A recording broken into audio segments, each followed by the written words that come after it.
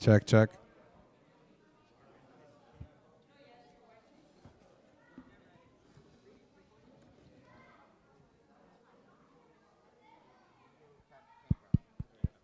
So it's south. So not Peace. Peace is toward Arcadia. I'm on the wrong side. I love it. It's Put it on the. Oh well. I'll move it.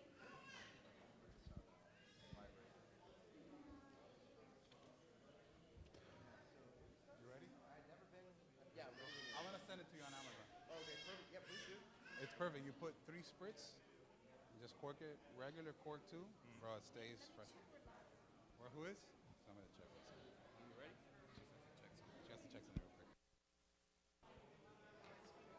Ready when you are, sir. Victoria said to. You ready on one more? Yes. What happened? What are you waiting for? Making sure we were live. Okay. All right, good evening. Good evening, everyone. I have the honor to be joined by my colleagues here for the town of Miami Lakes with some special presentations today. So we're going to begin with a proclamation. And let me tell you, in the 4+ years, because this is the first month of the 5th year, I've seen this young man be extremely active in our community in all facets, taking community involvement to a complete different level. And, you know, he has this tenacity within him and this drive to just give back and serve at his capacity, but also when asked to serve in several different capacities. And it completely blew my mind when we participated in the Mayor's Cup. It was a charity basketball game between the city of Hialeah and the town of Miami Lakes, which of course the town of Miami Lakes came out victorious. Mind you, they had like 20 players. We had like 7. And it was to identify a 501c3 that we can donate all the contributions for that event. So this young man went to work and started meeting with local representation, started talking to different colleagues of mine and myself, and identified a breast cancer group that we would partner up and raise funds for. Mind you, when he was jumping into this endeavor, or more like diving into this endeavor, he had no idea what it would take to plan this event. But like a good young leader that has good role models that he surrounded himself with, decided to work with others, collaborate, and put on a heck of a production for that charity game. Maritza, I've known you, like I said, a couple of years, and just, working with kids and being an educator and serving as a principal, you're the type of student that we always welcome in our halls, and it's an honor for HML to have a student like you that has that drive and that tenacity, because I'm joined by some of mine this afternoon, but to see you and students like the ones that are here today, like this is what the generations and the generations and the generations to come have to look forward to, right? That leadership that we know that the town of Miami Lakes and that other neighboring communities are in good hands. I take that back, are in great hands. So on behalf of the town of Miami Lakes, we would like to present you with a proclamation, but before we do so, I do want to pass it to my colleagues to see if they want to share any words. Well, as the newest board member of Virtutem Populo, did I say that correctly? Thank you for asking me to join your organization. For those who don't know, he started a nonprofit that's aimed at increasing youth engagement, and he's been hitting the ground running from the start. I'm looking forward to helping you out and grow the organization and really, not just get them involved, but figure out ways to also just educate them, right? Because you have people, it's one thing to get involved and it's important to do so, but it's also important to be informed. And I think that's half the battle. And unfortunately, you see it too often where people, they may be able to tell you who the president is, but not much else. And there's so much more to government than just who's sitting in the presidential chair or who's sitting in the mayor's chair, right? So there's a whole community and a whole team that goes with that. So I'm looking forward to working with you to accomplish those goals and for a successful 2023 and beyond. So congratulations. Maritz, congratulations. I just want to say this planet, this is your future, right? So the younger you get involved in making a difference, the better. Not just allow these old guys up here make the choices for you, right? But you guys getting involved early is the best way to make change, right? Not just wait till you get to a certain age. Don't let anybody tell you, oh, you're too young. You have nothing to say. No, get involved as early as you can. Get as many people involved as early as you can to make that change that you want to see the way you want the world to be. So congratulations again.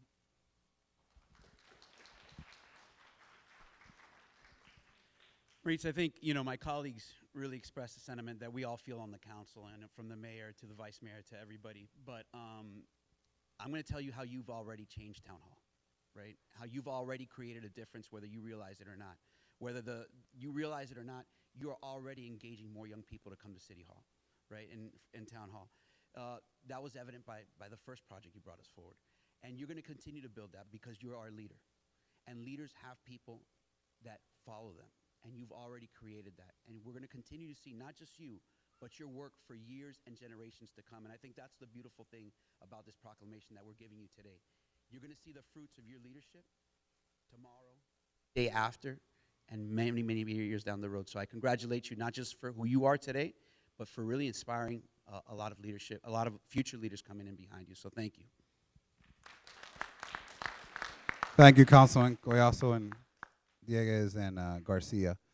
So this proclamation, we are proclaiming Tuesday, January 10th, 2023, as Virtutem Populo Day in the town of Miami Lakes. Whereas Virtutem Populo Inc. started out as a passion project created by Maritz Acosta, a high school student at Hialeah Miami Lakes Senior High School. And whereas Virtutem Populo Inc. has since expanded to become a student-led 501c3 nonprofit organization that focuses on helping youth become more civically active in their schools and communities. And whereas Virtutem Populo Inc. hosts a variety of events to educate students, including its annual Constitution Day, which was hosted at the Town of Miami Lakes Town Hall, and is a forum of leaders to help mentor the youth in the areas of civic engagement and the supreme law of the land. Whereas Virtutem Populo Inc. received a grant from the Town of Miami Lakes Town Foundation and will begin hosting its annual Miami-Dade Civic Knowledge Bowl, which is a competition aimed at increasing civic literacy between high schools in the surrounding areas. Whereas Virtutem Populo Inc. hosts the first annual charity basketball game between the Town of Miami Lakes, the Victors, and the City of Hialeah, which raised over $7,000, $7,017.08 to be exact, for the Women's Heart and Breast Initiative.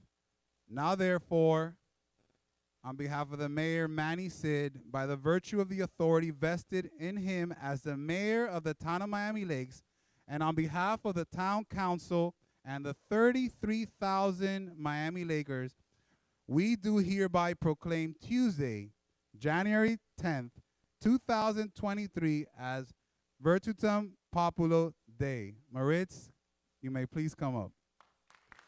Let's give a round of applause.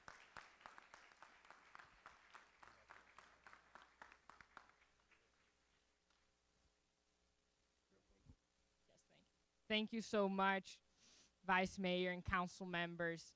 On behalf of my team, we're truly honored to receive this recognition from the Town of Miami Lakes, and we look forward to continuing our great work. I want to thank our board members who are not here today, Ms. Arabisi, Mr. Lopez, and our new board member, Mr. Joshua Diegues, for supporting our efforts. I also want to ask my team to come up with us for the photograph. It's not possible, all the great work we do, without all the amazing volunteers that we have. We have a group of 11 volunteers who dedicate themselves to supporting our efforts, and we're really proud to continuously engage Miami Lakes, Hialeah, and the greater Miami area in civic engagement. Thank you.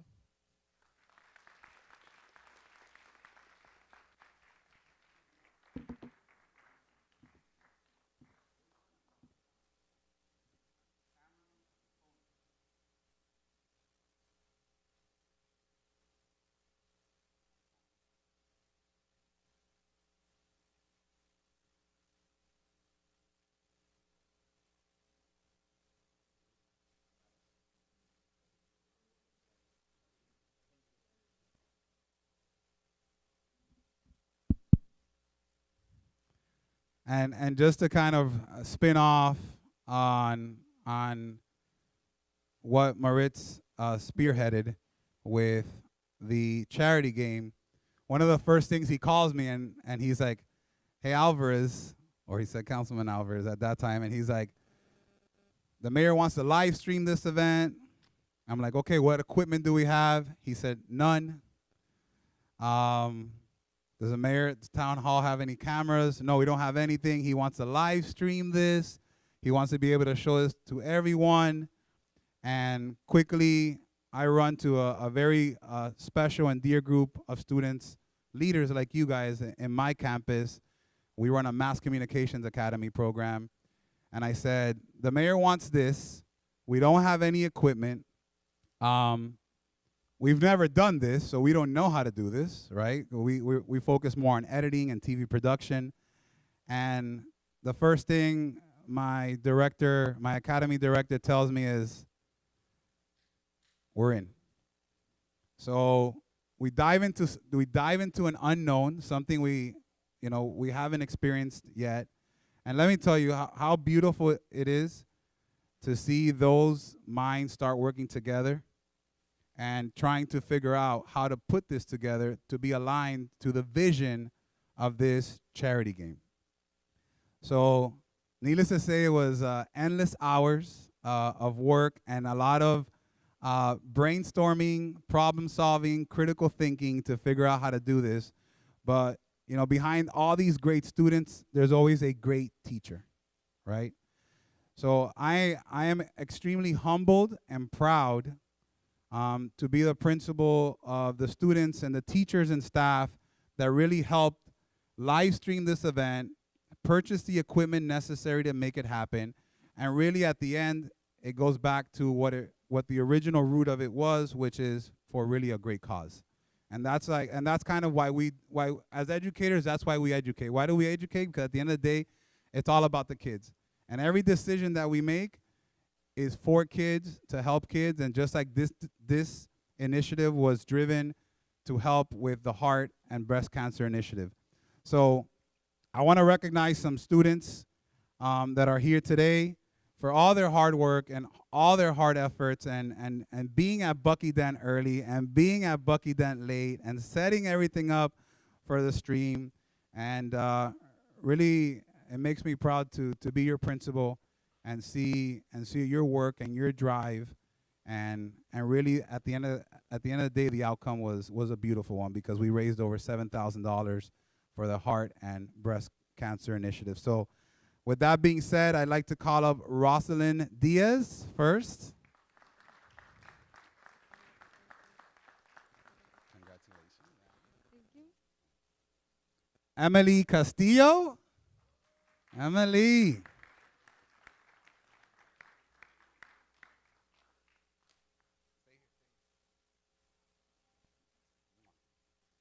Abraham Alvarez, which, by the way, he got a great photo of you, Maritz.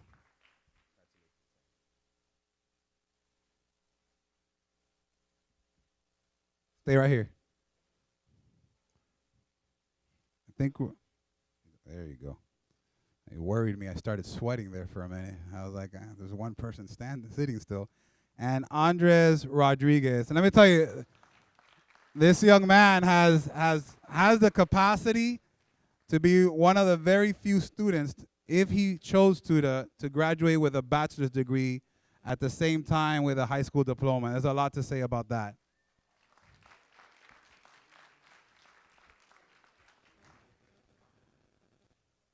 And of course, with all these great and wonderful, I'm missing one. Oh no, it's stuck here. Never mind.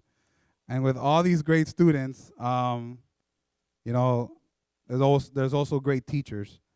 But let me tell you, the last one before we go into our teacher, I've seen this young lady be so active ever since she started in 6th grade. And anytime we have any type of activity, any type of event, she's the first one that volunteers. She has a golden heart, a truly golden heart, and a heart to give to her school and to give to the community in our involvement. So last one but that I want to call up is Cristabella Santi Vanes. Come on up, ma'am.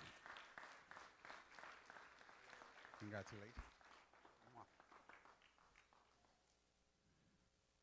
And again, behind all these amazing students, even though they're self-driven, independent, problem solvers, critical thinkers, and all about giving back, there's, and you said it, you lead by example, right? And they have that truly in their teacher, and also their academy director, which have won countless awards throughout the state of Florida when they've competed annually, and that is Miss Christine Martinez Paez.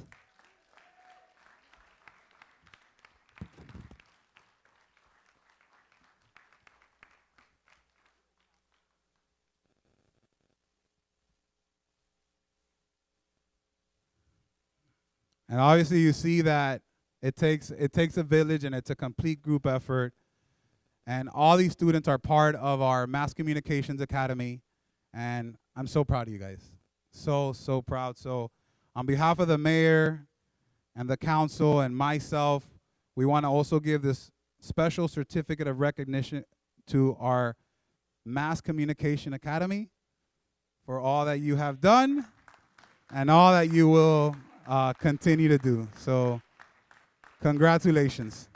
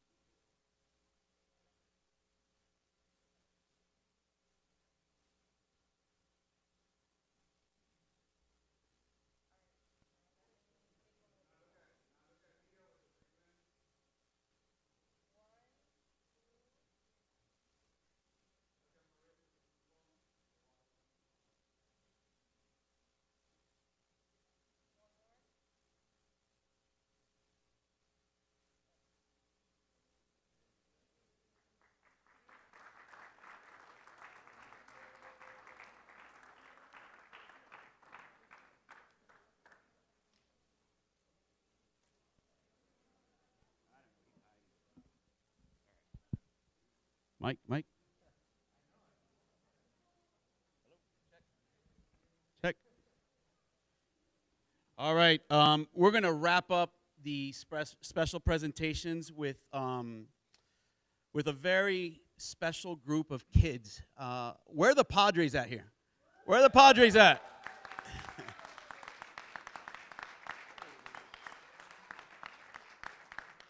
I want to ask our Parks Director to come on up and join me here.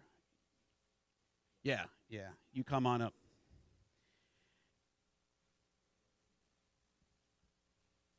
Now, we as elected officials are volunteers, right? We all have regular day jobs. We have educators. We have people that are business owners. We have some municipal employees here as well, and people who study words for a living, like Josh, who's a lawyer. And I'm in healthcare.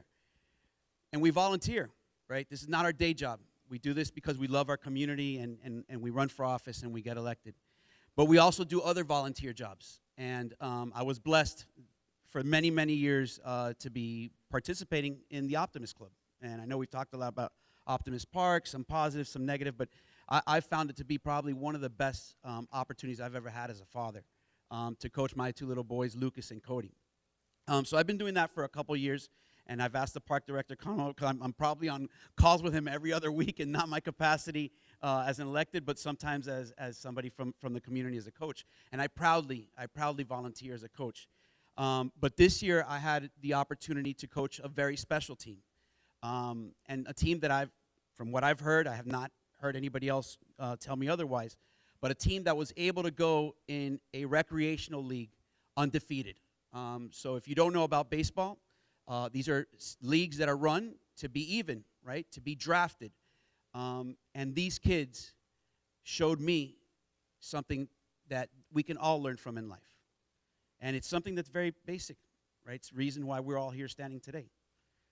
You outwork, you out-try, you out-hustle, and you out-grind, and you will be champions. And these little kids worked harder than any other team and are proud to be here tonight being recognized. Padres, show up the rings. Throw up your rings. Throw up your rings. There you go.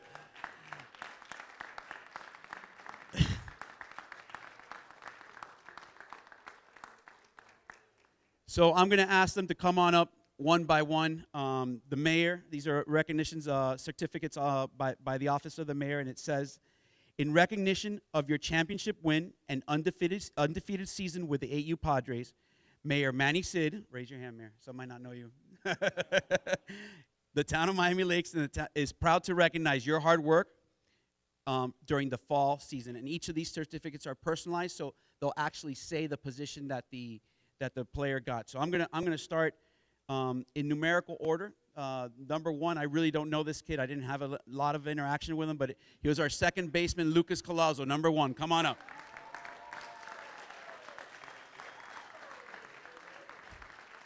Here you go.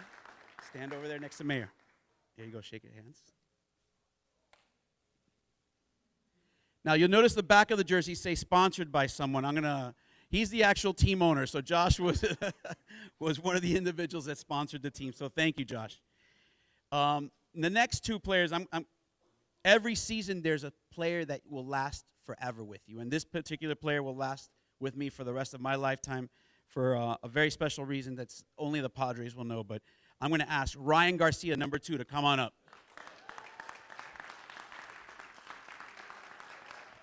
Now, he played right field. Ryan, show him that ring. There you go. Ryan, did you catch any lizards outside City Hall? Did you? Like 20,000. You caught how many? Wait, Mom, remember? I actually caught a snake today. There you go.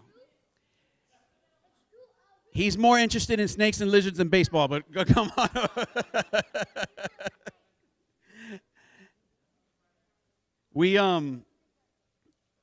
This is rare, but I actually had 2 brothers on the team. And this is great when you can experience this with your sibling. I'm going to ask Dylan Garcia to come on up.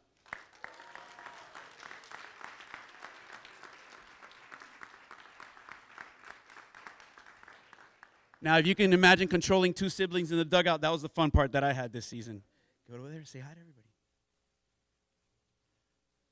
Now, this player I've had for several seasons. He is truly an outstanding player.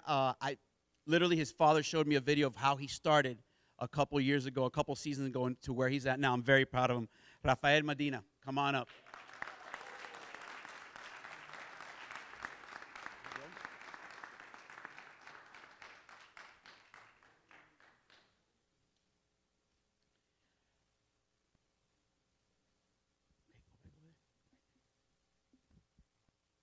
This kid, a lot of people say coaches' kids get treated differently. This kid probably outworks any kid I've ever met. And he's really, really the hardest worker on this team. Adrian Lugo, come on up.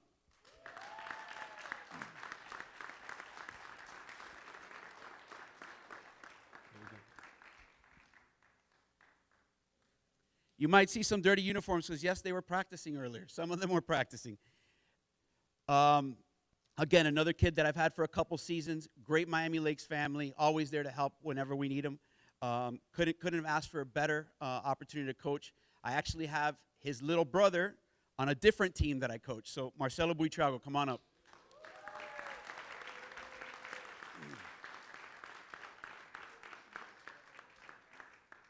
It's a nice ring, man.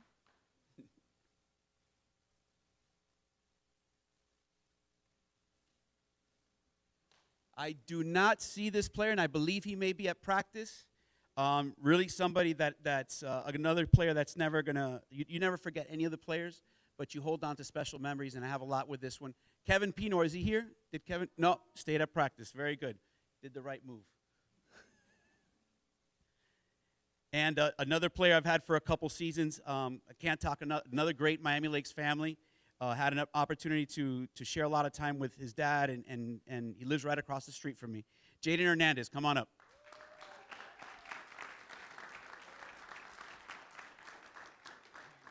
Congratulations. And sometimes you meet new people and you grow your family, and this is actually another coach's kid, volunteer. The dad stepped up to volunteer this season. Julian Napoles, come on up.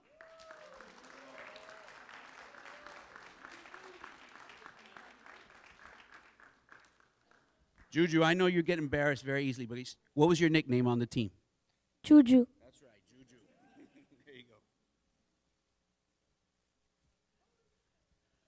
I don't see this player here with us right now, but I do want to recognize him. First year that I worked with him, got on third base, did everything that we asked him to do. His name is Edwin Bryan. Although he's not here, did a great job. Very proud.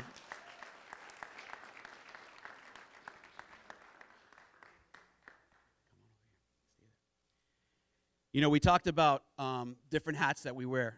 This gentleman that was on my team has probably been one of those individuals that leaves an impression just of character. He's an old, wise, very attentive soul. And I think he gets that from his father, because I couldn't think of a better coach that I got to meet this year. His father's a volunteer here in the town, has served on our committees, another great Miami Laker. I want to ask Matty V to come on up.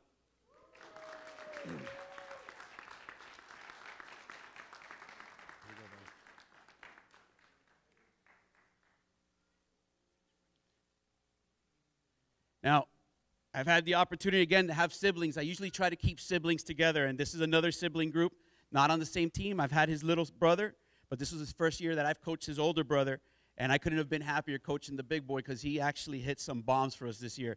I'm going to ask Richard Gill to come on up. There you go. Congratulations.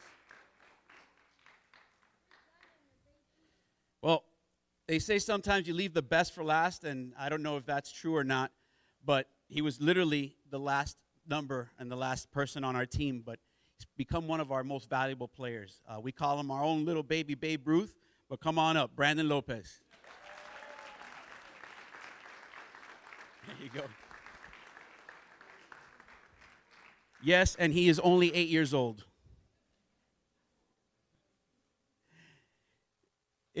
As Jeremy and anybody who's been in my role, town manager, anybody else who's coached youth sports, Mayor, you've been a big coach as well in the basketball, and I'm sure many others. It takes a village, right? And I always share this story. I'm not a baseball guy. I've become a baseball family. I've become a baseball guy because my kids love baseball. But it takes a village, and I do want to recognize some of the coaches as well that worked with us and on these kids. One of my coaches that I'll never forget, Eric Losada, come on up.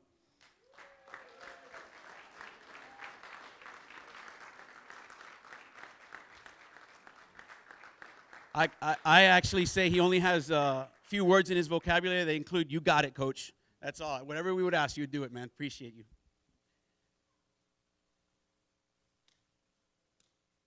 Again, another person that we were blessed to meet, and another one of these coaches that's volunteered hundreds of hours to make sure that these kids were successful. I want to ask Andres Napoles to come on up.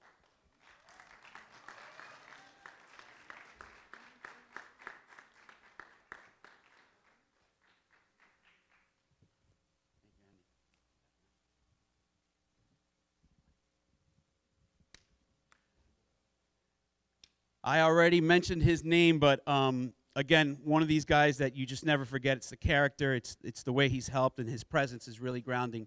One of the best human beings I've ever had the opportunity to meet, Matthew Valcourt.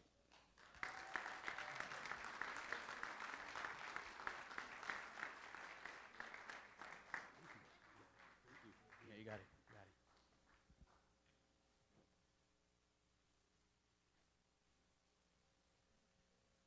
I know I mentioned his son. I don't see him necessarily in the audience, but again, another great Miami Laker, Alex Buitrago. He's not here. I'll make sure that he gets this certificate. And again, definitely last but not least, and I know he's not an individual that loves public recognition. He actually told me, I don't want to get up. He's on the field right now coaching kids, okay? This guy is every day at the park at 4:30. You can go by anytime. He is there coaching his kids. He's not just coaching his. Any other kid that wants to go on up, he will throw pitches to. He'll say, come on up. And this is the type of person that builds communities. And his name is Ramon Lugo. He was our head coach this year. He's not here right now. He's literally on the field with some kids that are going to go on a tournament trying to represent Miami Lakes. So this is for you, Ray. Thank you.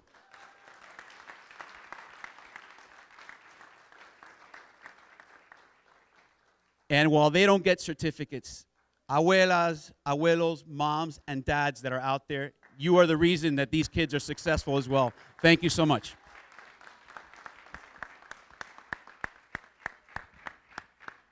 And I think there's one more person. Let's give a round of applause to Luis Collazo for being such a great coach, example here in our community. Right, Luisito?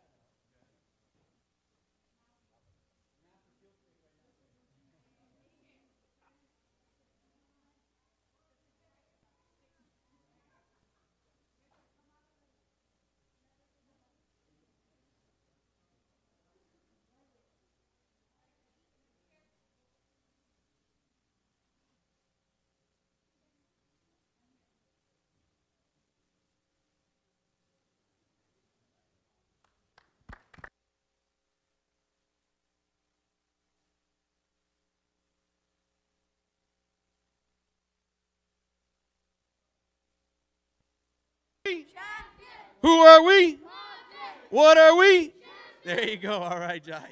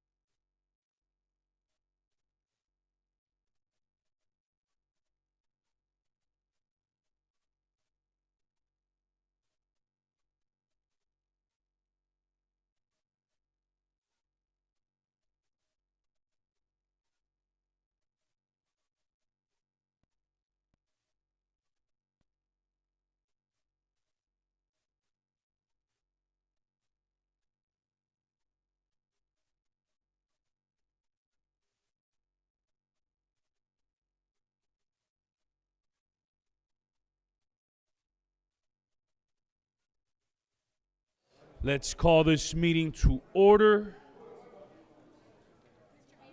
Hey.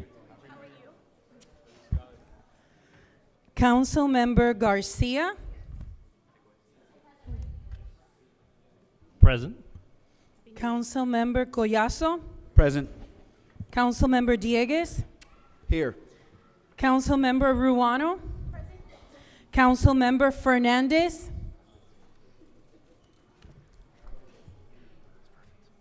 I think you're we muted, Tony. see Councilmember Fernandez on the screen virtually. We couldn't hear you. We can't hear you. We can read your We lips. We still know you're cannot saying hear you, present. but we see you. Vice Mayor Alvarez Present. and Mayor Sid. Present. Mayor, you have quorum. Thank you, Madam Clerk. Before we continue, we got 2 birthdays that we need to sing happy birthday for. We have Councilman Josh Diegues' birthday, that I think it's this Thursday. And then Vice Mayor Alvarez's birthday, that is next January 21st. And so I know the clerk wanted to lead a little happy birthday. I'll hand it over to the clerk to start singing. Let us all sing happy birthday and celebrate our wonderful colleagues and leaders of this town.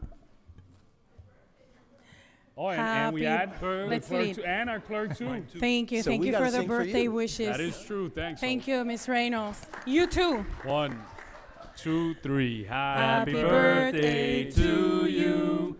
Happy birthday to you.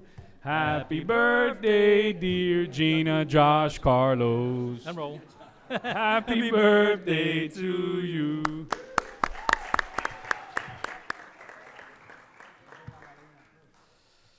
God bless. And praying for us today is Father Hector Perez from Our Lady of the Lakes Church. As the father approaches the podium, there are 2 families that I wanted to make sure that we kept in our thoughts and prayers.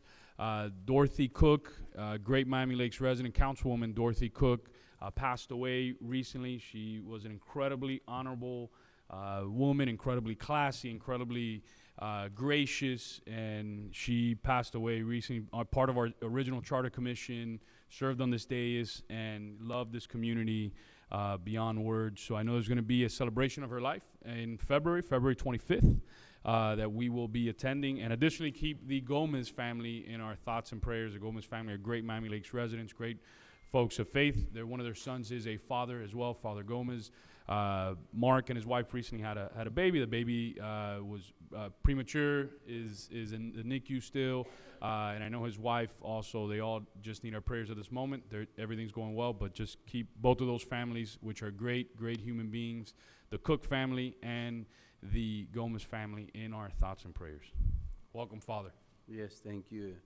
I find it to be an honor. I feel like I'm putting my back. And please, everybody rise. I don't mean so, but here, I'd like to come from a scriptural quote from the letter of the Apostle St. James. In the name of the Father, and of the Son, and of the Holy Spirit.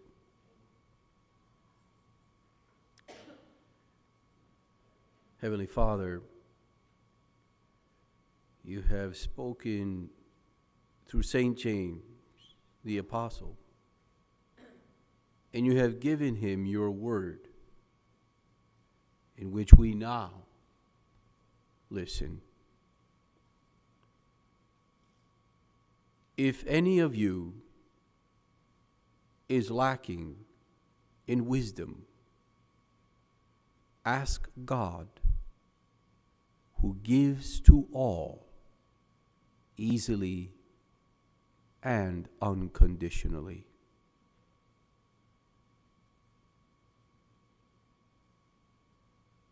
Heavenly Father, we humbly stand before your presence, and we ask you that you may grant wisdom to the leaders of our town, to Manny, and to all those who are here working with him for the good, the common good of all those who work in this town. We thank you for all the blessings that he and this council and this town have received. We thank you for the many blessings and graces that assisted him to this very hour, this very moment. And we thank you also for the good friends and council members that are constantly supporting him and the noble cause that he is doing for the good of all. Grant him wisdom, dear Lord, the wisdom that only comes from you, the wisdom that you gave to Solomon, and that when his youth had cried out to you, begging for this wisdom, for he was only a mere youth when he was given his whole people to govern.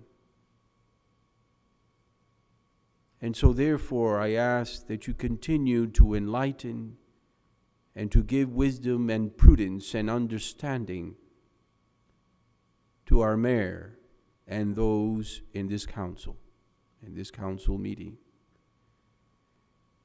that all those who live in this town may benefit the fruits of their work.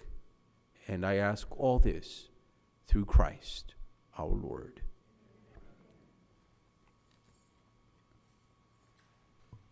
Thank you. Thank you, Father Perez. Honor to have you here in Town Hall. Stay standing for the Pledge of Allegiance, led by Councilman Ray Garcia.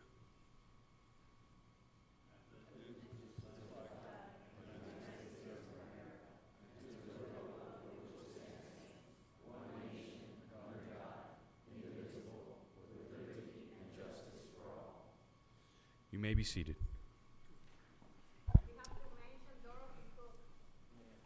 We did?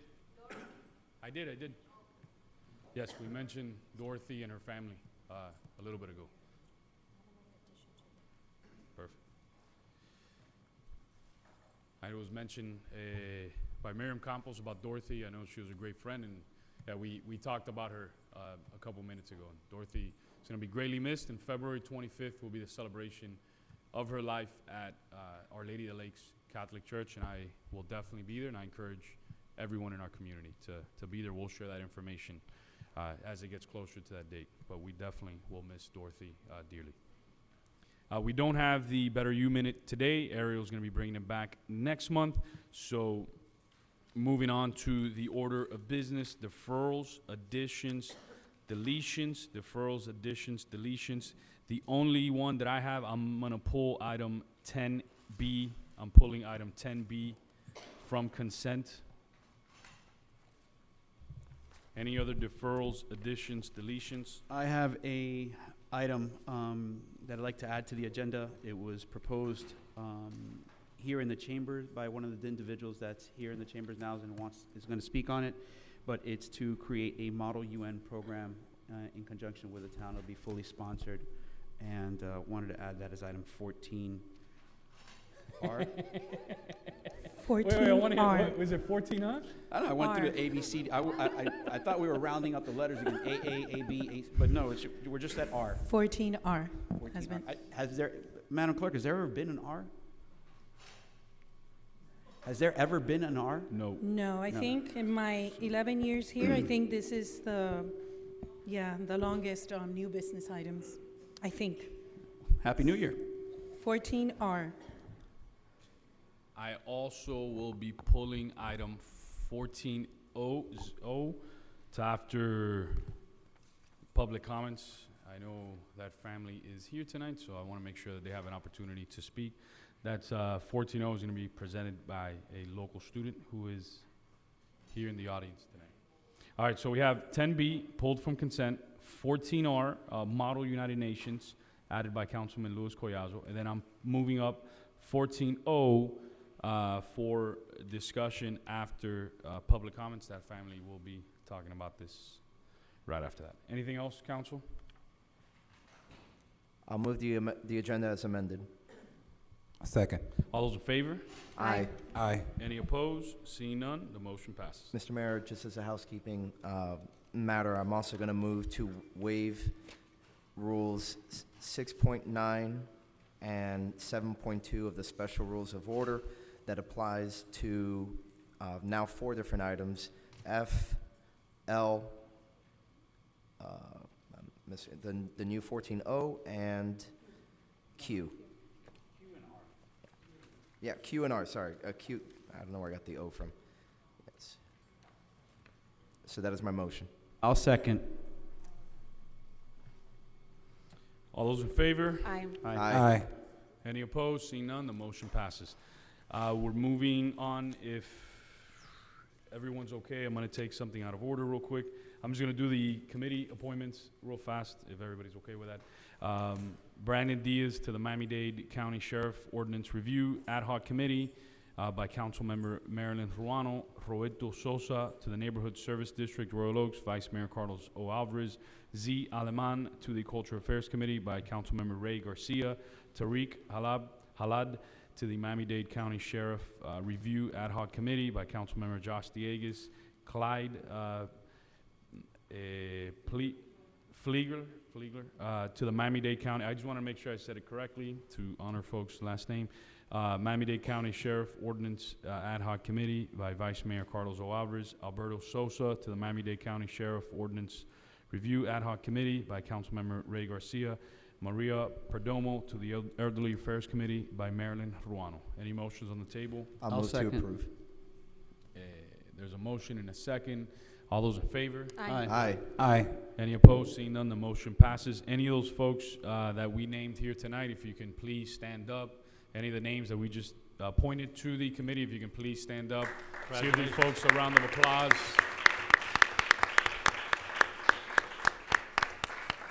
I know you guys need to see the clerk very soon at some point so she could swear you guys in officially. I don't know if any of you guys want to say any words, but you're more than welcome to. Can I say? Yes. Mind? I just want to just say a couple words about Zia Leman, who I spoke with, and Happy New Year. She's an educator and someone who's very passionate, and she's going to be a great addition to the Cultural Affairs Committee.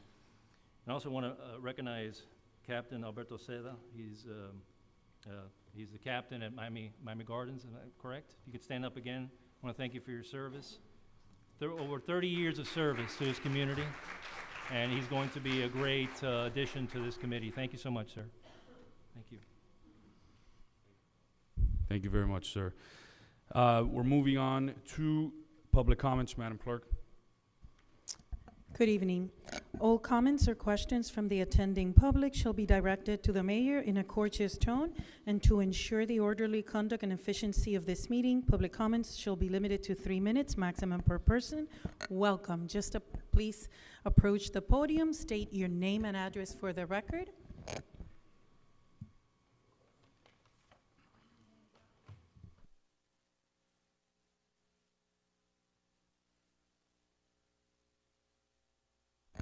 Don, if you can hear us, please just make sure the microphone. Hello?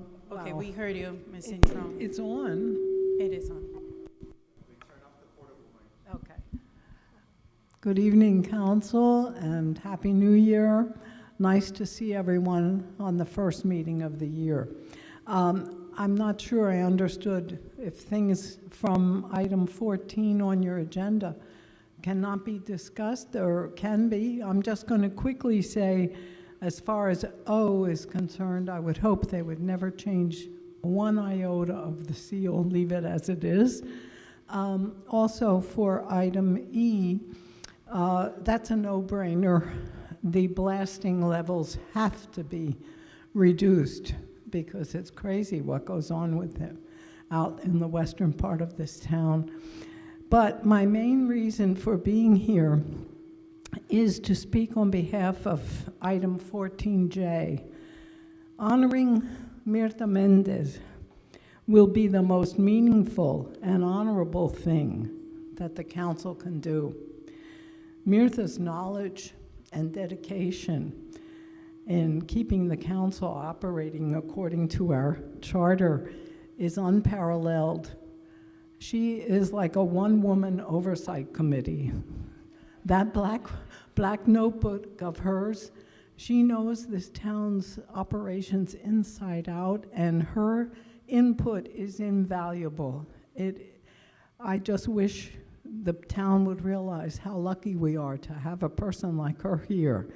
So I thank Councilman Collazo for bringing her service to our town to light, and I fully support the idea that you do something to honor this tremendous person. Thank you. Thank you, Bonnie. Happy New Year.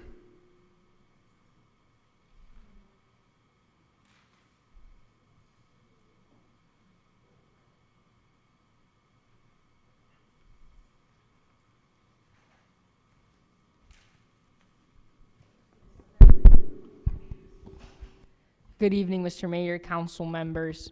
Maritza Costa, Vice Chair, Youth Activities Task Force.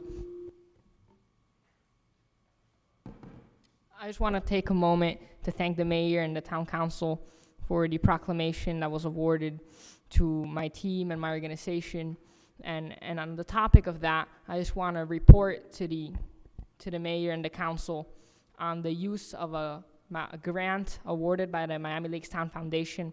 I want to take a moment to publicly recognize Mr. Peterman, Ms. Injuanzo, and Ms. De Cardenas for their work in the Miami Lakes Town Foundation. And I just want the mayor and the council to know how much the community appreciates community grants being awarded by the Miami Lakes Town Foundation. With one of these grants that was awarded to my organization, we are currently developing a competition between high schools in Miami-Dade County about civics, making sure that youth are civically literate and civically educated on what goes on in our community. And that could not be possible without the financial support of the Miami Lakes Town Council and the Miami Lakes Town Foundation. I also support Mr. Dieguez's item on committee rules and Ms. Ruano's item on town marketing. I think it's important that we market our events accordingly. And as Vice Chair of Youth Activities and a student member of the Education Advisory Board, I know how much work committees put into events and how important it is to market these events so that it is well attended by the public and our taxpayer dollars, as well as our hard work, is valued and respected. I also want to support the newly added item 14R, I believe, of Diane, another great student in the community.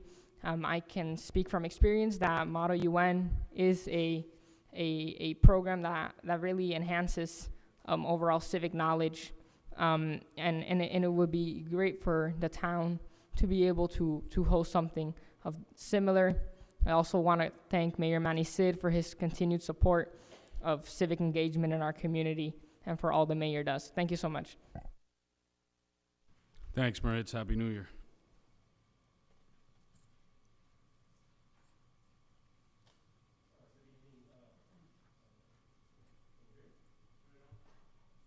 Of course, Maritz would turn it off for me, but. So my name is Hector Abad, 8916 Northwest 149 Terrace. I am the Vice Chair of the Education Advisory Board, and I'll keep it simple. Everything that Maritza said. So this town council and the mayor have always been very supportive of student-led events and civic engagement, and apparently we have a new student coming up requesting, right, Mr. Jimenez, for you guys to support an event, I believe, that he's going to be putting up in Town Hall. And I encourage you all to please continue to support our students. Thank you. Thank you, Hector. Happy New Year.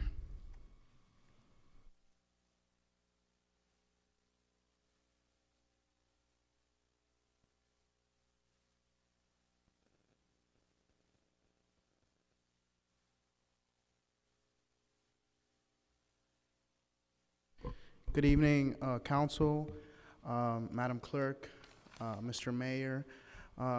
Before anything, Happy New Year to everyone, and God willingly, we have a even more successful year than last year. I go to Barbara Goldman Senior High School, 1400 Northwest 89th Avenue. So as you guys, I believe you guys have the packets in front of you. Just know that the dates that I put on there are tentative. specifically for the high school competition. So I come before you to request something that's unorthodox, really, and that is renowned and renowned in various parts of the world. Model United Nations is something that brings kids and youth together to talk about different issues targeting. It depends on what we want to focus on, but as you guys can see in front of you, we have 3 committees for the high school conference. The first committee would target, it's an environmental assembly that different students could represent various nations. The second committee, as you guys can see, we will have students taking on the roles of you guys here, representing your views and values, and taking on the Optimus Park situation and finding some type of solution to it in a crisis committee. And then the third and final committee is the Space Exploration Committee for the 2030. It's a specialized committee that will only be accessible to the high school competition. As of now, I spoke with Gina and Victoria. We'll be choosing the dates a little bit more forward because the schedule for you guys is very jam-packed for the year. But on behalf of my nonprofit, Vote Nation, I ask that you guys consider this Model UN conference sponsored by us and various people and various organizations that will give money towards this event. We would like to preferably sponsor this event. This is more to the town staff and the people that are in charge of the schedule. For the middle school conference, for the record, we would like it be more towards late February and hosted on a Saturday. And then the high school conference, mid to late March. It will last 3 days. It will be a Friday afternoon and then a Saturday and a Sunday morning. This will not only allow my organization to give back to the community, but it will give students the opportunity to participate in these chambers because, as you said, I think it was the Vice Mayor, I'm not very sure who said it, that there's more, or Josh, I'm sorry, I've done a lot today, that there's more to civics than what we would say that knowing who the Council, what do you guys want to do? Do we extend? Is that the 3 minutes? It's up to you guys. Any motion on the table? Or I'll move to give him another 30 seconds to finish his I'll thought. second that. all those quick in favor? point. Aye. Any opposed? Seeing Aye. none. Seeing none, the motion passes. Madam Clerk, please put another 30 seconds on the clock. So yeah, in essence, this will allow the students to participate in these chambers. At the end of it all, we value students who give back to the community. That's why I support the town's actions in giving Mauricio Costa and his organization the recognition they gave today, because it's not only important that we recognize students, but we give them the opportunity to partake in things like these. So I think it's 14R. 14R. I ask your support in that, and I thank you guys very much for hearing me out. Thank you. Thank you, Diana. Thank you for Happy New Year, and thank you for the book that I know you, Yes, you got and us all. We really I appreciate got it. every Very single nice of you. council member a little gift for Christmas, and I hope you guys can enjoy it. Thank you very much. Thank you.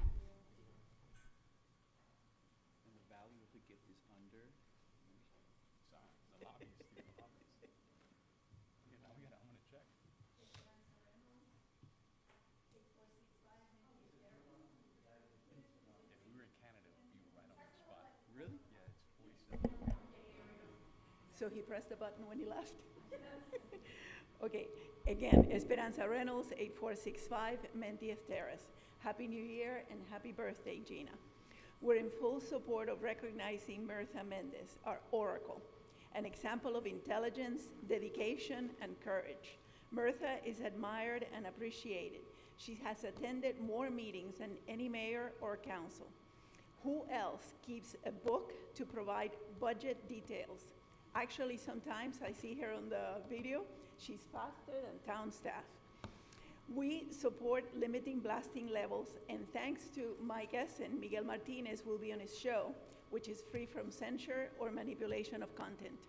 We thank everyone for suggesting an improvement of communications. But a marketing plan achieves organization objectives, defines required resources, but we're not a product, a place, or a service. We are the reason for the existence of our municipal government. Our charter's preamble is clear. Government was created to protect the governed, not the governing. It states that intelligent and informed participation of individual citizens is vital, but that in order to achieve that, government is obligated to provide full and accurate information. So how does our municipal government provide information? Facebook, but many are not on that censoring and manipulative social media. The Miami Laker articles, which seem to be written to enhance our master plan, the town's website, and it is a full-time job to follow what you're doing. It is frustrating at best because of technology changes, new pages, new links, and we're never informed before instituting changes, so it gets a little confusing at times. Communications is a thankless job. A communicator is never done until the audience is fully aware. And how do we measure that? Perhaps performance reviews should be based on the number of Miami Lakers that attend meetings or that provide public comments. When this house is full, that means that you are attracting us. At times, it actually works against you because when we are very well informed, it is not so wise to pay $25,000 to write ballot language because we will understand every single word and every single intent. Perhaps what the town should do is send a daily message to update us with what is new, meetings, and coordinate the town calendar with the calendar of residents, and then that way we get automatic messages saying when it is a meetings take place. But please, do not put lights at Park West for more night activities. It already looks like an airport.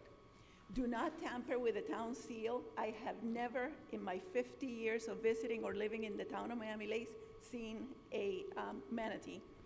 Do not hire an independent cost estimator. Council, Okay. what do you guys want to do? Okay, Was the wow. motion just? I timed myself in the kitchen. I'll move to give you another 30 seconds to finish. Thank you. A second. All those in favor? Aye. Aye. Any opposed? Seeing none, the motion passes. Madam Clerk, please put another 30 seconds on the clock. So do not hire an independent cost estimator because he or she will never be independent and will always estimate to make sure your goals are accomplished. To resolve traffic gridlock, you encourage golf carts, but now you want another revenue source requiring registration. Why do we listen to people complaining about golf carts? We love them. And so who is complaining? And please stop eliminating parks, green space to use concrete for more games, for more sports, for exercise equipment, and now suggesting art. The greatest art at parks is flying birds and butterflies. Thank you. Thank you, Hope. Happy New Year. I think we got two competing. I see two folks coming up at the same time. No.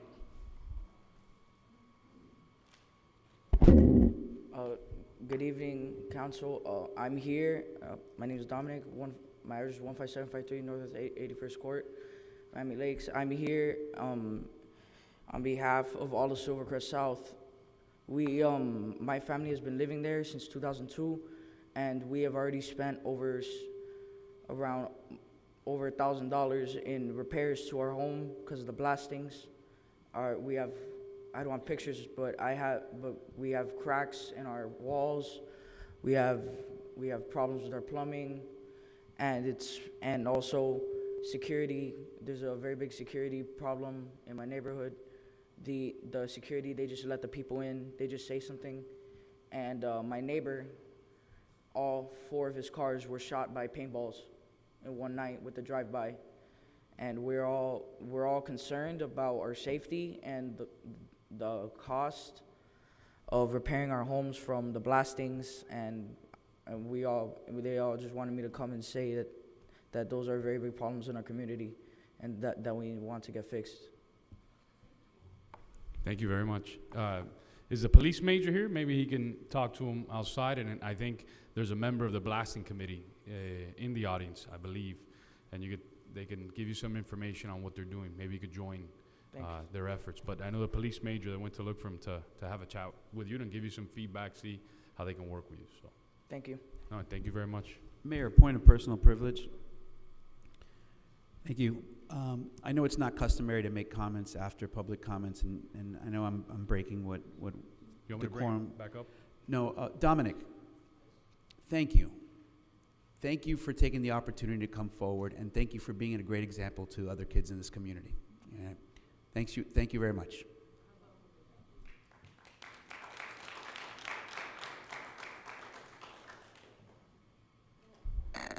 Anyone else for public comment? Please approach the podium and welcome. I'm Enid Lomax. I live at 15143 Montrose Road, Miami Lakes, Florida. I'm here to honor Myrta Mendez. I know her as the oracle of Miami Lakes. Truer words have never been spoken. Myrta is tenacious, a straight shooter, and an incredible inspiration to most of us here. She's always striving to make our community a better place to live. I'd like to address one more thing. I live across from a Veterans Park.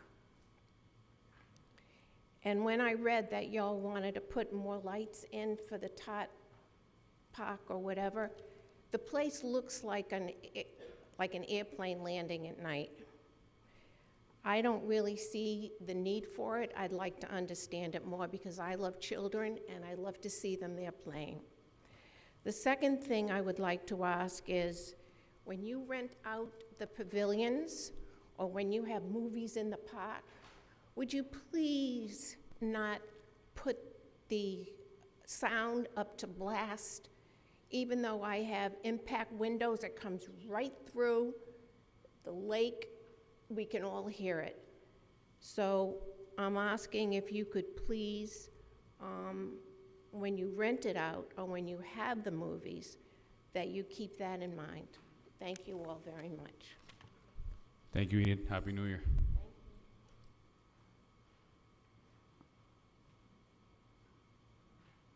Good evening, gentlemen and ladies. My name is Ann Little. I live at 6600 Main. I work for the Graham Companies, 6843 Main Street. And I'm here in support of 14Q, the abandoned vehicle ordinance, and I would like to thank Josh for bringing that aboard. There's some abandoned vehicles, New Barn Road and Main Street, very unsightly, 3 of them that have been there a long time. Javier's been working very well with us, but they're tagged and they're parked legally, so there's not much to do. But it's a shame in a beautiful community with architectural control and deed restrictions like Miami Lakes that this eyesore can go on. I feel for people that don't have a place to park their vehicle, but town centers in Miami Lakes roads are not the place. So again, thank you, and hopefully we can all work together to keep Miami Lakes growing beautifully. Thank you, Ann. Happy New Year.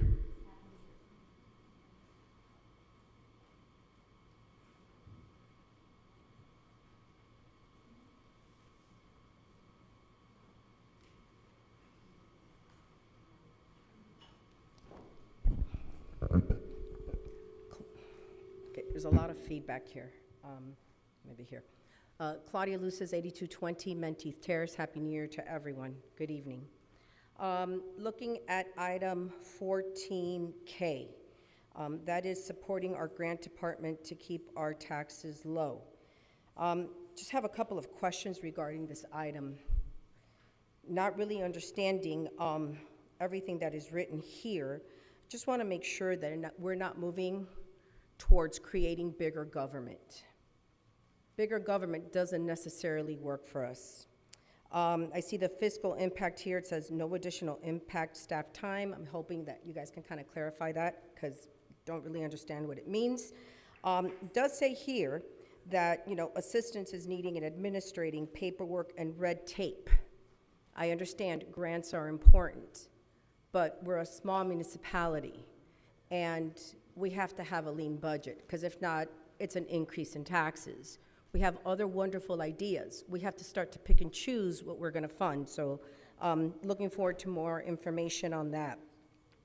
Town seal, okay? Town seal should just be kept the way it is. If not, you have to go, and I think it's a wonderful thing that a student brought this up, civic engagement. Along with that comes the consideration of funding these ideas. Ideas are wonderful if you can pay for them. If you can't, okay, then it becomes difficult. We have to have the things around town replaced. That's at a cost. And I think it's a great exercise for the student to understand that the ideas also have to be funded. It's a great idea, you know. Manatees, I have yet to see one. I think they're super cute. It's not that I don't, but again, you know, I see more iguanas than I do manatees, okay? Moving on to 14J, Mirta Mendez.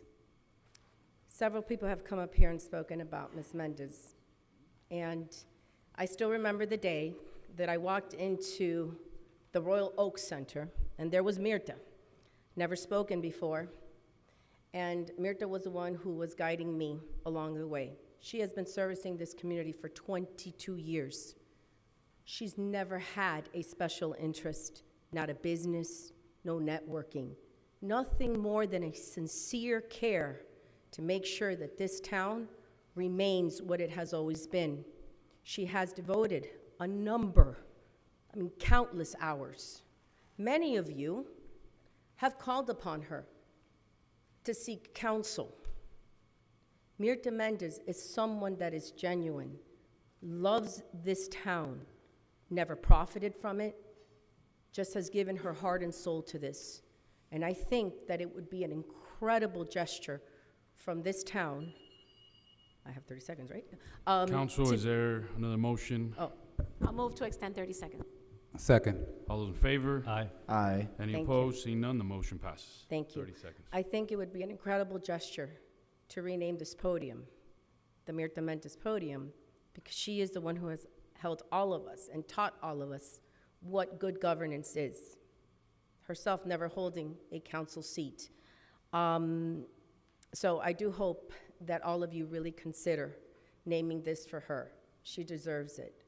She did receive the honor one time of a woman of distinction, but I truly think that she needs this designation all on her own. She doesn't really care for it, and she's probably back there making faces, but that's okay, okay?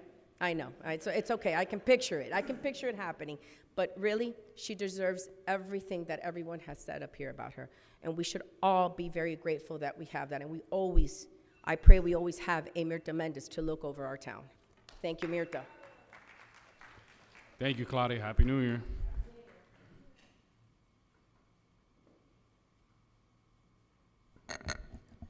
We also have participants online. If you, Mr. Alex Mello and we had another lady. Well, if you're online and you wish to provide us with public comments, welcome, and just unmute yourself and state your name and address for the record. I see a few. Alex Mello and Mr. Luis.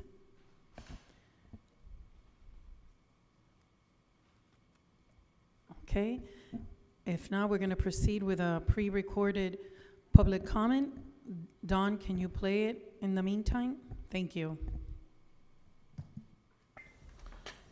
Good evening, Town Council. My name is Abel Fernandez, Chapter 119. I'm here to speak in support of the motion before you, recognizing this podium or lectern in the name of Mirta Mendez. According to Webster's Dictionary, a podium is a stand with a slanted top. It's used to hold a book, serves as a speech platform, and at the proper height for a standing reader or speaker. Some are made of wood, some are made of other man-made materials such as plastic or metal. They all have a similar look, but they all contain someone standing behind you, speaking to the public. What makes it different is how it's used, by whom uses it, and the location of it. We have heard and seen heads of states, presidents, professors, teachers, students, and clergy, and in the case of government, those who come forward to speak and be heard and listened to by our elected representatives in a republic. They all have one thing in common, and that is that the podium represents a moment of authority and respect. It is the voice of the people. Over the 20-plus years, Mita Mendez has been at this podium consistently. She has grasped the edges of these wood rails and pressed on them during her words to the council. Just slightly above the leading edge of the podium, she has looked through her glasses at each and every elected representative during 2 decades of the town's existence. If only this podium could talk, but it has sat here silently, waiting for the next speaker to hold it and lean into it and speak to it in front of all of you. Mita has carried the water for all of us. When many could not make it to this podium, she was here to speak for them consistently and passionately. Tonight you have a motion before you to name this inanimate object known as a podium or lectern in tribute to Mrs. Mita Mendez, as we so affectionately call her, the Sage of Miami Lakes. I ask that you pass this item in tribute to not just her, but to all who wish we had the stamina, the determination, and the perseverance to attend council meetings and share with you, the elected, our thoughts and desires. May everyone coming up to this podium be another Mita Mendez. Thank you for your time, and I look forward for you passing this item. Good evening, Town Council. My name is Abel Fernandez. Thank you. Happy Chapter New Year. 119. Thank you, Don IT. Anyone else for public comments? Please speak now. Just approach the podium, state your name and address for the record, and welcome. Angelo Cuadra Garcia, 16441 Northwest 77th Place in this beautiful town of Miami Lakes. Actually, I was not aware that today was Mita Mendez's day, and I just looked it up on. But as you heard the gentleman that just spoke, I mean, she has attended more meetings and has more hours in this town than any of you have ever attended. Doesn't mean that you guys haven't done a great job. You guys have done a great job. But I think that whatever is there for her should have been given. I personally, if I would have been sitting in one of your chairs a long time ago, I would have named a street after her. So whatever is being requested, I think it should be that and a lot more. Thank you very much, guys, for your time, and happy holidays. Thank you. Happy New Year. Thanks, Angelo.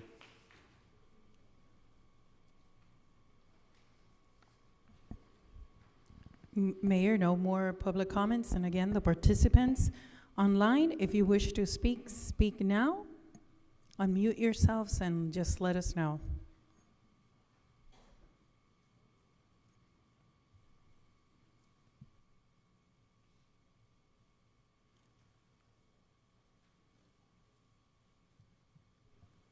Mayor, no more public comments online. Thank you, Madam Clerk. Public comments is closed. We're moving on to the item I moved up. That resident, that student is on his way. So they'll be here shortly. So I'm going to just keep that item to the side. There are some other items. I moved an item.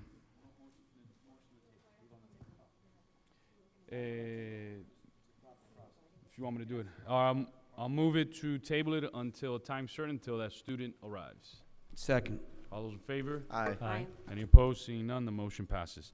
We're moving on to the item that I pulled before consent, and I pulled this item because I look at it from 2 points of view. I see it from the government standpoint. I've kind of been between here and the state about 17 years, and then the private sector of own businesses, and I deal with employees. This one's, I see it from the private sector side. We've already spent $25,000 on these porta potties. Just last year, we spent $15,000. To me, it's madness to see us continue to spend thousands and thousands of dollars, and I don't see light at the end of the tunnel. So I'm going to be voting no on this, just because if we were looking at this from the private sector standpoint, we already built the sewer connection underground to the center concession. We can build a smaller facility at 1,000 square feet. I think staff looked at it at $276 per square foot. So you're talking about $276,000 investment to have center concessions and eliminate that cost forever. So from a private sector perspective, this just madness to continue to have porta potties out there. Long term, short term, I agree to it. Long term is just irrational because I don't see any light at the end of the tunnel, especially the planning that we did with the clubhouse and moving those pipes years ago. So I know staff originally had planned to have a 2,500 square foot facility. We could do something a lot smaller, just bathrooms, and capitalize these dollars that we're putting in every year. Again, if we were in the private sector, this is called sentido común, it's called common sense. But since we're not, I can't in good conscience continue to have porta potties out there forever, and I am just a no vote on this item. So if anybody wants to just motion to continue it going forward, I just want to put my thoughts on the record and vote no on it.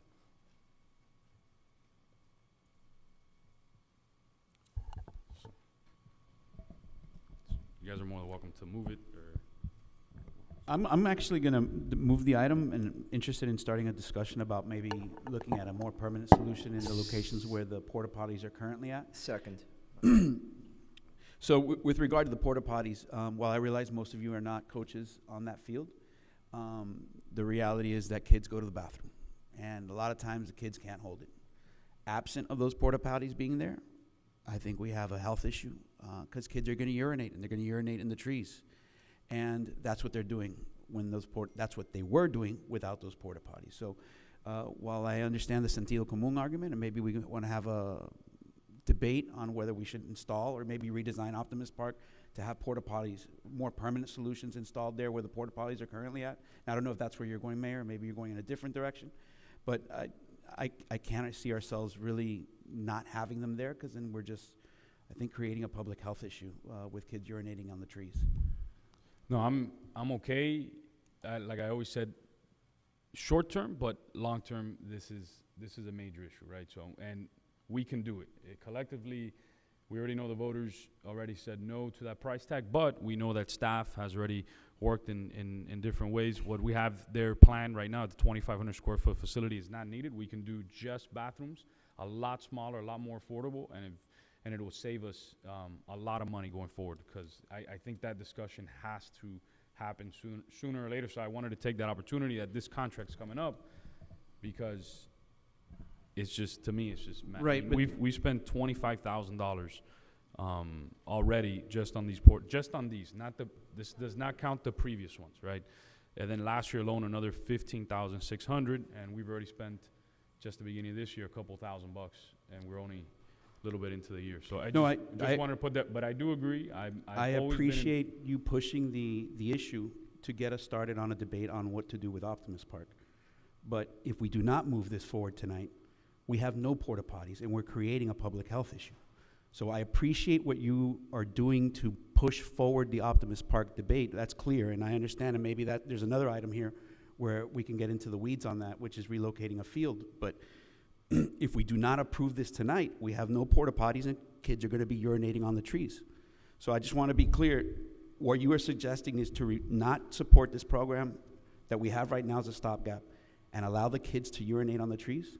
How, if we vote no on this today, do these get removed tomorrow? Practically, I mean, do these get removed tomorrow? There's a 30-day period, 60-day period. Jeremy, when does the current contract, this current agreement expire?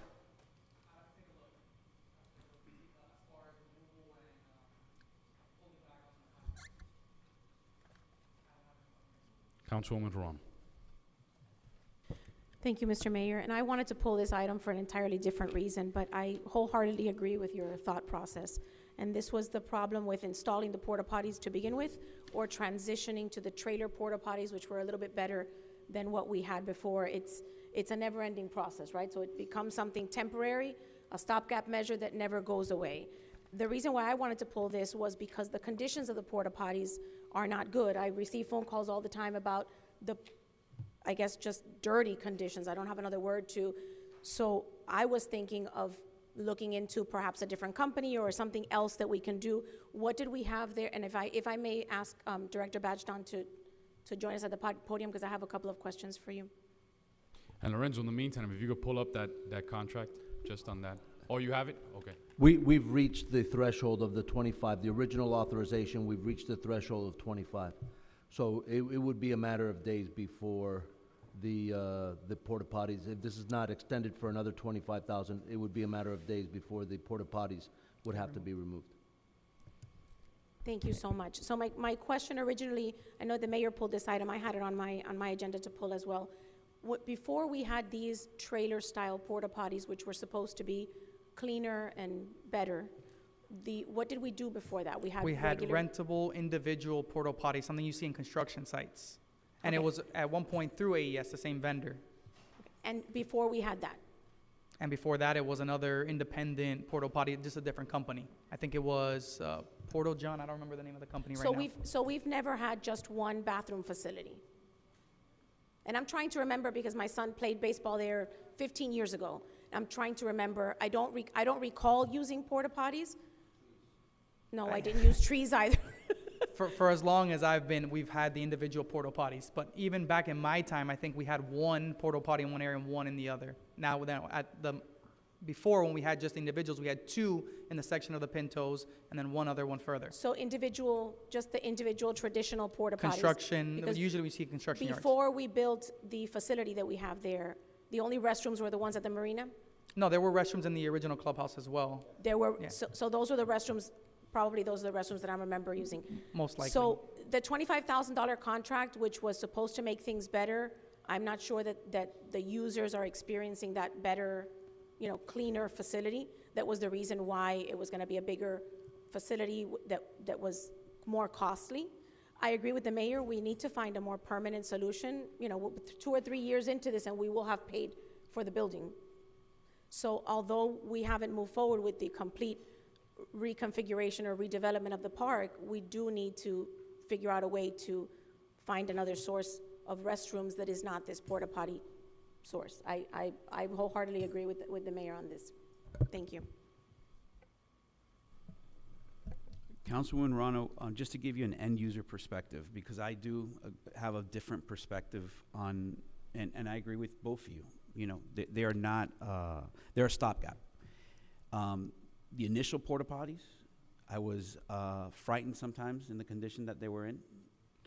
These are a little bit better, but they're still not up to the standards of, I think, that we would want for our community, right? They smell like porta potties, and they smell like porta potties that have been there for a long time, even though they have running water and they're maintained. It is what it is. So that's why I was saying, are we having a debate on what we're gonna put in there? Because that's separate and distinct. Or are we authorizing an expense? Because if we take it away, the kids are gonna use the trees. Is this, can we continue with this contract on a month-to-month, or do we have to have another year with them? How does the We contract currently work? are on a month-to-month basis. What the item is to extend the authorization. The original authorization was $25,000. We've reached that. So this is to authorize another $25,000. So if it's not approved, we don't have money authorized by this council for us to spend. And $25,000 carries us another year? It'll carry us, yeah, I mean, I think last year we spent 16,000, so 25,000 would carry us at least a year. But that, I mean, we can continue past a year, but 25,000 is more than enough for a year, based on past experience. I think what the mayor's trying to capture, and correct me if I'm wrong, Mayor, is to have these portable, this portable unit for about another year and work on designing something more structural and fixed to install in the future. I don't know if Jeremy's looked at. I mean, I saw one of those units. Again, like Councilman Collazo, I know you're always there, but just even driving by it, I went to Kennedy Park, and a same station like that was like immaculate. So I don't know if it's like the unit that's like in a deplorable condition, or if it's not cleaned or maintained hygienically as it should for children at the Optimist. But maybe even if it's an extension of $25,000 and the direction is to look into putting something permanent within the next year or so, is there within that $25,000 threshold, can we get a a better unit, an upgrade, a different company or a better unit. Again, you're always there. I just drove by and yeah, it looks horrible. They're better than what we had, and that was the original intent, because the original were construction porta potties. They're the plastic ones that get, and they were very, very, and little girls sometimes go out there, right? And I think the boys are easier to manage. I'm being cognizant of sometimes the moms, the abuelas, the little siblings, the little girls that go. And the bathroom can sometimes get a little rough. Is it better? It's a lot better. It's a lot better than what we used to have. I'm just concerned that if you pull it away, that kids are going to revert to just, because they don't make it to the bathroom. They just don't. They don't go all the way over there. And also sometimes you're in the middle of a game or you're in the middle of a practice. It's rough for the mom to leave and take the sibling over to the clubhouse and then come all the way back. It's just logistically it creates an issue sometimes. So that's really my issue is we can debate this, right, on that issue, but if we take away this contract, we have nothing there. So I'm sorry, I guess just to circle back to my original thought process, if we're unhappy with this vendor, I don't see why we would continue to use this vendor. Well, Perhaps there's another company, if we're gonna move to approve the $25,000, and at the same time, I think simultaneously, we should be looking into a more permanent solution. I would not consider the same vendor if we're not happy with the conditions of the facilities. yeah, and Jeremy, correct me if I'm wrong.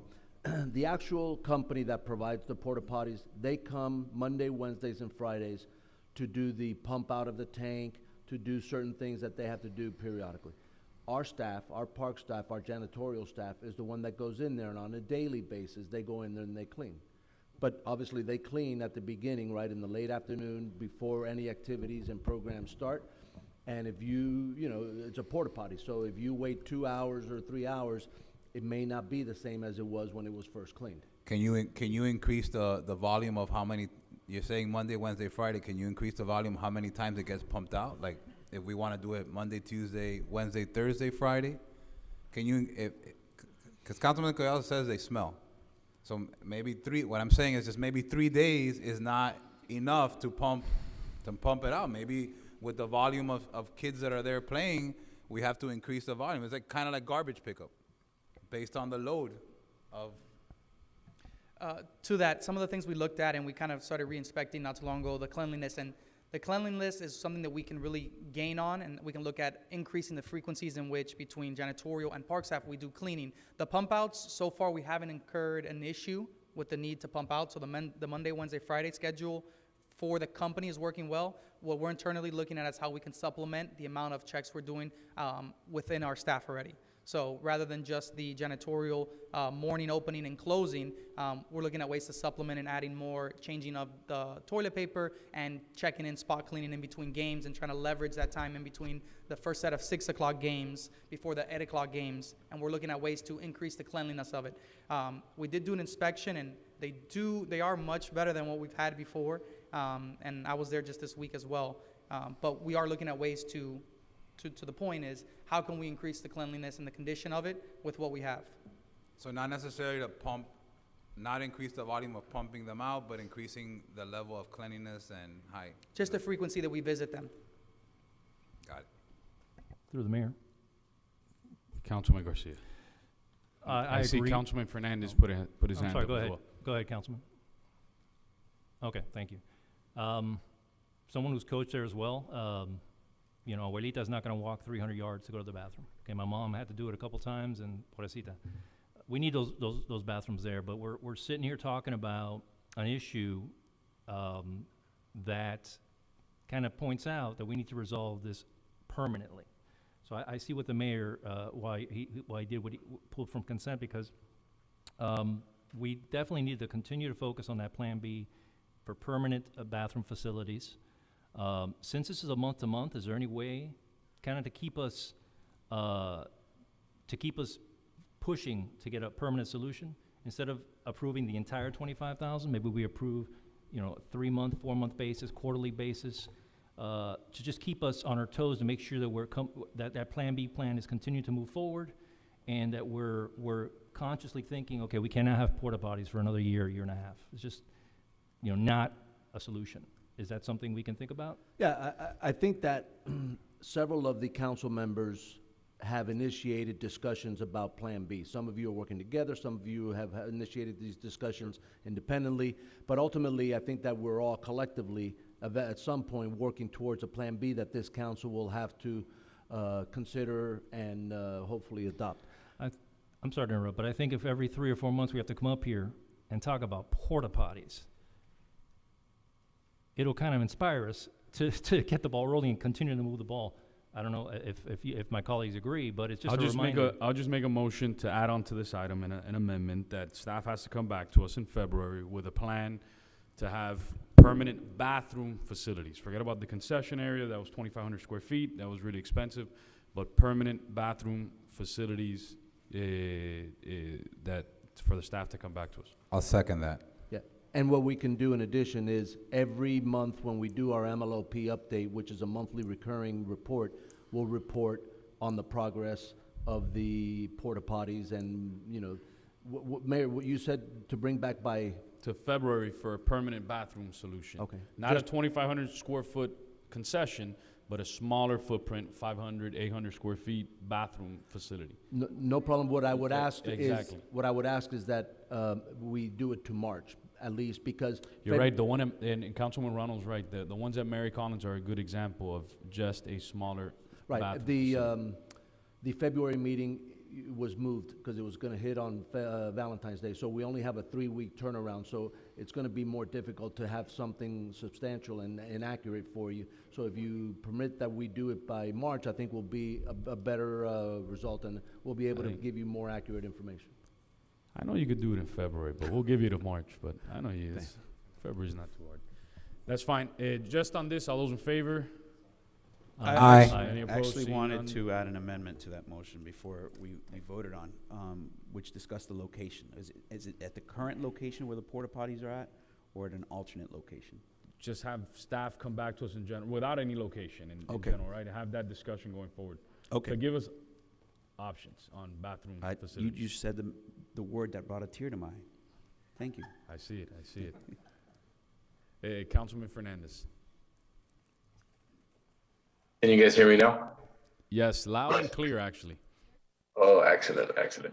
So yeah, no, I wanted to echo the sentiments of my colleagues, and you know, if you think about it, if we spend, you know, $15,000-$20,000 on porta potties for the next 30 years, we just spent $700,000 on porta potties, right? So suddenly that $19.5 million price tag comes into perspective when you look at the cost of something like that. But yeah, I think we should continue the current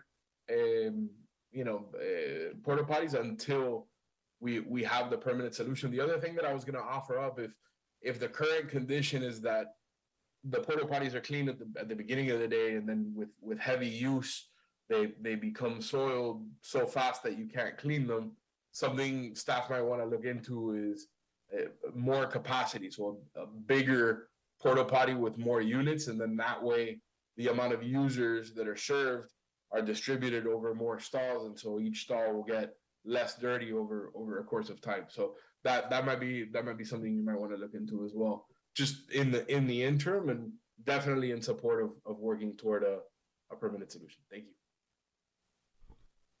Thank you, Councilman Fernandez. Councilman Dieguez, in closing. Thank you, Mr. Mayor. And just to be clear, we're on the amendment, correct? No, the amendment passed.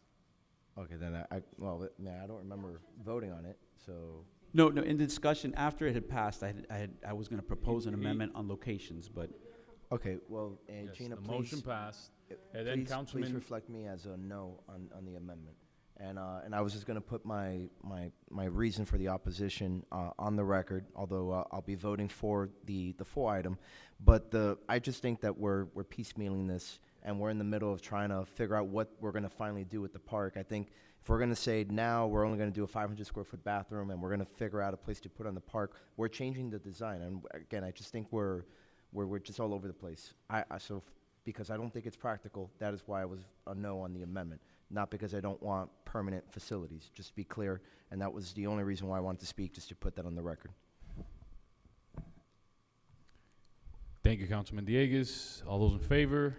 Aye. Aye. Any opposed? Seeing none, the motion passes. We're on to ordinances in first reading. Mr. Attorney. An ordinance of the Town of Miami Lakes, Florida, amending Chapter 13 by creating Article 13 to be entitled Water Quality, establishing purpose and intent of this article, providing for Mayor, you got to get go to back and consent. pass the entire consent. Sorry, what's Any left of it? motions on the consent calendar? Move So the moved. consent calendar. There's a motion and a Second. second. So All those in moved. favor? Aye. Aye. Any opposed? Seeing none, the motion passes. Ordinances of first reading. Item 11A.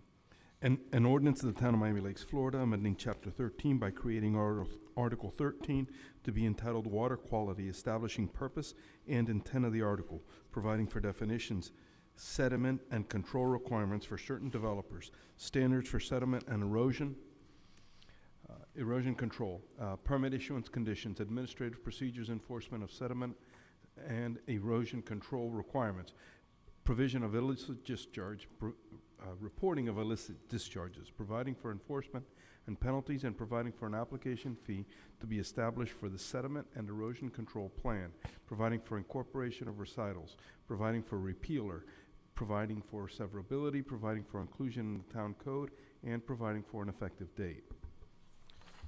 Thank you, Mr. Attorney. Omar, our Public Works Director, my twin some days, Director Santos. Good evening. Omar Santos Baez, Public Works Director. So this ordinance is in response to a recent audit that the town went under by the Florida Department of Environmental Protection as part of being co-permittees to Miami-Dade County and for the National Pollutant Discharge Elimination System, permit number 00003-00. One of the items that we were found in need of improvement requires the town to have a strong enough ordinance to be able to inspect for illicit discharge, illegal dumping, and be able to enforce any rules that we are obligated to follow under this permit. So what this ordinance will do is add this item to our code and will allow town staff to carry out these inspections and investigations, and in coordination with other departments and our code department, if we need to cite these individuals to get them to be in compliance. And it mainly relates with discharging into a MS4, the stormwater system that we maintain. Any motions on the table? I'll move it. Second.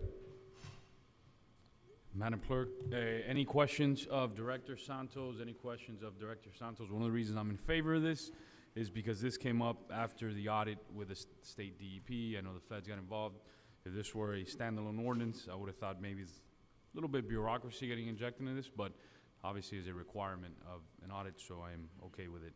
Madam Clerk, please call the roll. Councilmember Collazo. Yes. Councilmember Diegues. Yes. Councilmember Fernandez. Yes. Councilmember Garcia. Yes. Councilmember Ruano. Yes. Vice Mayor Alvarez. Yes. Mayor Sid. Yes. The ordinance in first reading, item 11A passes. Thank you, Madam Clerk. I had tabled item 14-0 on the town seal until Taylor and his classmates arrived to do their presentation and their idea on the town seal. Welcome, Taylor and your classmates. I'll move to pick up item 14-0 from the table. Second. All those in favor? Aye. Aye. Any Aye. opposed? Seeing none, the motion passes. Welcome, the floor is yours. For the record, we had several residents come speak who said they've never seen a manatee in Miami Lakes, so I think you're gonna prove them wrong tonight.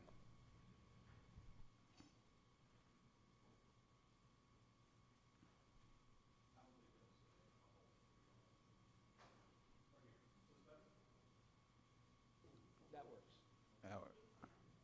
Actually, one twist around so the public can see it. Taylor, welcome. You're recognized.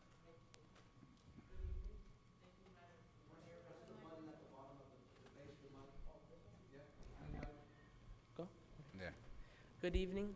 Thank you, Mayor Manny Sid, for inviting me to this first City Council meeting of 2023. I would also like to thank the honorable council members and my friends and family present tonight. Did you know that you might have manatees in your very own backyard? but I didn't know until about a year ago. As an animal lover, I have always been inclined toward the creatures that share our planet. As a proud Florida native, I enjoy water activities and adventures during every one of my summers. As a Miami Lakes resident, you would know that cows are a particularly important part of Miami Lakes culture. They are an indispensable part of our community because the Graham family were dairy farmers before they were property developers. Let me tie it all together for you. Manatees are often referred to as sea cows, and they inhabit the numerous lakes and waterways around Miami Lakes. My goal today is to add a manatee to the gorgeous Miami Lake seal. Because manatees have chosen to reside in Miami Lakes, we should give them their due diligence and add them to our beautiful Miami Lake seal. Bob Graham, the developer of Miami Lakes, is a manatee conservationist himself. He, along with the musician Jimmy Buffett, founded the Save the Manatee Club in 1981. By adding the manatee to the Miami Lake seal, we can help spread overall awareness of our local manatees because the seal is emblazoned on many objects around the town, including street signs, sidewalk benches, and buildings, and appears in the Miami Laker newspaper as part of the 20th anniversary logo for our town. The addition of the manatee to the seal will inspire curiosity and the desire to learn more about the chubby creature. By bringing awareness to these natural treasures, Miami Lakes residents and community leaders can begin to rally behind the sea cow as a shared community mascot. I have symbolically adopted a large male manatee named Brutus. The adoption certificate is on my display board. He is over 50 years old and he lives near Orlando in Blue Springs. Proceeds from his adoption went toward his care and protection. You can join the Save the Manatee Club as well and adopt one or more yourself. They each have a name and incredible story that will endear you to them. We can learn to live together and enjoy the lakes and waterways without injuring our aquatic friends or diminishing our level of fun and recreation on the water. Together, we can unite the community and help manatees thrive in their winter home, our beloved Miami Lakes. Just imagine with me for a moment. Imagine not only adopting a manatee in Blue Springs, but in your very own backyard. I also have an idea on how to add the manatee to the seal. I have the blessing and benefit of being homeschooled, but there's one school per square mile in Miami Lakes, meaning that there are 6 schools in Miami Lakes. We can, with specific guidelines, have participants from each school present a rendering of the seal that includes a manatee. Then the winners of each school will present their renderings to the Miami Lakes Committee, and the winner's work can be displayed as the improved Miami Lakes seal. Thank you for your time today. I hope you have a great rest of your evening, and remember to save the chubby mermaids of Miami Lakes.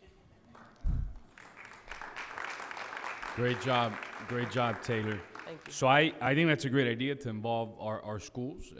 Part of the legislative challenge, right, is convincing other folks up here, right? So you're gonna have questions that you're gonna take from them, and there's gonna be some that are for, some that are, which is okay, right? It's part of the process, but I'm okay with it, but I'd love for you guys to participate. I think it's a great idea, right, to get some schools involved in redesigning, looking at our seal, maybe, I don't know, there's 1,000 ways to look at it. There's 1,000 ways that we can do something cool here, and I appreciate you bringing it up. But a lot of folks really don't know that manatees are all over Miami Lakes. The canal by Goldman, I've seen manatees there. The canal on 170th, the canal here next to the park. I mean, they're all over our community. All you got to do is look, right? So Yeah, several of these pictures are from the lake right in my backyard. in Miami Lakes. Yes. Got it. Anybody has anything for Taylor? I'd like to make a motion just to get discussion going for him, I'll second just that. to move forward and have our Education Advisory Board work with Taylor to really get it deep into this and see where we go. Yep. Was there a second? Second, yeah. Just discussion for Taylor? Councilman Dieguez, Councilman Ruano, Councilman Garcia, Councilman Collazo, the Vice Mayor, and then Councilman Fernandez. So everybody wants to say something. Taylor, I want to congratulate you on an excellent presentation. You spoke very well, and you clearly put a lot of thought into this. As the mayor said, there's going to be different opinions on this. Unfortunately, I'm going to be one of those that does not agree with changing the seal, but I wanted to explain to you why. First and foremost, it's, to some, it's just a seal, right? But there's an actual real world cost involved in changing these things. As a resident mentioned earlier, we would have to change out the flags, change out the seal here. We would have to change our letterhead, create new graphic images with the seal, et cetera. So there's a big expense that comes along with that, and so to justify that sort of expenditure, I would, I'm very circumspect in those situations. As a fellow animal lover, though, I am also very much sympathetic. Actually, fun fact, when I was growing up, I wanted to be a zookeeper, so. Yeah. Not too late. Thank you. I I mean, guess I'm dealing with sometimes animals this of a feels like different a kind zoo, these so. days. So, so I share your love for animals in general and manatees in particular. I was actually was able to kayak up to one this past weekend when I was in the Everglades. But it just unfortunately on this particular item, I just can't support what you're saying. But of course, I want to continue to see you involved with us and to find other issues as well that you can engage with us on.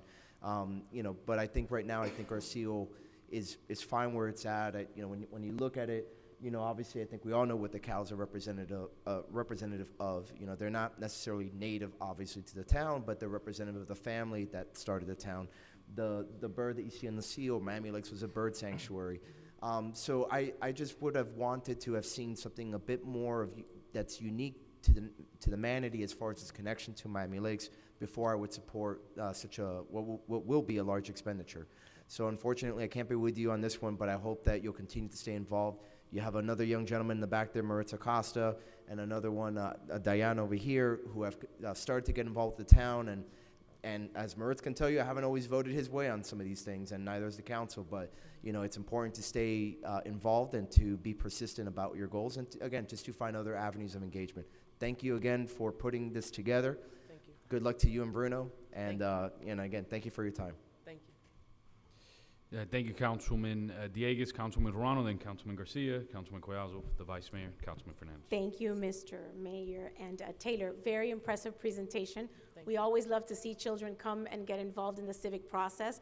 And I somehow feel like you're on an episode of Shark Tank or something. Right. I feel like you're gonna get yeses and nos.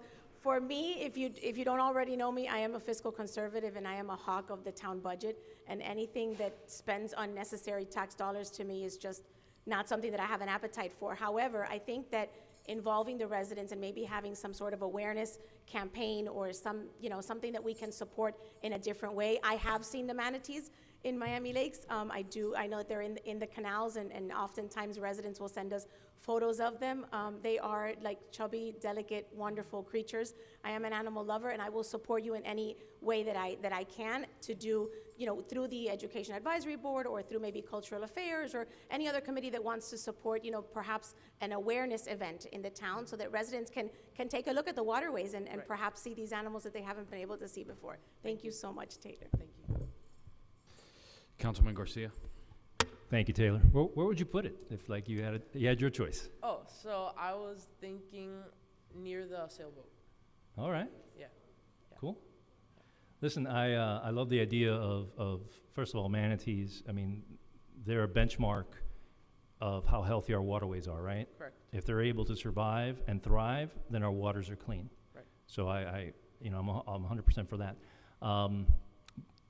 Councilman member Ruano and Dieguez were saying that something to think about, that there is cost involved. Correct. Right, but there's also alternatives involved. So think about that. I like that contest with the schools, right? Everybody come up with their own alternative seal. Right. And maybe we can display it here in City Hall, right? Right. And we can have alternative seals. Maybe for every month or every holiday or something, you have an alternative seal kind of thing going on. And we can support that drive of yours to bring up, the manatees or any other cause that you have. Thank you. So I appreciate you coming in. I love the ideas, and next to the boat, as long as it doesn't knock it over, I think it's fine. Yeah. But continue to do this. Continue to step up, come up with ideas, participate, and organize alternative seal contest, and we'll display it here in City Hall if it's okay with my colleagues here. Thank you. Thank you. Thank you, Councilman Garcia. Councilman Collazo. Great, I think I have a mind reader next to me because he stole all my thunder. Taylor, great presentation. I am one of these avid fishermen. I actually fish Lake Ruth a lot. Those manatees, when they're around, I'm not catching fish, so I stop fishing, right? So I don't want to hurt them, and I don't want them to be disturbed, so I usually walk away. But I've seen them. I've seen the families, actually. It's actually it's a group of them, and Councilman Garcia is absolutely right. You know, they're also breeding here and having their babies, so they're happy to live here, and I think it's great that you're bringing awareness to them. I went to a performing arts high school called New World School of the Arts, and one of the projects that we had in our arts design class, we'd have a big company. At that time, I think it was SunTrust. Imagine, look how I'm dating myself right now, right? And they would come to our school and they would challenge the design program and say, redesign our logo. They weren't going to change all their corporate logos. They weren't going to do all their new letterhead. But they gave the students the opportunity, right, to see what that corporate logo would look like. So I think Councilman Garcia's hit right on the head. It's an opportunity not to change the seal, but using that platform that you brought forward, keeping the seal intact, but giving maybe the students an opportunity to present an alternative and raise awareness. It might not be manatees, right? Some other students might have some other feature of the town they want to highlight. So I want to continue to challenge you to move forward in that direction. I don't think I can support, like some of my colleagues said, a true rebranding of the seal, but I would take that as an opportunity to work with the EAB and challenging the art programs here and said, what would an alternative town seal look like? And like you suggested, right? Maybe a seal for a day, right? It could be posted on Facebook. It could be something that we adopt for one day without necessarily losing our identity, but bringing forward not just manatees, but maybe any other things that students want. I would wholeheartedly support that concept. So thank you so much. I can't support the rebranding part, but I'll definitely support that initiative where you want to work with EAB and the local schools and maybe come up with an art project that some of the kids can feature or highlight something. Thank you. Thank you, Councilman Corrales. Vice Mayor. Thank you for bringing awareness, sir. On the manatees, I'm not going to be redundant, but I agree with all my colleagues on the cost factor of rebranding the entire town seal. However, I think there are avenues where we can do school-wide competitions, as you mentioned, and this could be like some sort of an alternate seal that we showcase, maybe on a special month to raise like environmental awareness.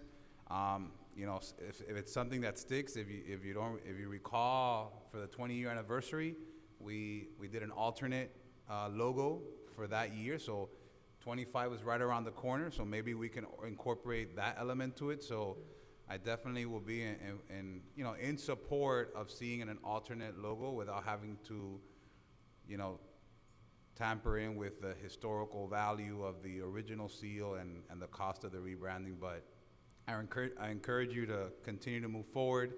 You have a big vision, get schools involved, bring something back to us, and I know that the town council and myself will be in full support of bringing this alternate seal into fruition in some capacity here in Miami Lakes. Thank you. Thank you, sir.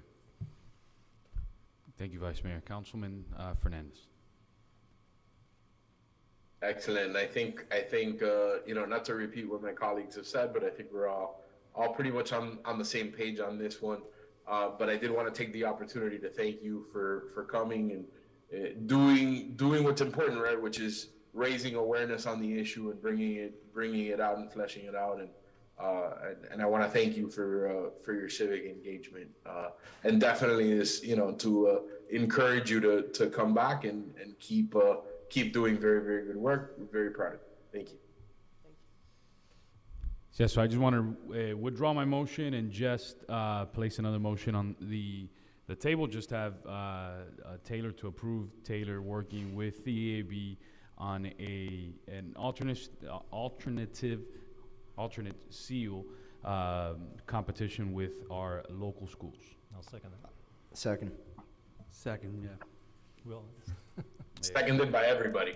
Seconded by everybody. Approved by everybody. All those in favor? Aye. Any opposed? Seeing none, the motion passes. So as you can see, legislating is not that easy, right? A lot of times we always believe that we have great ideas, which you do, but it takes time to change opinions, perspectives.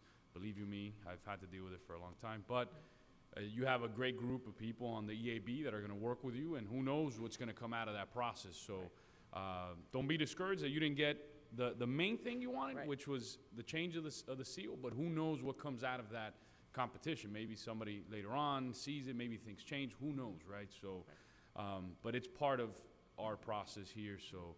But yeah, congrats to you for stepping up, because it's not easy at your age to come up with an idea, defend it, you know, and I know I had the dates wrong even. You guys were planning another, so appreciate you guys, and I apologize for that, so that was on me, but great job overall. We're proud of you, but now we're looking forward to see that outcome and see you work with the committee of experts on our EAB and our Education Advisory Board. And I don't know when's your next meeting, Hector? Thursday? So this Thursday, it actually worked out, right? So we had the meeting today, and so this Thursday you got to be back here at a meeting with them, working on this. So you got homework. Okay. Any final thoughts? No, not that I can think of. Thank you. Well, good job. Good Thank you job. so We much. really Thank you so appreciate much, Good Taylor. job. Thank you.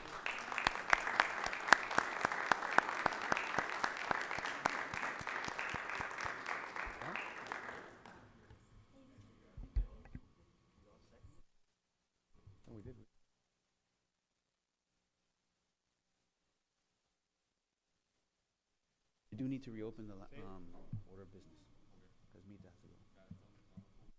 Taylor, before you leave, you want to take a picture up here with the council?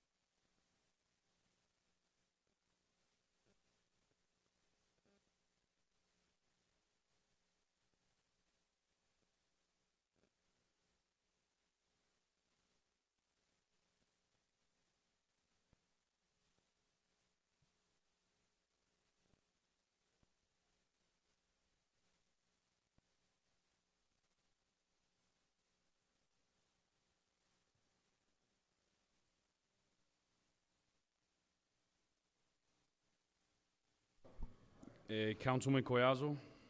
Yes, Mayor, thank you so much. I'd like to reopen the order of business and move item 14J to now, if possible. I'll second that. All those in favor? Aye. Aye. Any Aye. opposed? Seeing none, the motion passes. Thank you, Mayor, and I'll be brief, and I know this individual has been honored by many the public speakers that came up today, but I've been serving in office, not to quote my friend, but 6+ years, but prior to those years that I've been in office, I've been serving as a volunteer for 10 years. In my entire 16 years plus serving this community, I have never known a meeting without this individual here. She has served on numerous committees, one that I've had the opportunity to serve alongside her with. I have seen her talk about every issue. I have seen her be on issues that we may not agree on. Sometimes we agree. I have seen her really be an advocate or a champion for anything related to our town, but more importantly, our charter. And that is the oath of office that we took, was to uphold and protect the charter. Now, I know that sometimes we may not always agree, and sometimes we don't like to hear criticism, but I think it's been one of the healthiest things to have this individual involved in our town and to have her be a steward of our charter. And what I wanted to do was rename that podium that she many times visited and addressed us in her name. And I want to thank the town resident who brought this forward. He wanted to remain anonymous, but this was really somebody who respected her in the community that wanted to make sure that this was something that we deliberated on. And I wanted to make a motion to rename that podium, or at least install a plaque in her honor for all the years of service and really for being a steward of our town charter. I'd like to second that, and I'd like to co-sponsor that item, Madam Clerk. So I just want to say a few words. While my words are not going to be about Mita, I think if we're going to talk about honoring Mita, that's another discussion. My words are going to be about why I'm voting no on this item, and I'll walk you guys through.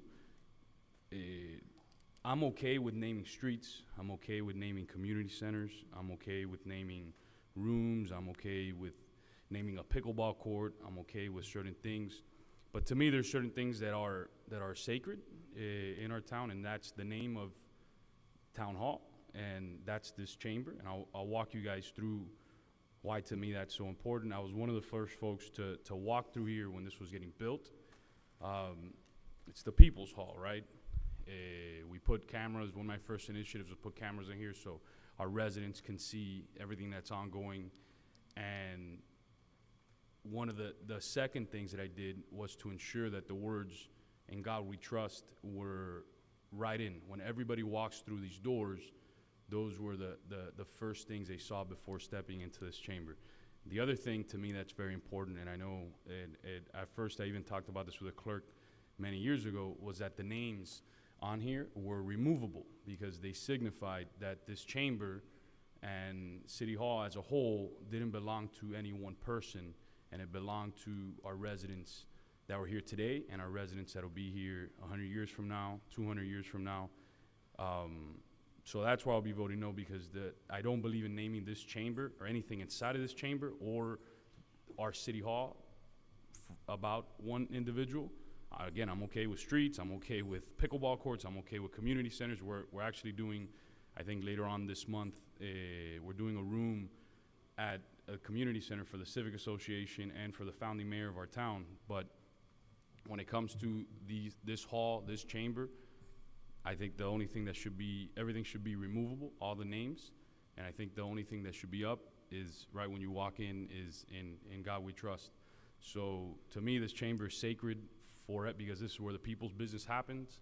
And that's how I feel about this. It's not, we could talk about honoring Mita different ways. We should also talk about honoring Dorothy Cook, which I know we'll be doing later on, who passed away recently. There's a lot of folks that deserve being honored, but specifically my objection has to do with the honor of this chamber, and that's why to me it was so important that the clerk years ago had all the names on here that are removable, and that's why the first thing you saw when you walked in is "In God We Trust." So I'll never support anybody changing the name of the chamber, changing the name of anything inside of this chamber, or the actual name of City Hall. And again, I'm okay with streets, I'm okay with pickleball courts, rooms, conference rooms, you name it. I mean, across the board. But I'm not okay with the chamber, and I just wanted to walk people through that, or anything in here. And I think all these names should be removable because I think that's a great sign of the power of our institutions, that no one individual has ownership over those. So just wanted to put my 2 cents on there. I've known Mita forever. It's not about Mita. It's about the sanctity of this chamber, and those are the 2 things that I believe should never be named after anybody. So that's why I'll be voting no. We can have discussions if there's another way you guys want to honor Mita. I'm okay with that. But I think anything having to do with this chamber, with anything as sacred as a podium, doesn't belong to any one individual, belongs to everybody. And that's why I love that I get to just remove this every single day, and that's really, really important for us now and for future generations. Councilman Garcia, I see with his hand up, and Councilwoman Verano. Councilman after. Diegues. I totally understand why Councilman Collazo wants to, thank you for all your years of service. And I think it's public service and being a voice. Being a voice, as you can see, this chamber is not full, but you're a voice for Miami Lakes residents. So I definitely would love to award you an award for that service. Maybe we can compromise and say the Mita Mendez Podium Award, and instead of keeping it permanent, every year we award that award to a person who has stepped up that year and done what you feel is at your level of awareness and at your level of participation. But I'm all for that as a compromise, if that's something my colleagues would be willing to address, and to thank Mita for her decades of service to Miami Lakes. And the podium will, in spirit, it'll be your award, but every year it would go to someone new who you feel, and you can participate in the process, who you feel has stepped up as a public servant and representative of the people of Miami Lakes. So just something to consider. Thank you, Councilman Garcia. Councilwoman Verano. Thank you, Mr. Mayor. I don't have to go on and on about how special Mita Mendez is as a civically engaged resident of the town of Miami Lakes. Before I sat up on this dais, many of the things that I learned were through Mita Mendez. And the reason why I'm sitting on this dais is because she inspired me. The reason why I spoke at that podium for 10 years was because Mita Mendez inspired me to do so.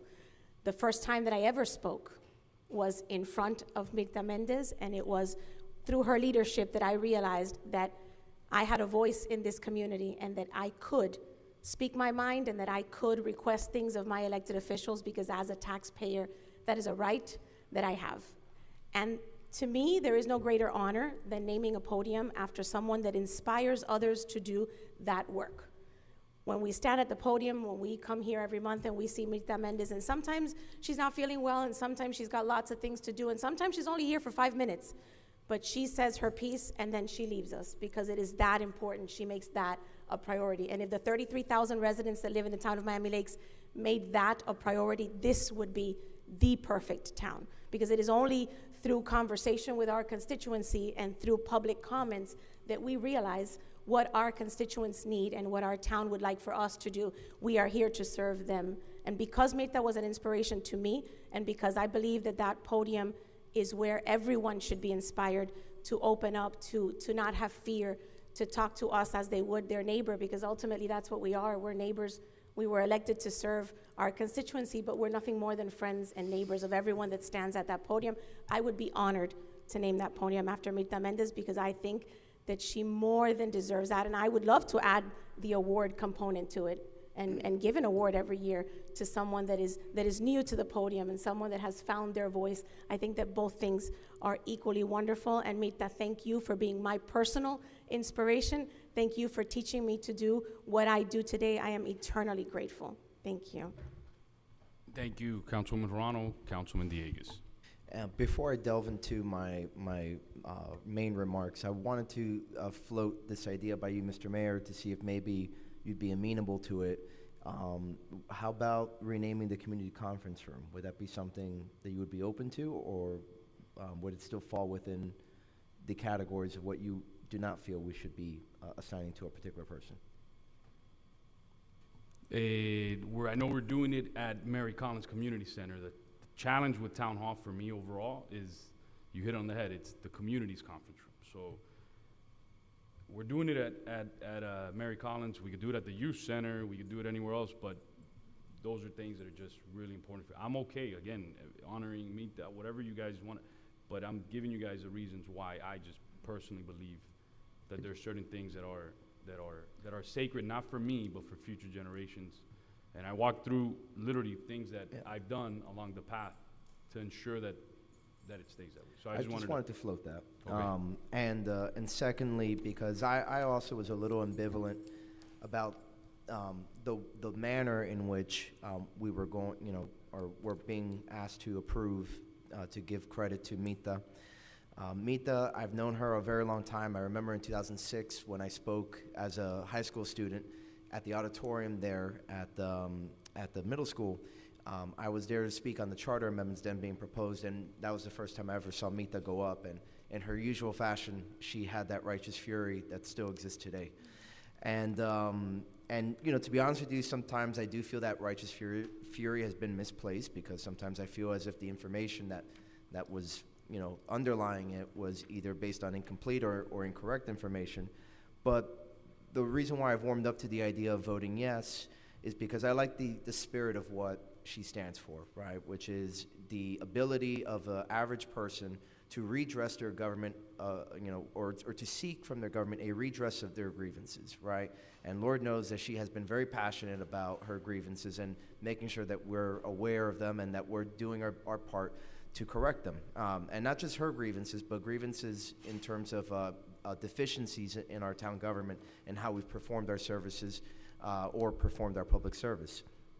I think that the way in which she has fearlessly advocated for her position, I really like the spirit that she embodies with that, and that's why I'm actually fine with voting yes, you know, to name the podium after her. More specifically, not so much after the person, but after the spirit, again, that she embodies. So I will be voting yes. Thank you, Councilman Dieguez. Any further comments on this from Councilman Fernandez or Vice Mayor Alvarez? If not, Madam Clerk, please call the roll. Councilmember Collazo. Yes. Councilmember Ruano. Yes. Councilmember Dieguez. Yes. Councilmember Fernandez. No. Councilmember Garcia. Yes. Vice Mayor Alvarez. No. Mayor Sid. No. The motion passes. Thank you, Madam Clerk. We're moving on to the next item, which are resolutions. Item 13A. A resolution of Town Council of Town of Miami Lakes, Florida, amending the committee rules, regulations, and procedures, providing for incorporation of recitals, providing for conflicts, and providing for an effective date. Mayor, the committee rules that are before you for consideration are some cleanup language. There's one substantial change that we're recommending, which is the removal of the automatic 3-day absence removal. So previously, whenever a member of a committee had 3 absences in a calendar year, they were automatically removed based on the committee rules. What that was causing was that the town clerk would send an email saying you've been removed automatically. Then the person would contest it many times, probably 8 times out of 10. The council member that appointed that person would reappoint the person. So it was kind of like a vicious circle. So what we are proposing is that if there is 3 absences in a calendar year, once we get notified by the committee that a person has those absences, the town clerk will send an email to the sponsoring council member. In addition, they'll CC the person that's being affected and the chairperson of that committee and indicate, hey, this person has 3 absences in the calendar year, and then that's it. Then it's up to the council member to figure out whether it's merited, that they should be removed or not removed or continue. There's a lot of extenuating circumstances that are usually involved in people that have absences, and the council member is usually much more privy to that than us. So the automatic removal seemed to be a little harsh. So we're recommending that the notification to the sponsoring council member, and then the council member will make the decision whether to remove or allow the person to continue on the committee. The other item is dealing with the donations and contributions. Any committee that has donations or contributions, sponsorship money, that money has to be used first for the event, and then general fund money would be used after. We wanted to clarify that. The rest of it is basically cleanup language and odds and ends that are really less significant. I move it. I'll second. All those in favor? Aye. Aye. Any opposed? Seeing none, the motion passes. We're on to the next item, 13B. Susanna Alonso. Susie? It's a quasi judicial hearing, Mr. Attorney. Please be advised that the following items on the board's agenda are quasi-judicial in nature. An opportunity for persons to speak on each item will be made available after the applicant and staff have made their presentations on each item. All testimony, including public testimony and evidence, will be made under oath or affirmation. Additionally, each person who gives testimony may be subject to cross-examination. If you do not wish to be either cross-examined or sworn, your testimony will be given its due weight. The general public will not be permitted to cross-examine witnesses, but the public may request the board to ask questions of staff or witnesses on their behalf. Persons representing organizations must present evidence of their authority to speak for the organization. Any person presenting documents to the board should provide the town clerk with a minimum of 10 copies. Further details of the quasi-judicial procedure may be obtained from the clerk.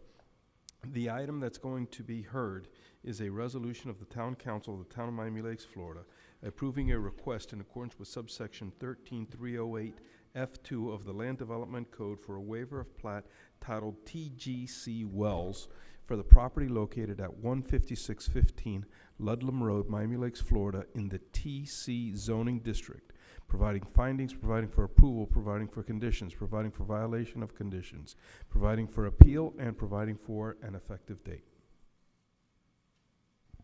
Ms. Alonso, before you start, let me just state for the record, anyone who's going to speak, please raise your right hand so that you can be sworn in. Do you promise to say the truth and only the truth, so help you God? Thank you. And I also want to remind the council, we placed and we sent an email with the ex-parte communications disclosure form. Please just disclose and hand me the page before we begin. I have received, for the record, let it be reflected that Councilwoman Ruano has not had any conversations. So thank you. It has been received by my office, but I need the ex-parte communications from all the other elected officials before we proceed. Madam Clerk, I have not had any communications with any party regarding this other than my agenda briefing with the town Thank manager. you. Madam Clerk, neither have I, other than my agenda briefing with Manager Peterman. Thank you. Same here. I was in a briefing with Tony Lopez, Lorenzo Cobiella, and Ed Peterman. Thank you. Yeah, I was in a briefing as well with the town manager and the assistant town manager. I have not had any communications with the party. Very well. And Councilmember. Madam Clerk, the same goes for me. Okay, let the record reflect your statements, and thank you very much.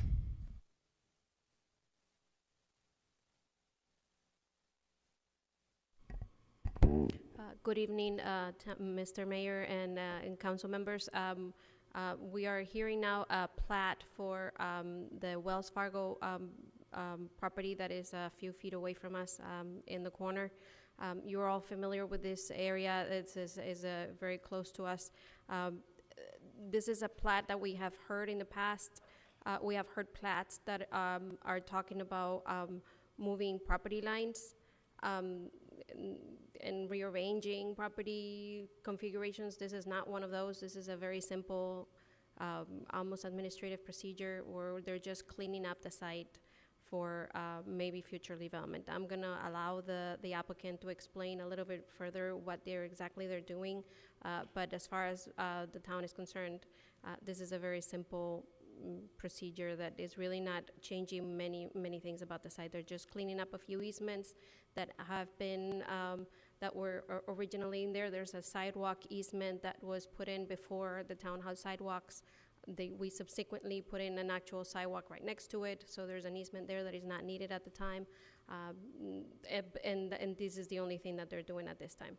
So I'm going to let the applicant explain a little further because it's a little more involved, and see what he would like to explain.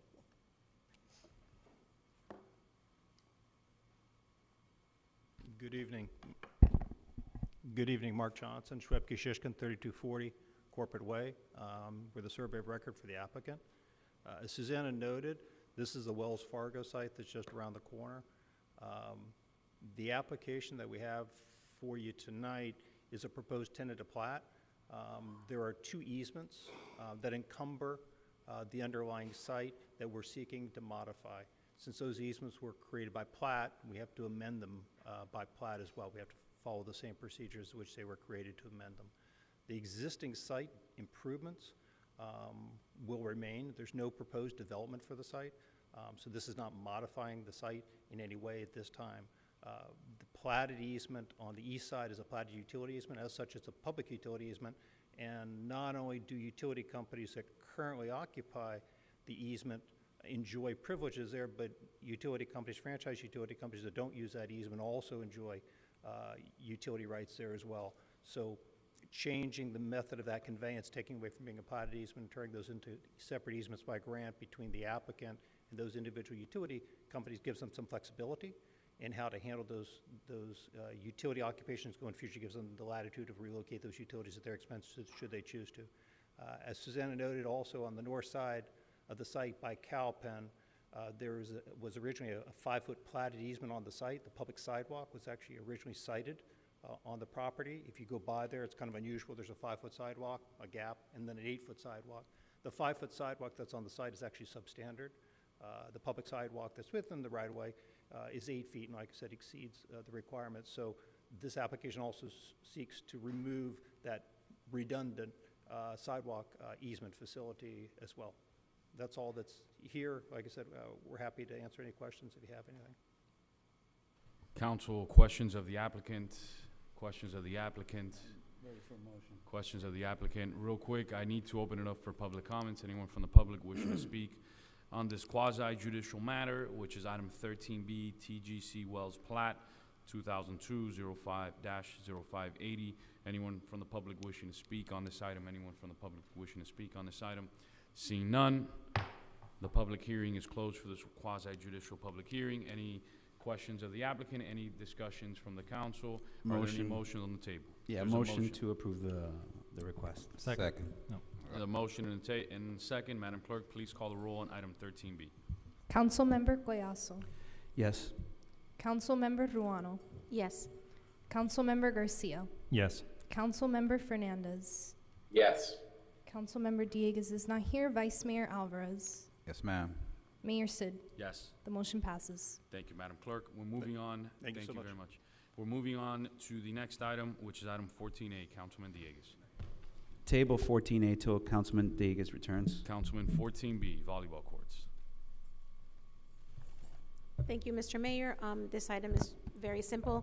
A resident reached out to me regarding the question of whether or not we were going to consider incorporating volleyball courts at our local parks.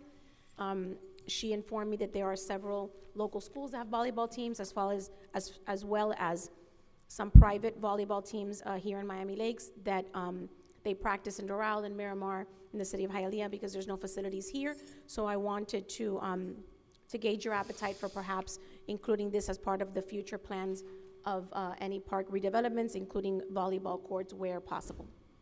Second, 100%. I'm fine with this item. I know we tried it years ago at Royal Oaks Park. It sort of didn't work out, but I'm good with reconsidering it. I think all types of sports for everybody is healthy. This will be really nice under an airnasium, so just want to put that on the record. Any further discussion? But my only question was beach. Is it beach or regular or hard court? They're requesting practice space, so I think that they would be open. Obviously, hard courts would be preferable to them, but I'm sure they're willing to practice in any facility that's just closer to home. But not beach, not sand. It's a hard surface they're looking, right? What type of, it They, depends. right, they play on a hard surface, so Yeah. preferably a hard surface, yes. And I know that maybe the mayor may have said the comment off the cuff, but one of the ways that they do it at Shula's is that they do have multi-purpose courts. I don't know if that's practical in the park, but I'd like to see what staff come back with. Yeah, Councilmember Ruano and I had a conversation, and I believe that most of these teams, they play indoors. They'll probably be looking for at least indoors or at least a covered space. So, I mean, tomorrow we could probably work out on an uncovered basketball court, but I don't think that'll serve their purpose.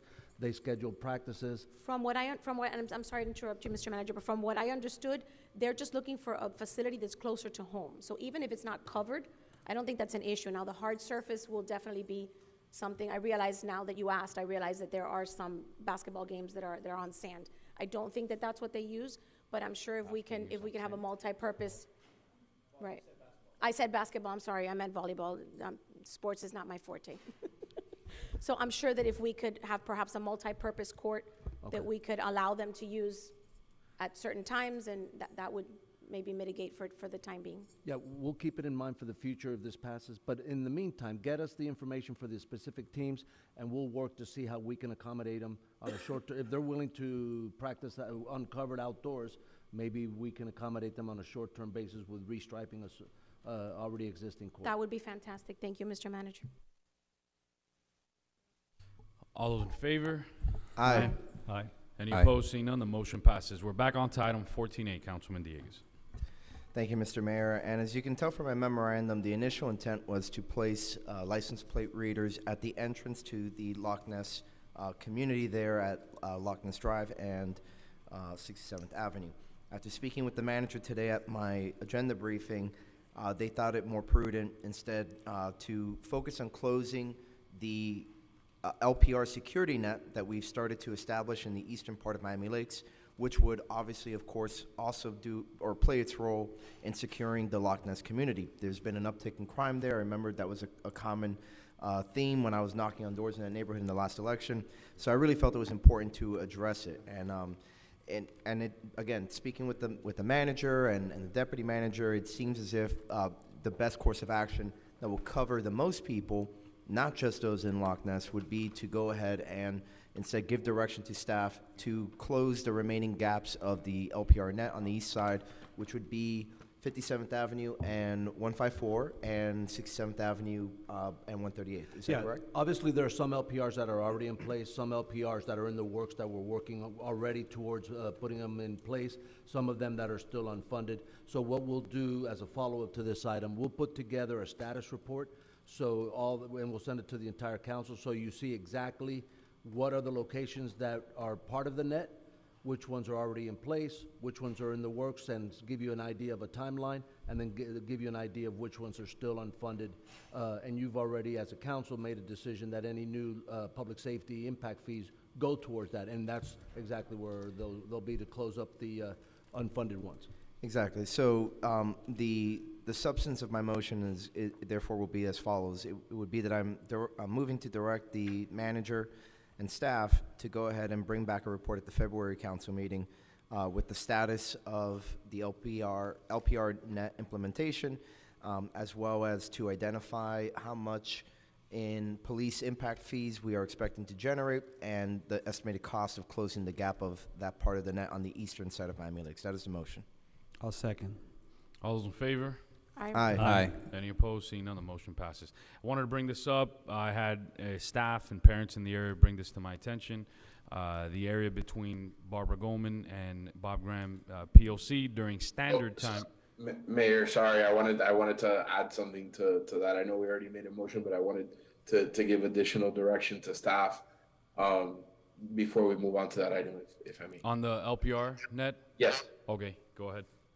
Yeah, so I know that in other areas, in other neighborhoods, we've given the options, and it's been areas that have neighborhood service districts, where we've been able to kind of walk them through the process. But the other thing I would like staff to do is, should the HOA still want, should the members of the HOA still want an LPR at the entrance of Loch Ness, to at least provide, a cost estimate and an option as to what that would cost should they want to pay for it themselves, right? I think that would be the equitable solution. So I just want to put that on the table. I don't know if you guys need a formal motion, but I'd like to direct staff to prepare a cost estimate of adding an LPR there, and present it as an option to the HOA with both the cost of the LPR and the cost, if there's any residual, maintenance or upkeep cost, for them to know what that is as well. If you're making a motion, I'll second it. Thank you. All those in favor? Aye. Aye. Any opposed? Seeing Aye. none? Seeing none, the motion passes. Thank you, Councilman Fernandez, and I'll double check with you before I move on from items. During standard time, that's the time not daylight savings, which we're in daylight savings now. It was brought to my attention that the area, since Barbara Goldman starts so early, that the area between the walking area between the PLC and that small intersection there and Barbara Goldman is very dark during that time of year, and they were concerned for pedestrian safety. There's a lack of lighting, so I just want to make a motion to have staff look into it, and if there's a need after an assessment to see if we can work with the school district, with everybody, all the stakeholders to identify funding to get this done, the extra lighting in that area as soon as possible. I'll second it.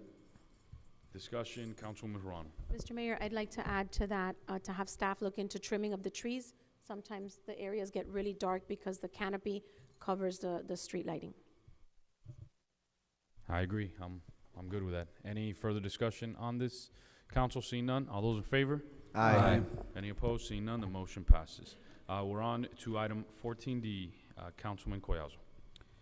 Thank you, Mr. Mayor. And I did reference some of this item earlier in some of my other comments, so I'll try to keep it brief.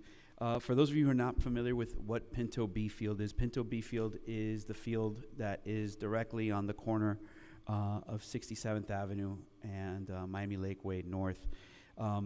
That field, unlike some of the other fields, is very, very close to vehicular traffic. It's been like that for ages, but I think a few years ago we had an incident.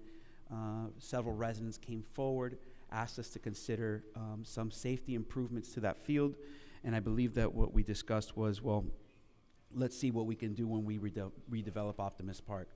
The bond didn't go through, but we still have that concern, that safety concern. I'm going to tell you, as a coach on that field, while I know that we're concerned about safety and vehicular traffic's coming through, I've never seen that. You know, I know that's happened. I've never seen that. The reality is, I've damaged a lot of cars. I have damaged a lot of cars on that field. I have dented, I don't know how many bumpers. I think I cracked one windshield, but I have definitely hurt a lot of vehicles, and I'm sorry. I've offered to pay every time that we do it. As the coach, I feel responsible.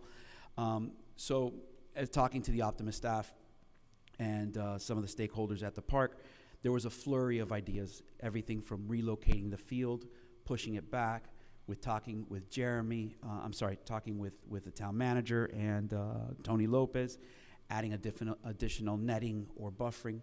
I'm just looking for some safety.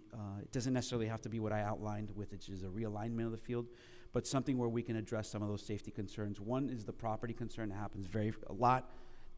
I have never seen a resident complain and say, hey, you know, you owe me for this. They've all said, hey, glad the kids are playing, but it is an issue where the ball's going on the road.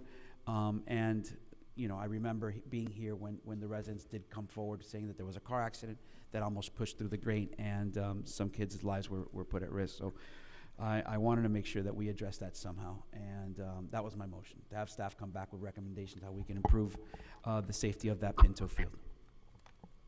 I'll second the motion. Discussion, Councilman Garcia. Thank you, Mayor. Part of a bigger redevelopment, the bigger plan to move fields around, and or are you looking for a short-term solution to move it within the next 3 to 6 months, or how? What's your timeline on that? The reality is that every day that passes, it's another issue with property damage or somebody going out into the street to get a ball. So I would like, and I know we've talked about having these stopgap solutions, but I would like to see something that addresses the immediate safety concern, because we've already pushed it back several years, waiting on the Optimus Park redesign. Again, talking with the club members, they've come back with a bunch of different ideas. What I really want to do is give the staff the autonomy to talk with the club, see what solutions they can bring forward, and then maybe we can, but I'm not stuck to one idea. I just want to hear what we can do. The issue is ongoing. Baseball season is going to start again. Mm-hmm. I know that kids are going to be hitting balls into the street. Parents are going to be running out after them. That's really one of the biggest concerns that I would like to mitigate. The street and the possible accidents that can push into the fence? on Yeah, that I plan? have never seen it. Mhm. I've never seen it, but I know it's happened as a coach, and I've only been coaching there for the past 3 or 4 seasons. Yeah. But I know that right before I started coaching, right before COVID, there was an incident that there was a car that came pretty close, I think, to breaking through that perimeter wall. I think some of the staff recommendations at that time were adding either more shrubbery or bullard. I've forgotten. Tony, I don't know if you can refresh my memory, but if I could ask staff to come on up. And this hasn't been an issue that we've discussed. Yep. We just put it on the back burner. I just want to make sure that we put something either semi-permanent or have a permanent solution to that issue. Good evening, Mayor, Council. Tony Lopez, Deputy Town Manager. We did have a close call incident several years ago in one of near the fields. So what we had looked at doing is reinforcing that corner, utilizing bollards on that corner to reinforce that as part of the overall redevelopment of the park plan. Question, would that still be, could that still go into play or go forward now? Since this was going to be part of the initial plan anyway, was that going to be part of the plan? Yeah, we can continue to consider that option and evaluate reinforcing that corner with some protective material such as bollards. Would the cost be significantly more than moving the field to maybe the north east corner? Is that what you're saying on the other side of Pinto A? There was a value add that I saw with moving the field, which speaks to something that the mayor has been advocating for, which is actually getting a true cost of what these earthwork projects would look like. So the value add of actually having to shift the location of a field and actually shift from one position to another would actually allow us to do a fact check on the numbers. So there was a value add to that proposition. With regards to the gating, that particular field has, the dugouts are portable, the backstop is portable, so you wouldn't really necessarily incur a lot of the fence cost.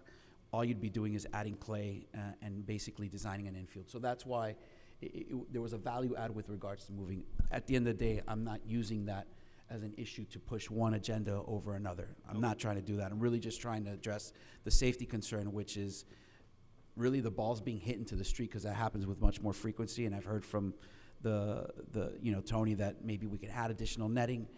That's sometimes an eyesore. I just want to hear what staff has to say, and then we can go through that and flesh out whatever that be.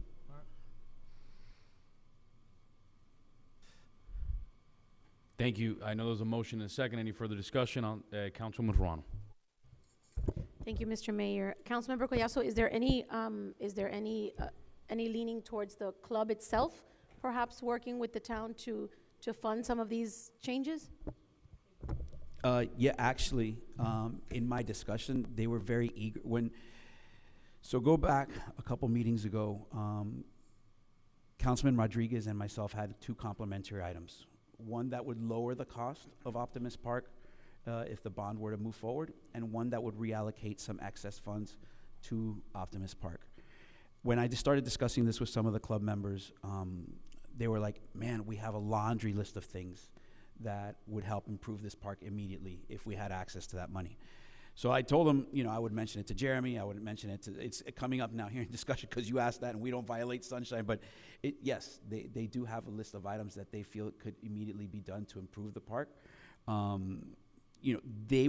This particular Optimist Club member said we can leave it there, push it out 10 feet and just add additional netting, and maybe that cures this issue.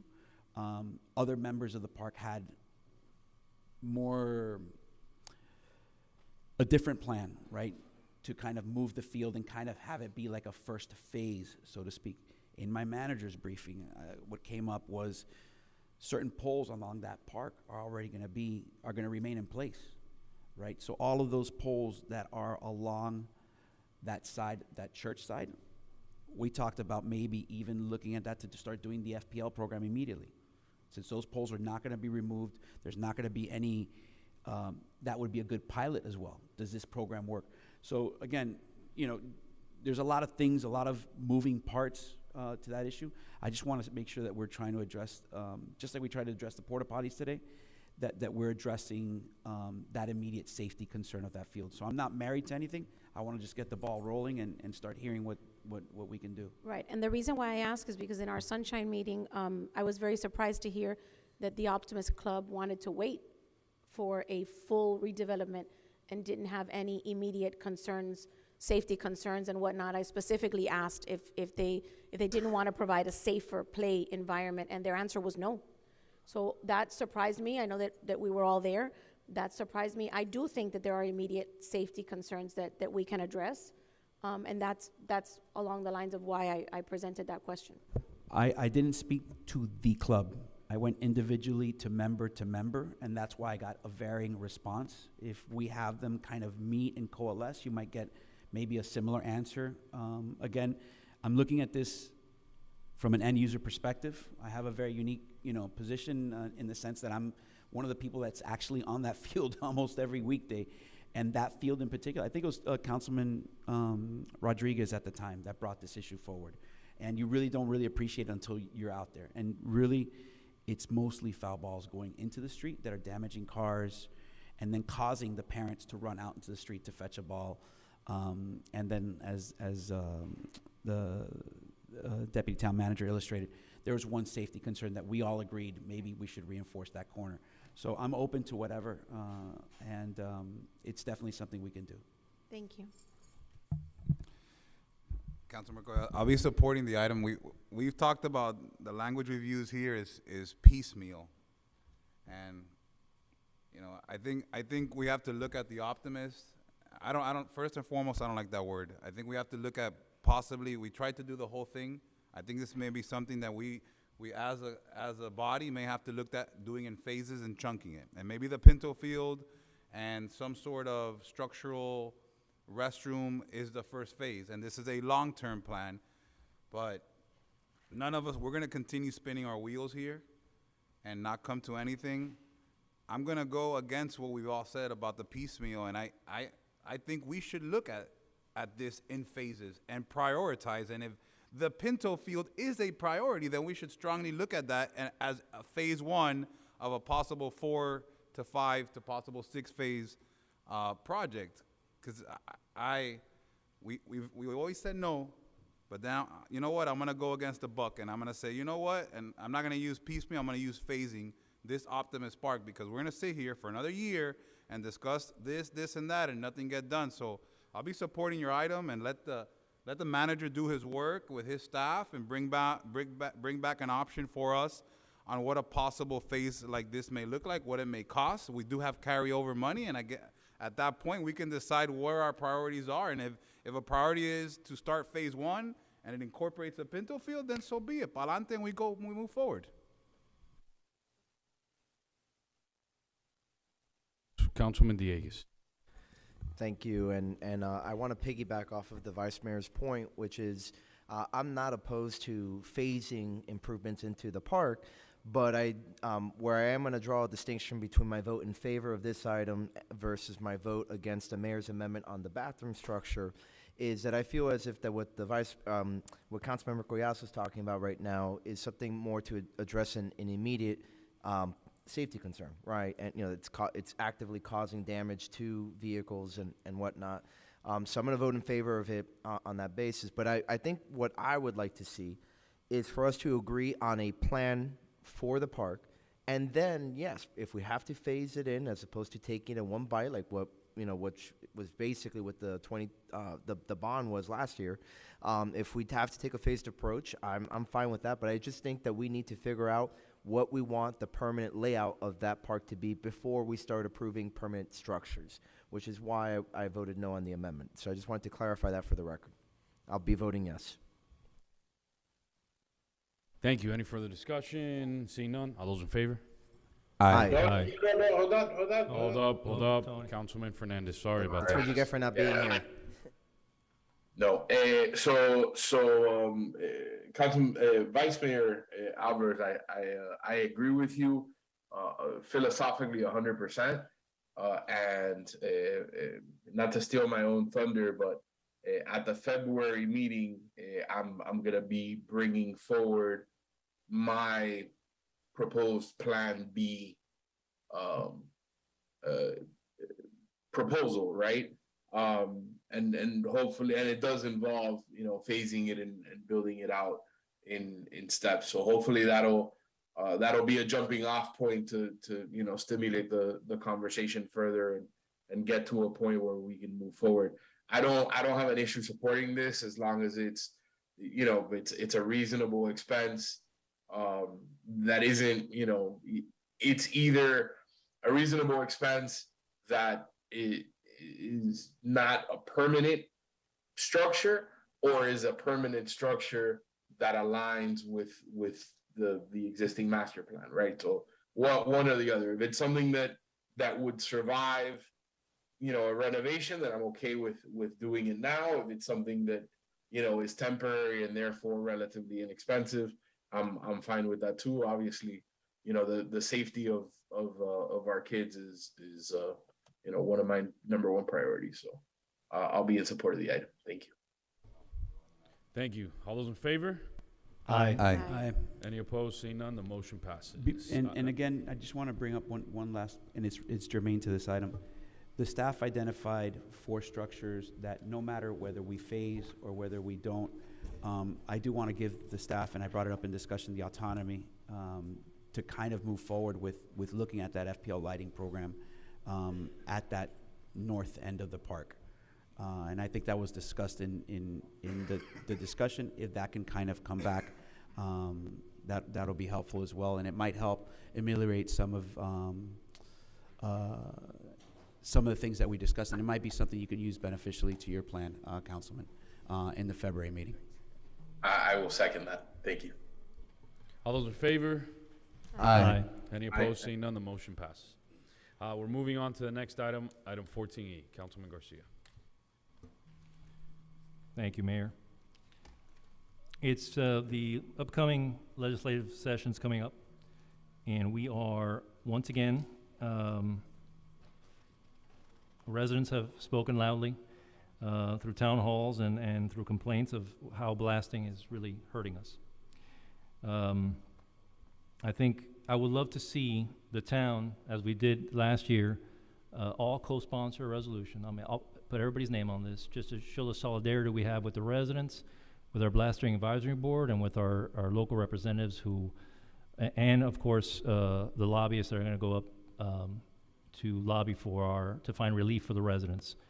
I think we need to lower that blasting level to a point where the residents don't feel it from a mile from the blast, or if there's residents anywhere near that, they don't feel that we find relief for them so they're able to, for the damages in their homes. And then we bring back jurisdiction of looking at those mines from Tallahassee to Miami-Dade County. So Miami-Dade County could be the final word in what happens. And so the constituents of Miami-Dade who are suffering have a voice. And I believe we do not have a voice right now. So I know that Representative Tom Fabrizio, as we all know, is up there, and he's going to fight, and we're going to go up there as well. And I just think it's a solidarity from everybody here. If we can co-sponsor it and just say we're with the residents, and we want to find them relief. Second that. Discussion. Councilman Fernandez, no Yes. discussion? No, definitely stole my thunder. I was gonna ask to co-sponsor, so I think Everybody could. we all co-sponsor it. That'd Thank be you. better. All right. Any further discussion? Seeing none, all those in favor? Aye. Aye. Any opposed? Seeing none, the motion passes. We're on to the next item, 14F. Council, for your consideration, this is an initiative to start incorporating more art through our parks. I know that we did some artwork with Grisel Gajano at the Robert Alonzo Community Center. I know, all our parks, Veterans, East, Optimist, and when I say Optimist, considering the 30% that is our land, not the 70% that is not. And Robert Alonzo Community Center of directing staff.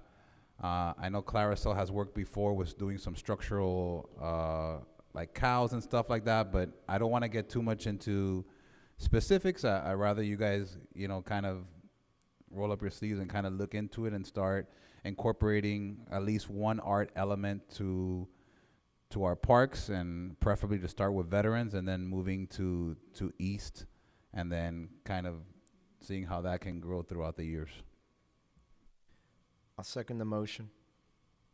Discussion, Councilman Ron. And then after. No. No. I just wanted to raise my. Okay. I thank my colleague for yielding. But I just wanted to say I think this is an excellent idea. Recently, you may recall that I had an item as well on public art, and I think we're heading that direction. I thought that this would have been covered in that, but I think this clarifies the direction. I think that's important because I think art enhances a community, right? We've seen it in Hialeah how certain parts are now, changed in terms of the impression that it leaves on you when you enter it. And so I would love to see more of that, starting with our parks, which is, again, kind of a ambassador for our community because so many people from around the county actually use our parks. So 100% am supportive of the idea, and we'll be voting for it. Councilwoman Ron. Thank you, Mr. Mayor. With regards to Veterans Park, I believe the Veterans Committee is working on correct. So if there's something that we're going to be doing that perhaps the council is going to be funding, then maybe we can help out the committee in that respect. I think that they had allocated committee funding for that particular art piece. So if there's anything that we're going to be doing differently, I'd love to reconsider that and perhaps help them with their funding. All right, any further discussion, arts in the park? I think the challenge that maybe staff deals with, we deal with, and maybe even the community is that for some people, art is so subjective. So it's going to be, while I understand the value of it, I mean, go into my office, probably have one of the nicer murals in town. A lot of people see it as a subjective thing, so that's why you see that hesitancy of doing any of it. The one at Royal Oaks Park is beautiful, in memory of Guido Nguanzo, and that's a beautiful piece of work by Grisel. But I agree with you, but that's going to be the challenge that staff's going to have, is that they're subjective, we're subjective, and our community is when it comes to art. So it's going to be hard for people to make a decision on these types of things. So that's the challenge. Everybody drives through Hialeah, and I was like, man, this stuff looks beautiful, but for us to do it is challenging. Just wanted to put that on the record. All those in favor? Aye. Any opposed? Seeing none, the motion passes. We're on to the next item, 14H, golf cart ordinance enforcement. Councilman Toronto. Thank you, Mr. Mayor. I received, is that the next one, or is Councilmember Dieguez's item the next one? Yes. Oh, I'm sorry. MLBA Gala. I make a motion to approve the MLBA Gala. Second. Any discussion on this item? I wanted to add the. Yes, There's no limit to what you can get accomplished when you don't care who gets the credit, right? So Listen, it's just expediting it. Right? I just wanted. No. Wanted to add to the item, the date that they are preferably looking at is May the 4th. March the 4th. The new president, Naib Hassan, did not indicate a particular date, or perhaps he did, but I figured it was better to leave it more open-ended in case they had to change it, and work with staff, because has staff confirmed that date is even available?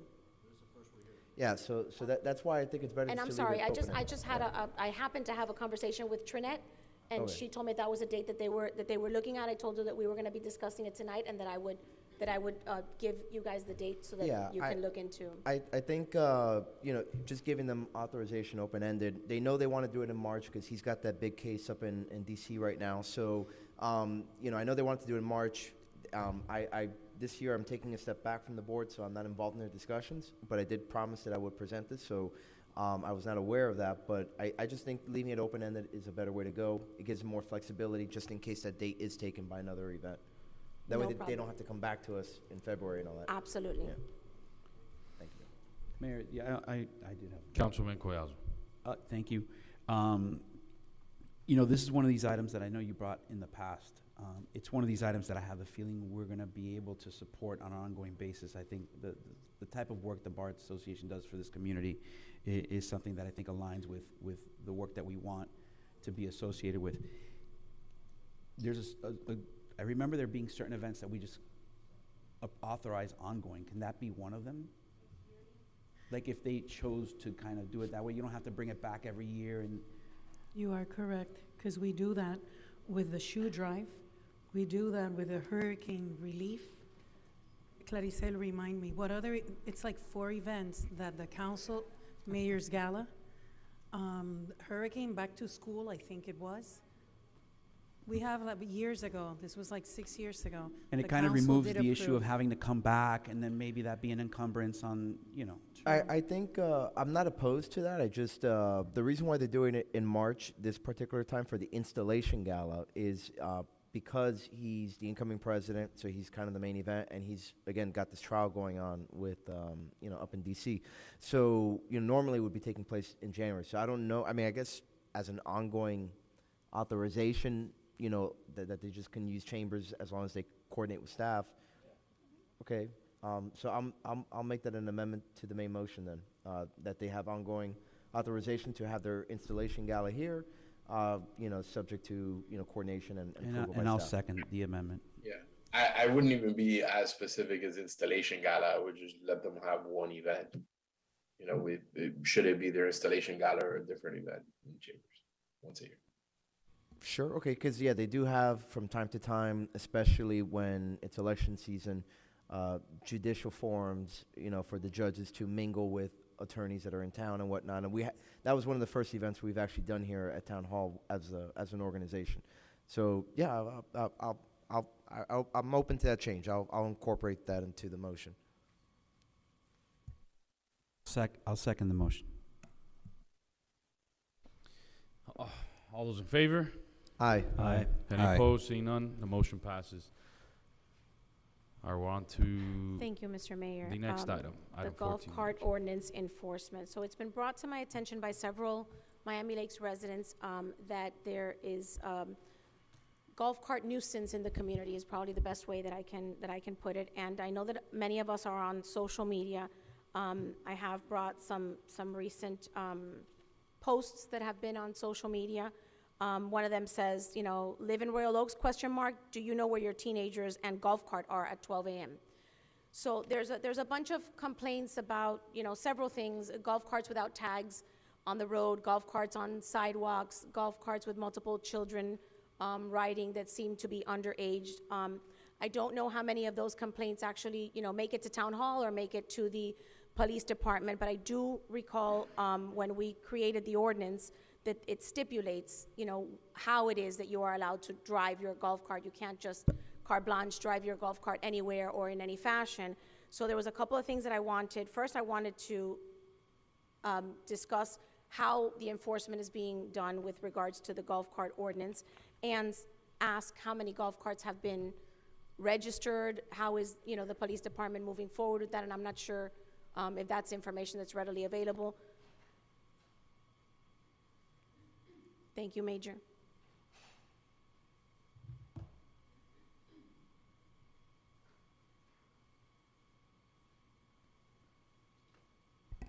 So checking, I'm sorry, the first question you have is how many have been registered? Do you have that offhand, how many I golf carts believe have at- been registered to date? At last count, I believe it was 16 that have been registered with the town. And in terms of enforcement, obviously, I think the paperwork was posted online, I think sometime in September, so we've had a couple of months. A lot of our officers have reported seeing golf carts on the road, but driving normally. They sometimes like. Are they registered? Well, they may or may, some may be registered, and some, as you're driving by, they're driving the other direction, and you can't see whether their decals on. We don't necessarily turn around and go right after the golf cart unless it's in the middle of the night or something along those lines. We haven't received a lot of complaints from people in terms of golf carts. We've seen some of the same postings, but we don't receive phone calls saying there are a bunch of kids on a golf cart in the middle of the road in some Right, well, location. I've directed the residents that have contacted me to contact law enforcement Right. when these things happen, because finding out 2 days later in a phone call doesn't really help the process. There's a couple of things that I think that we should be doing. Stopping the golf carts and checking for registration is something that I think is important, because if the ordinance dictates that your golf cart needs to be registered, then there's no point in having an ordinance if we're not going to be enforcing the parameters that we set forth in it. So that's Sure. something that, Yeah, and I want to clarify what we can or cannot do in terms of enforcement. Obviously, if I'm driving down the street and I drive up right behind a golf cart, I'm going to be in a position where I can see the decal. The other day, I was driving down the street and a golf cart passed me, and I was unable to see whether it had the decal. But I was on my way to something. It was not something where, you know, you turn around. Right. You weren't at liberty to stop what you were doing. Right, and on top of that, you know, regular vehicles, all our vehicles have to be registered with tags and decals. It's not like we're always in a position to be able to see whether there's, you know, a tag or a decal on a vehicle. So we have to be in a correct position to see it. One of the things that people informed us, someone brought up, was they saw minors inside of a golf cart. To clarify some of the rules in terms of state statute as well as the ordinance, state statute says that if you're driving a golf cart on a golf course, someplace that, you know, you're allowed to drive a golf cart, you have to be 14. You don't even have to have a driver's license. Our ordinance indicates you have to have a driver's license if you're driving in a golf cart. Through many years of law enforcement experience, I can tell you there are 14-year-olds that look like they're 18, and there are 18-year-olds that look like they're 14. So simply because somebody is young and driving in a golf cart doesn't necessarily mean that we're going to, you know, turn around and go right after them and, you know, pull them over simply because they look young. It's the same with a regular vehicle when you see someone. So, So the ordinance will only be enforced in the event that the driver is doing something wrong and requires to be pulled over? well, anybody, even if they're registered, right? Even if they're registered, if they're doing something wrong, they should be pulled over.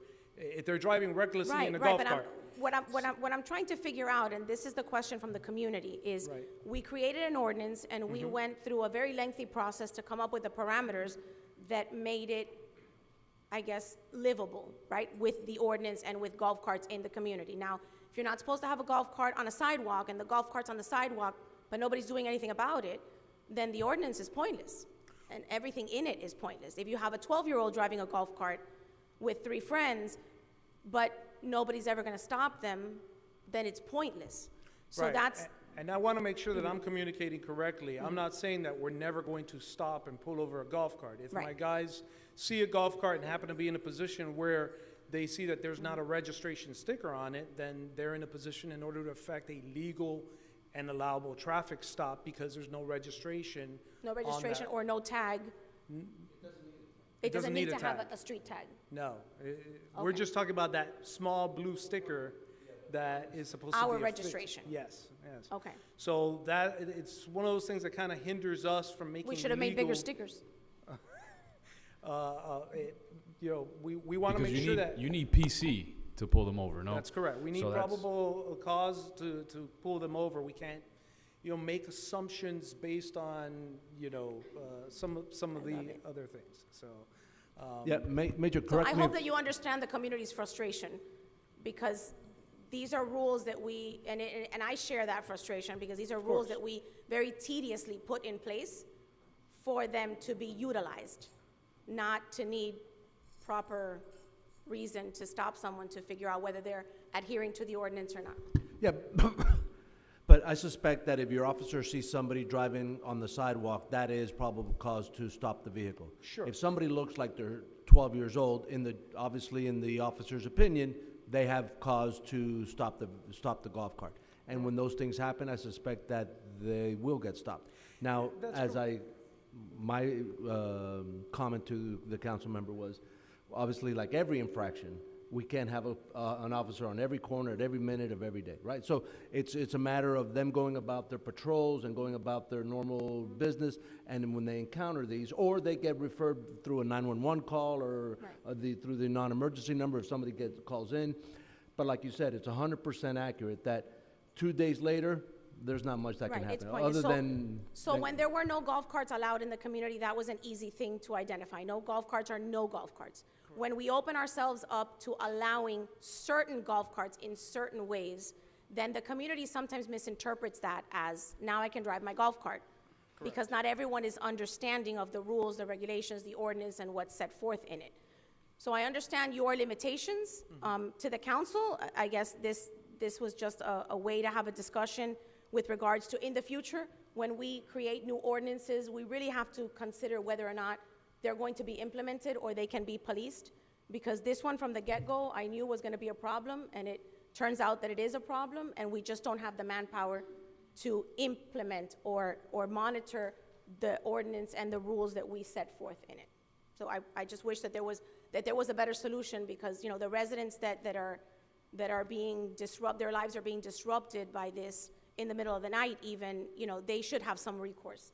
So calling 911 is the recourse, or calling our non-emergency line, non-emergency, I said 911 inadvertently. Our non-emergency line is what I'll tell them to do, and hopefully, you know, our officers can get out there before the problem is gone, because sometimes they call, and by the time that the officers get there, you know, the individuals are gone, and you're not allowed to chase them. And so this is, you know, unfortunately, I understand that your hands are tied, but it's something that I needed to discuss on the dais, because it's the only place that we can have the discussion. Thank you, Major. But there is one thing that I think, and no, Councilman Fernandez, I see with his hand up. Yes, so, Councilwoman, thank you for bringing this item up to the manager. The registration process that we did, is it one time, or is it a yearly thing that needs to be renewed? Yeah, it's annual. It's annual. Right. So, to the major, would it be beneficial to have, you know, like they do in some states where they have plates in the front and plates in the back? Would it be beneficial to have, you know, maybe increase the size of the decal and have them put one in the front and one in the back to make it easier for the officers to be able to enforce? That's something that we can definitely look into in future, for future years of registration, to change the ordinance to indicate that they need a decal in the front and a decal in the back. Now, understand that the plates, and there's a lot of nuance to this. There's a difference between golf carts and low-speed vehicles. Low-speed vehicles, I believe, are up to 25 miles per hour, and golf carts are up to 20, and low-speed vehicles can have tags and have a lot more equipment that, you know, that requires registration and a tag. So, you know, those will be out on the road and are actually allowed in certain roadways. But yes, it could assist us in future years to have a decal both on the front and the back. And as the councilwoman said, maybe a bigger, more easily distinguishable decal, just to make it easier to enforce. Thank you. Just one more item, and thank you, Councilmember Fernandez. I really appreciate that comment. The ordinance stipulates that golf carts are not to be driven.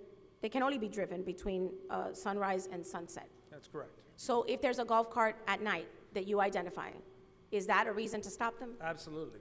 So if I'm driving on the street and I see a golf cart at 2 in the morning, it's definitely grounds for taking some type of action. Yeah, Okay. they can be driven at night as long as they have headlights and a windshield. Well, right, most of them don't have headlights. Right, well, some of them do. My son-in-law just got a golf cart, which he registered in the town. We appreciate that. Tell him that we appreciate that. And it's got seat belts, a license Right, tag. and it's that got was the- my other point. The seatbelts, there's a lot of these golf carts that you see individuals that are not wearing seatbelts. Is that a reason to stop them as well?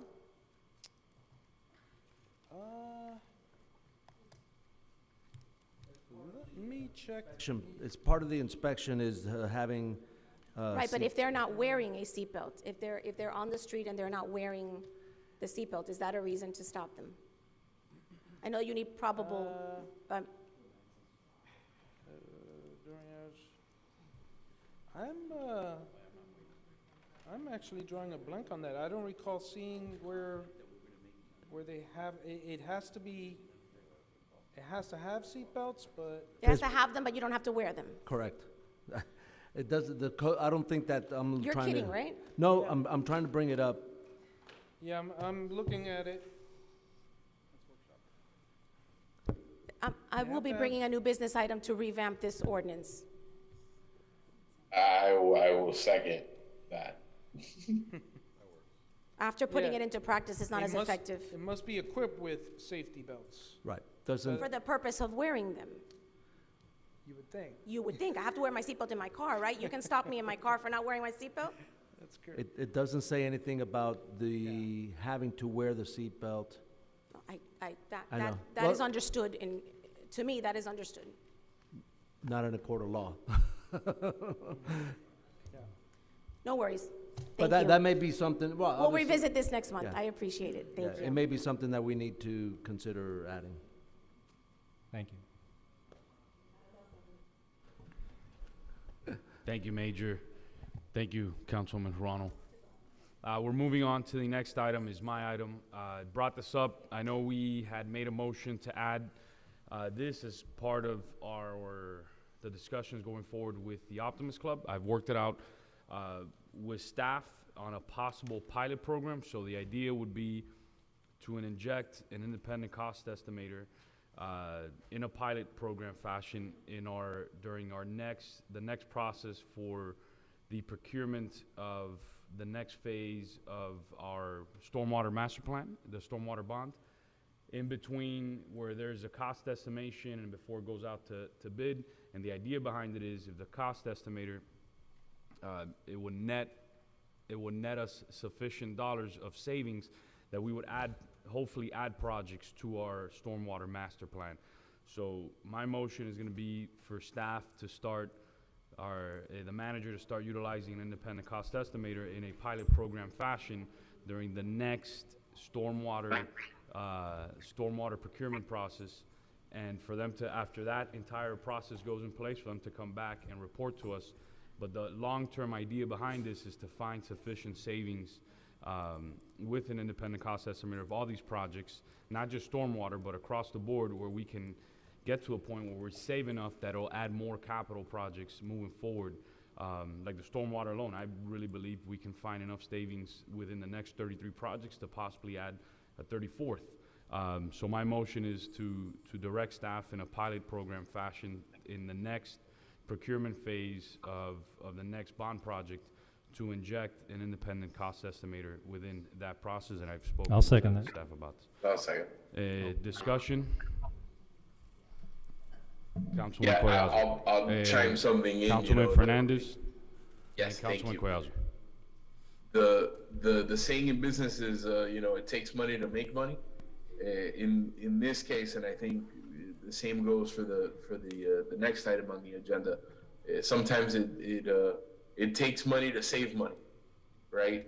And I think this is a good way of squeezing the most out of our taxpayer dollars. So I definitely I'm in favor of this. Mayor, Got it. I think Councilman Oh, Collazo and go Councilman ahead. Garcia. Go ahead. And then Councilman Vice Mayor Alvarez. In my discussion, thank you, Mayor. I'm going to support the item. I think it's a good idea. I wasn't looking at it just from a perspective of stormwater. While I know that you're narrowly defining that, actually the stormwater process is one that I think is one that we vet pretty strongly, and we already have some comparables. Can we go retrospectively? Because what I'd hate to do is go down this road and then actually waste resources where maybe we can leverage them on other projects. And hear me out. I like the idea. And I don't know if Public Works wants to come forward and kind of, your department is pretty strong in vetting cost. You have comparables, significant comparables to date on what the actual costs are of these projects. So when it comes to stormwater and most public works related projects, we do have our own historical costs that we compare also against county projects if we get those, and FDOT has a very extensive database of historical costs for their projects. Those we may have to adjust depending on their size, but we do collect our own costs that we use to prepare our future costs, and if we feel it's something that's several years out, we adjust for possible price increases due to market conditions. And again, this was something that came forward just because it's unique to your department. You have significant amount of projects that have already taken place. You already know exactly how much those costs have been. Can a cost estimator, before we jump into doing all of the future projects, could they look at historically to see if those cost savings are actually there that the mayor is implying? Or maybe shift the cost estimator to other projects that maybe can find some of those values where we haven't necessarily developed. Like, if somebody's gonna bring forward a phased phased project. I'd hate to go forward with a cost estimation and hang my hat on stormwater where you might already have data, where you might have already some sense. I mean, do you understand where I'm going with this? Right. Do you think that the value is there in the stormwater projects, or should we look at this through another lens of maybe projects of up to over $50,000, over $100,000? I would say it may depend on what level of estimation we're speaking. If we're looking at comparable unit rates, we do that internally, as well as our consultant that's preparing the design itself. They do that themselves. And once we get our bids, we go ahead and we do an additional comparison with rates that may have changed to make sure that what contractors are proposing is within acceptable limits and they're not inflating one of the units. 'Cause I like what the mayor's going. I just want to make sure that we're getting the most possible value out of it. And that was my only thought that kind of came forward because of the uniqueness that the Public Works Department has, the availability of the data, and kind of the experience rate that you have with paying out these projects. One thing to mention is just this would add an additional phase into the steps that we're taking to get these projects into construction. So this will be an extension in time that we've already projected out to meet our deadlines for ARPA funding and the bond commitment. So if we determine that this is another month or 2 months per project for a cost estimator, that's something that we would have to take into consideration and may have to adjust other phases to stay within our time frame. Mayor, will you be open to looking at other projects, not necessarily the stormwater, or maybe looking at a smaller bite of the apple instead of jumping into all of the stormwater projects, just because of the uniqueness of these projects? It may hinder us more than it might help. I disagree with Omar, and I disagree with you. I think our biggest challenge has always been with the design professionals, right? Design consultants and the way that they estimate the process. I know that they're SMEs and they're the subject matter experts, but I really think injecting it between having an independent look at it, because the biggest issue that we had, the biggest failure that we had with Optimus Park was relying on the design professionals to give us a cost estimation, right? And while I trust our staff, I still think, and talking to our staff, I still think in a pilot fashion, just one project, and having staff come back to us, I think we're going to see savings, and I think it's going to be eye-opening. You just clarified it. It's just one project? It's a pilot program. It would be. No, I thought you were saying pilot program, all of the stormwater projects. So one project I'm fine with. Yeah, it's one. Yeah, one project. Yeah. And have staff come back to us. Initially, I'm sorry, I misunderstood. Yeah, one project I'm fine with.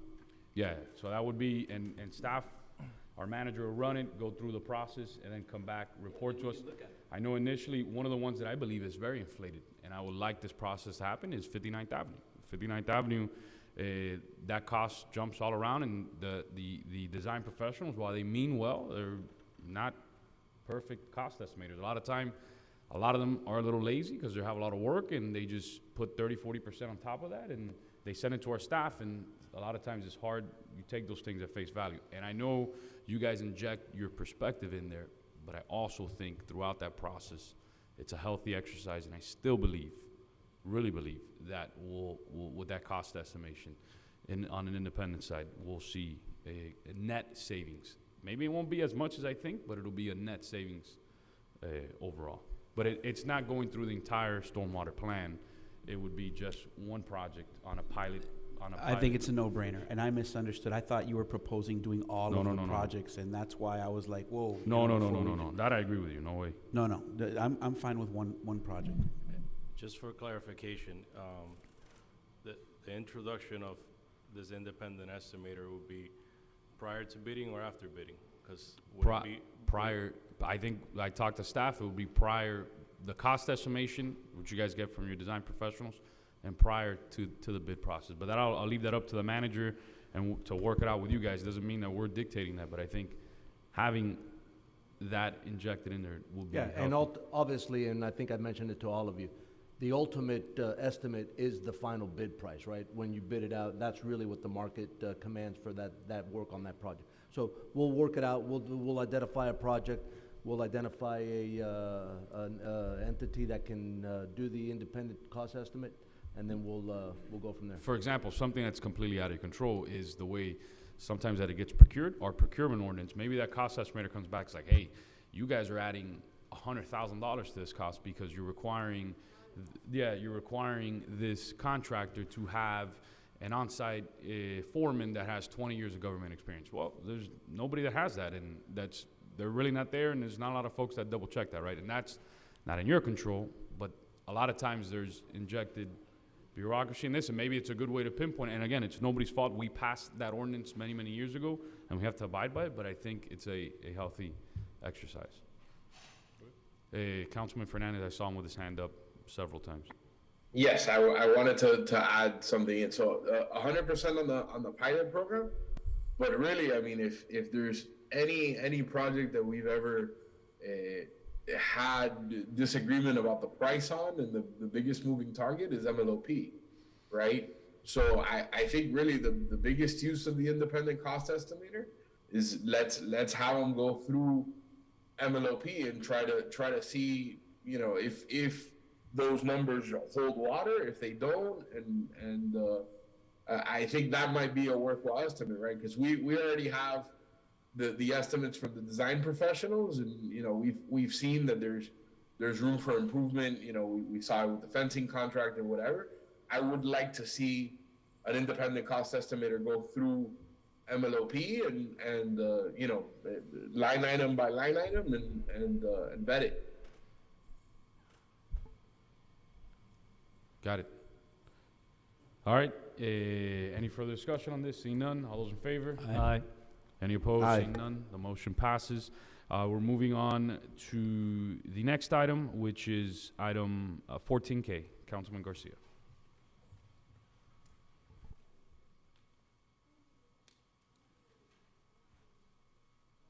Thank you, Mayor. So we've been speaking on ongoing efforts to provide Miami Lakes residents the best services and town infrastructure while maintaining taxes low. And this item is to direct the town administration to put forward a plan, including input of the residents, of course, to support our grant department throughout contracting vendors or other means to assist in finding new federal, state, county, NGOs, or P3s grants. In addition, help the grant department with mitigating the administrative aspects, such as paperwork and red tape, that can overwhelm and distract their efforts to find new grants and allow the town to meet the needs of the residents. I think a town our size, in order to maintain our promise to keep taxes low, we should be the #1 grant town bringing in grants per capita. That should be our goal. We might not reach it, but that should be our goal. Also understanding that we have to match these grants, understanding the backside of it. But what I want to do is support the grant department, so then they're focused on finding those innovative grants that maybe they don't have time to find because one person is spending their whole day with paperwork. When I was a director of Parks and Recreation, I handled grants for the parks, and a lot of my time was the paperwork after the fact, making sure you hit the contractors hitting their deadlines and make sure we're on scope and getting that information back. And that distracted me a lot from actually finding more grants. So I think it's an investment, just like this independent cost estimator is an investment. We promised we were going to keep taxes low and still maintain services. A robust grant department is key to that. And I know the entire staff works hard working with our grant department, but one person is not enough. And we need to think 10, 15, 20 years from now, all the needs that we're going to have in the future. Because this is not the only stormwater needs we're going to have. We're going to have that in the future. So I put that to my colleagues' consideration. I'll second that, and also add. So in my briefing with the manager, I know we discussed that there was a currently unfilled position that could be transitioned to take on some of that. Mr. Manager, can you elaborate? Yeah, there's a position that's already exists. It's not a new position that handles all the ADA compliance issues of making our documents ADA compliant to be able to put on the website. That position is under the office of the clerk.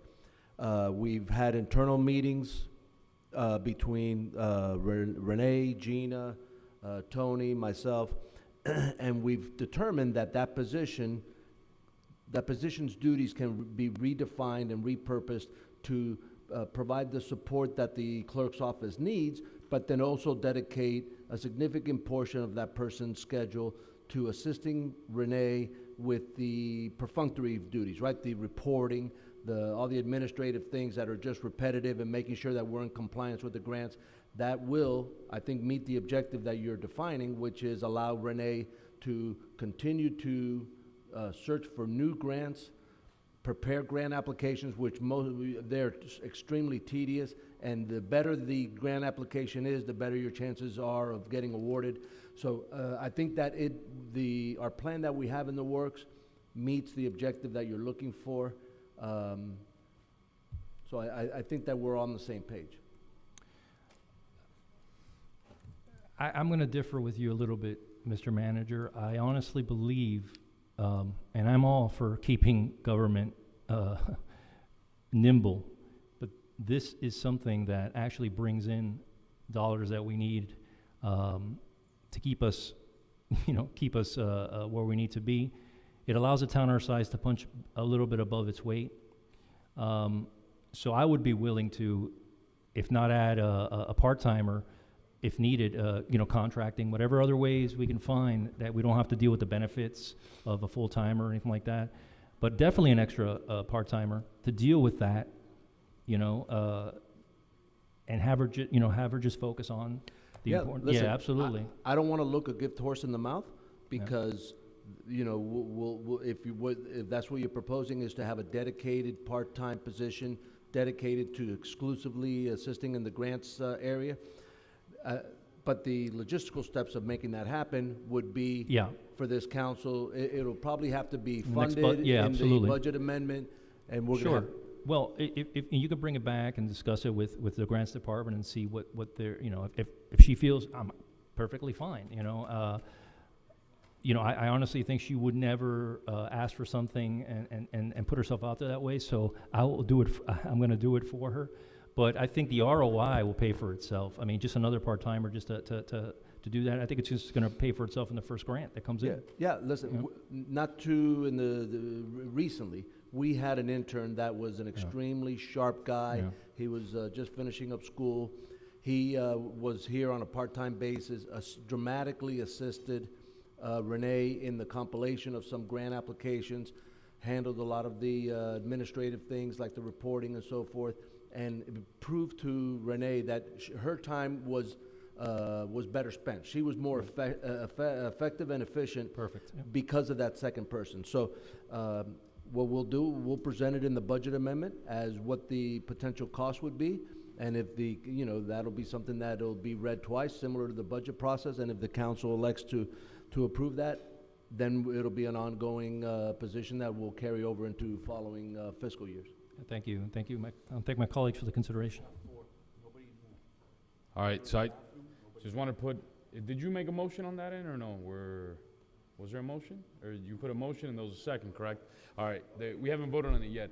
Yeah, I just want to put my thoughts on the record. So Renee does a phenomenal job, and what a lot of folks don't realize, it's not only finding the grant, writing the grant, but it's the administration and just follow up. Like, she follows up with me, like she writes letters that I got to sign, and so she's running around all the time. And I'm sure if you'd ask her, I mean, there's a lot more opportunities out there if she gets some of that administrative follow-up side, or she can just follow all these grants all over the nation. There's so many opportunities that pop up I think this week alone, I think there maybe those 2 or 3 that just popped up, and we're always forwarding her emails and stuff like that, so she is swamped. So if we can pull something out like this, and again, if it shows a net to our community, it's a no-brainer, right? It's when we started the grants administrator position, before I was on the council, before anybody was on the council, I think it was Nick Perdomo that brought it up, and he said, look, this is a position that'll net dollars to our community. So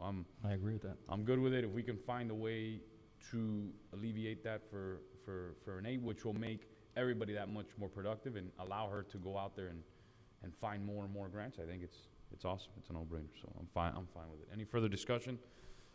Seeing none, all those in favor? Aye. Aye. Aye. Any opposed? The motion passes. We're on to the next item. Where is Councilman Alvarez? Table the item till he returns. That's fine. We tabled the item till he returns. We're on to the next item. Councilman Dieguez. Thank you, Mr. Mayor. In short, this item does or proposes to do two things. The first, which is the more substantive part of it, is to direct the town attorney and the town manager to find ways to establish certain penalties against anyone that is convicted of assaulting, committing battery, or murdering a law enforcement officer. We had a preliminary discussion about that today as far as the legalities of that, what that would look like. They obviously still need to do more research, and this is just giving them direction to do so.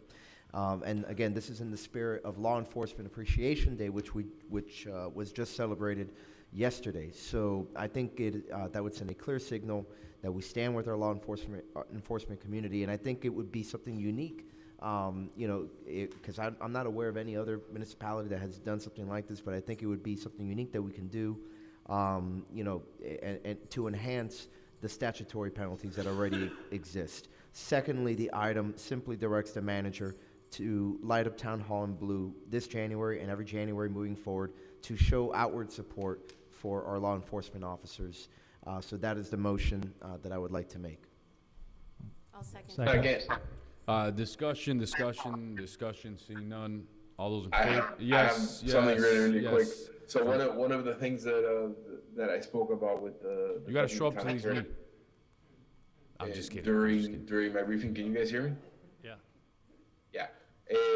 One of the novel ideas, and obviously there's a lot more research that has to go on, but if somebody was to batter or injure one of our officers, would be as a some sort of civil recourse, seeking reimbursement for the time that police officer is injured and off the street and not available for service, right? So that was one of the quirks that I wanted the deputy town manager to look into. I just wanted to put that on the record. We discussed something of that nature, which was potentially civil penalties, and that money, of course, it would be contingent on them being convicted and exhausting their appeals because of due process. But if convicted, they would, have to pay a certain fine that we would collect and then pay out to the family of the victim or to the victim themselves. So that is a structure that we are already exploring. But again, we obviously still have to begin doing more research into this and whatnot. But we had a very positive discussion in that direction today. Excellent. Thank you. Any further discussion on this item? Any further discussion? Seeing none, all those in favor? Aye. Aye. Any opposed? Seeing none, the motion passes. We're on to item 14N. Councilwoman Ruano. Thank you, Mr. Mayor. If you've reviewed the item, this item is on the heels of meetings that I've attended for some of our committees, as well as the committee chair meeting.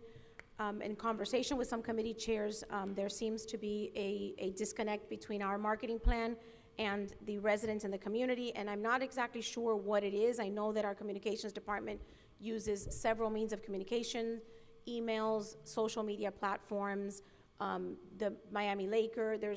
Our events are advertised in many different ways, and so in order to find where it is that missing link exists, I wanted to consider exploring a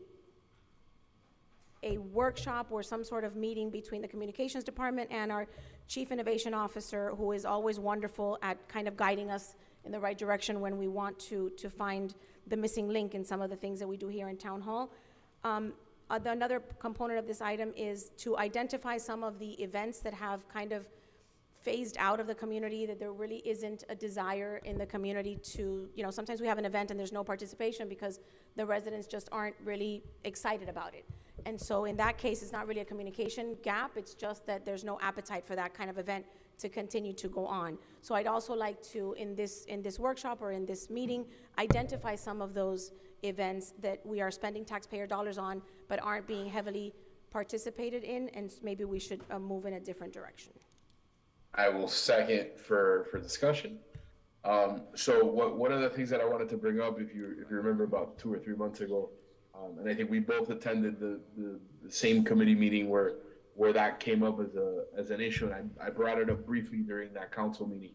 But subsequent to that, I spoke to the town manager about it in greater detail. And one of the things that we talked about was maybe bringing in a consultant to kind of assess our social media posture and plan. And so I would really like, I don't know, Mr. Manager, has that consultant already been brought in? Has that conversation started? I think you mentioned maybe somebody from FIU. Yeah, the outreach to that consultant or that expert, that SME, occurred before the holiday season. We did not get any kind of definitive feedback. Then the holidays came, so it was kind of like a dead period. We'll re-engage and go back, especially because it's FIU, so there's usually a lull between semesters. So we'll go back to the SME and see if we can re-engage, so they can provide an educational session for our committees, at least our committee chairs, as well as the council will bring back to talk about the dynamics of social media, which I am far from an expert, but I know that sometimes with social media, less is more, and there's a lot of dynamics with the algorithms, and that engagements is not more frequency, and there's a lot of dynamics there, and I'd like for that SME to come and provide that feedback to the committees as well as the council. Agreed, and so I think if we're gonna have, to the councilwoman's point, some kind of event or forum or whatnot, I think it would be beneficial to engage the consultant and engage the consultant through at least that event and have them be part of that process and guide us to fix what seems to be broken. Mr. Mayor? Councilman Garcia, then I'll say some few words, yeah. Thank you. I think we've all seen the benefit. We're all seen the benefit of actually putting door knockers on houses and knocking on doors. We all did it to get up here. And I agree, yeah, absolutely. Let's continue to look at ways to innovate with social media. But the reality is there's a lot of, a big population of this town is not on social media. And just putting a door knocker in Spanish and English on their door goes a long way for them. That's the only way they're gonna know. So some of them, no offense to the Miami Laker, but some of them don't read the Miami Laker, or they don't read English. They don't speak, they only speak Spanish. How about getting high school kids using high school hours to pass out flyers and door knockers for events, major events, that we're spending thousands of dollars on to get people to come, and we just need to infiltrate areas where certain areas where they don't use social media. I mean, I'm all for looking into things and absolutely maximizing our social media, but I think it's as simple as a door knocker in some cases. So I just put that in consideration when you guys are looking at a marketing plan. Keeping it simple, KISS. Correct. And just to piggyback on that point, I think to the councilwoman's point, I think we should look at it as an overall town communications plan, right? And that would include social media, that would include email, direct mail, door knockers, the phone. There's other solutions that we've briefly looked at, as far as communication systems with apps and things like that. So I think everything should be on the table. There's different ways of reaching different people. The goal is to make sure that, regardless of how they prefer to consume their communication, that we be able to reach everybody, right? At the end of the day, the government works for everyone, right? So we got to try to reach out to everyone, regardless of how they prefer to consume our outreach. Hey, Councilman Quazzo. Thank you, Mayor. I completely support the second part of where Councilwoman Ruano was going with this. And I remember, and I know I said it earlier, I served on a committee for 10 years as as a member, and then for several years as a chair. And I remember every time we would set up events, they were the most important events in the world. As a committee chair, you wanted standing room only at every single event, right? And if there wasn't, we did something wrong, right? It didn't reach the right people. Maybe they just weren't interested in going, right? And I remember when we would have to justify our budgets, and I think I know somebody mentioned Perdomo up here earlier. But one of the things that Perdomo used to make us do as committee chairs, used to make us sweat every single penny. And you had to prove that the dollars were reaching the amount. And you actually had to, there was a metric, you would actually have to put how much did each participants and then how much did it cost, right? And he used that as an evaluator to say, well, this is not maximizing the dollars. And I think that's, in earnest, one of the conversations that we have to have as committee chairs is this what the community wants? Because there are some events that we have that are standing room only, right? And they typically have to do with things that we want to do, right? That bike ride. I can guarantee you, the bike ride where people went to go sample alcohol and have food had quadruple the attendance any of the other bike rides. With the same exact marketing strategy. It was just something more fun. And I know that's really hard as a committee chair. That's really hard for you to assume and think, man, maybe the people are just not as into it. It's easy to say it wasn't marketed properly, but sometimes we have to have that come to Jesus moment, right? And I think Perdomo was very good at that. So I completely support it. I completely support that second half of the item where we're actually looking and evaluating, are these events that people actually want to go to, right? And really focus our energies and focus our dollars because, again, Councilman, you brought this forward. Vice Mayor, you brought this forward. There's a newsletter that goes out every single month highlighting every single event to this is you, has your picture on it, sent out to every single email. Every single event is on social media. Everything is printed in the Miami Laker. Yet some events have sparse attendance and others are standing room only. And I think we have to kind of look at that second half of what you said as something that we incorporate into our communications plan, because it might not be the plan, it might not be the communication, it might just people rather go have bike rides with alcohol and sampling food. And that's just my 2 cents, and I'll completely support the item, especially with that latter part that you put in. Yeah, this is an interesting conversation, because I remember 10 years ago when we were talking about getting social media and just having those conversations up here, and how things changed. So Facebook back then, when we started, we were the first city to start using Facebook Live, and we would get 10,000 views, right, on one of those things. Facebook recognized years later, it's like, hey, wait a second.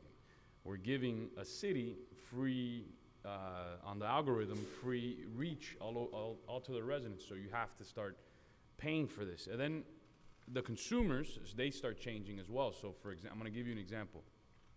Mayor Bovo, he, for his plan now, he ended up hiring 2 part-time individuals that all they do is literally go to every single city event, and they do a video recap of every single city event and post it. If you look at it, so they don't even have a standalone post, because they recognize that these standalone posts weren't getting the reach. I actually asked him, I was like, hey, that's pretty cool. He goes, yeah, I was inspired by you and what you guys, and by the town when you guys used to invite me to Facebook Lives and constantly do videos, this and that. So, that's the tough thing with marketing plans, is that things change. I remember a while back when we talked about, hey, we got to keep putting our events on the wayfinding sign, those signs on the street that nobody reads that. You know what I mean? Like, I'll be honest, nobody reads that. Back then they did. Now nobody really. It's like emails too. It's a tough thing. It's a moving target. So that's where these plans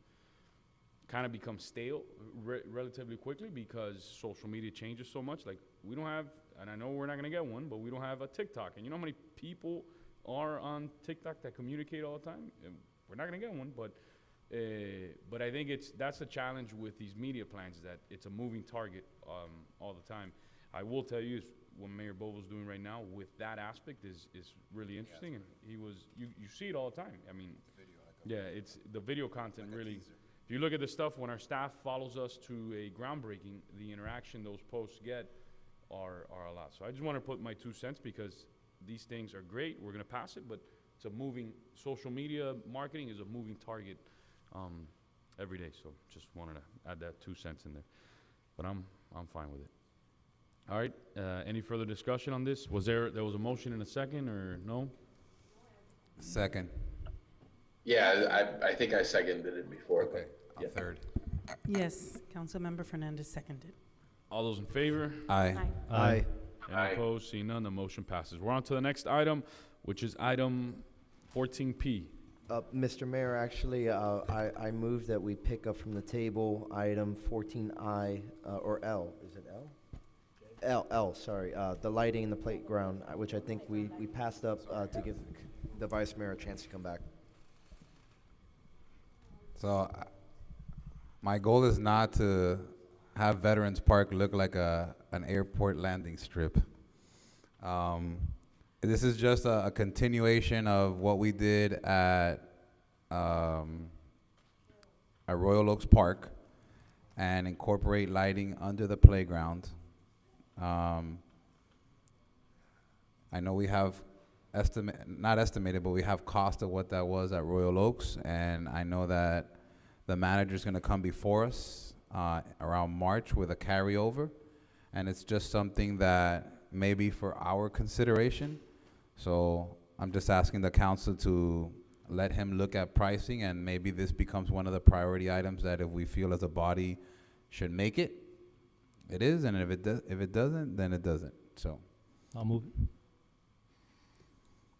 all right, yeah, I got a motion by Councilman Garcia. I'll second. Well, motion by me, second by Garcia, third by Councilman Fernandez.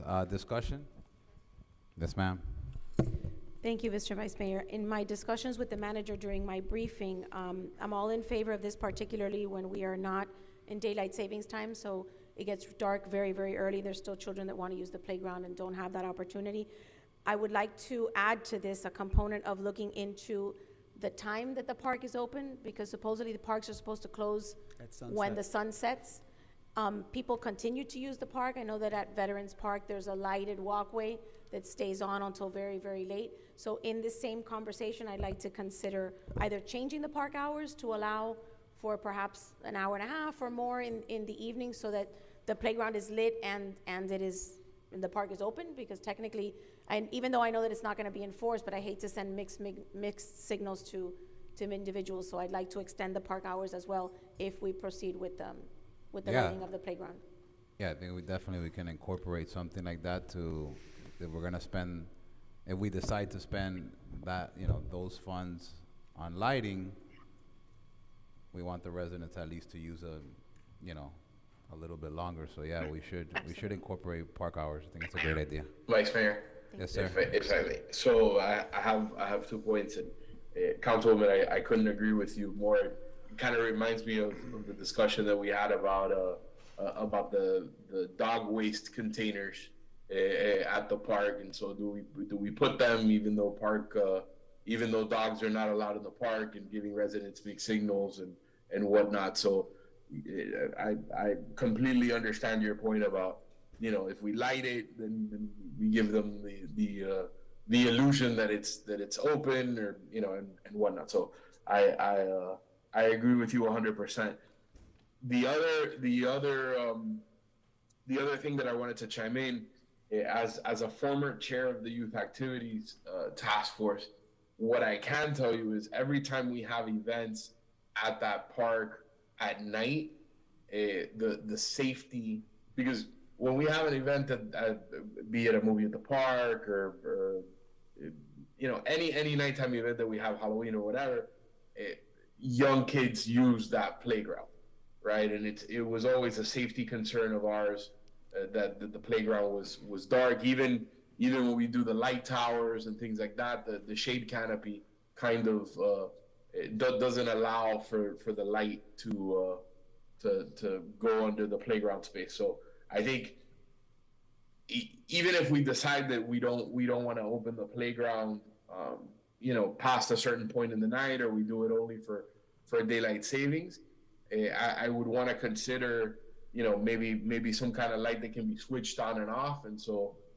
you know, or if we do it at a certain time, that it can be overridden, so that when we do have an event at the park, that light can still be on, you know, until 10, 11 o'clock at night, if that's the time that the event is going on. So just wanted to put that on the record.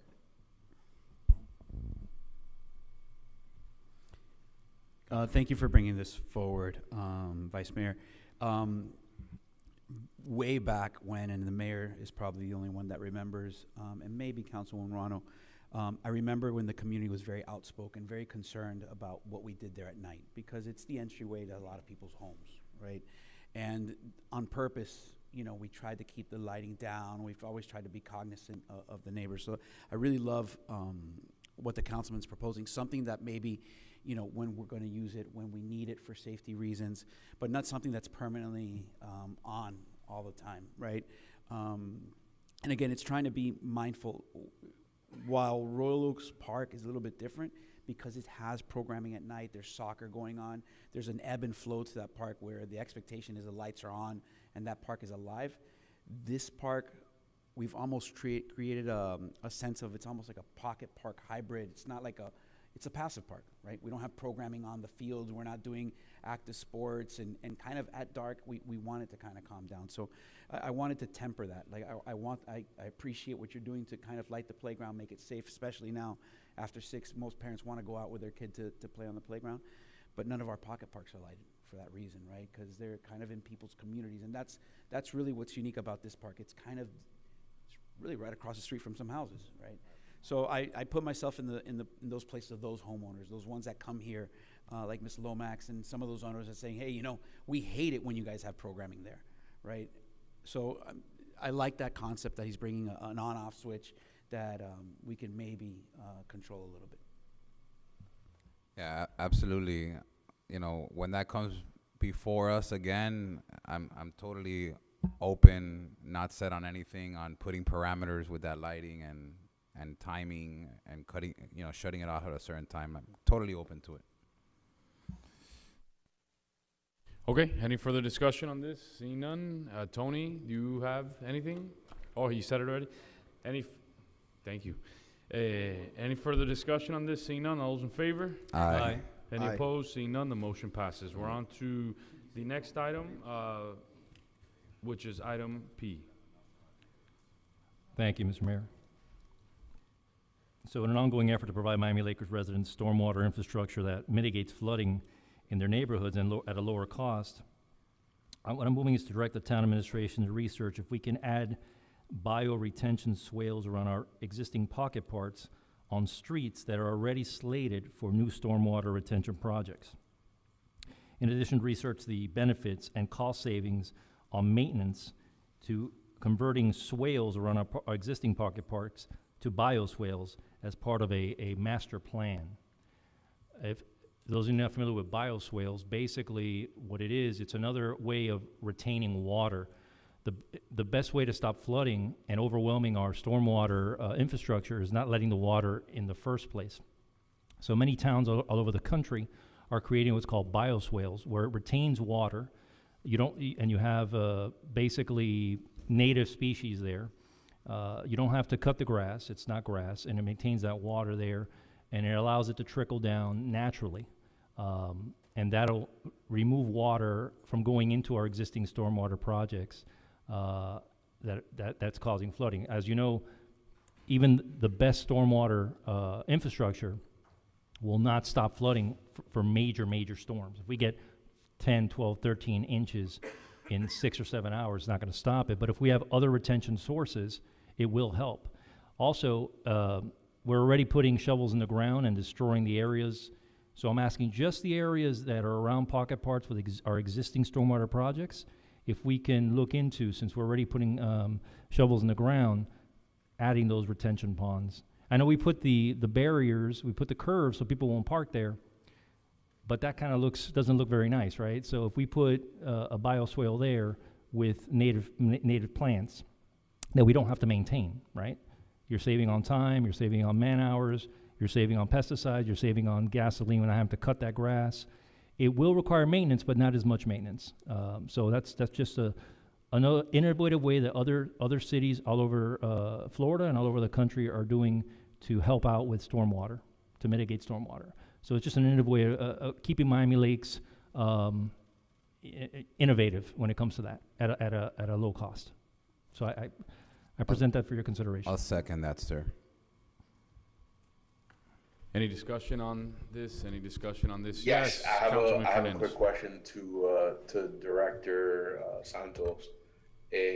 Have we identified any areas? 'Cause I know most of our drainage improvement projects are either in West Lakes or in Royal Oaks, which are the two areas of town that have the least amount of pocket parks. Have we identified any project where we're doing a drainage improvement adjacent to a pocket park?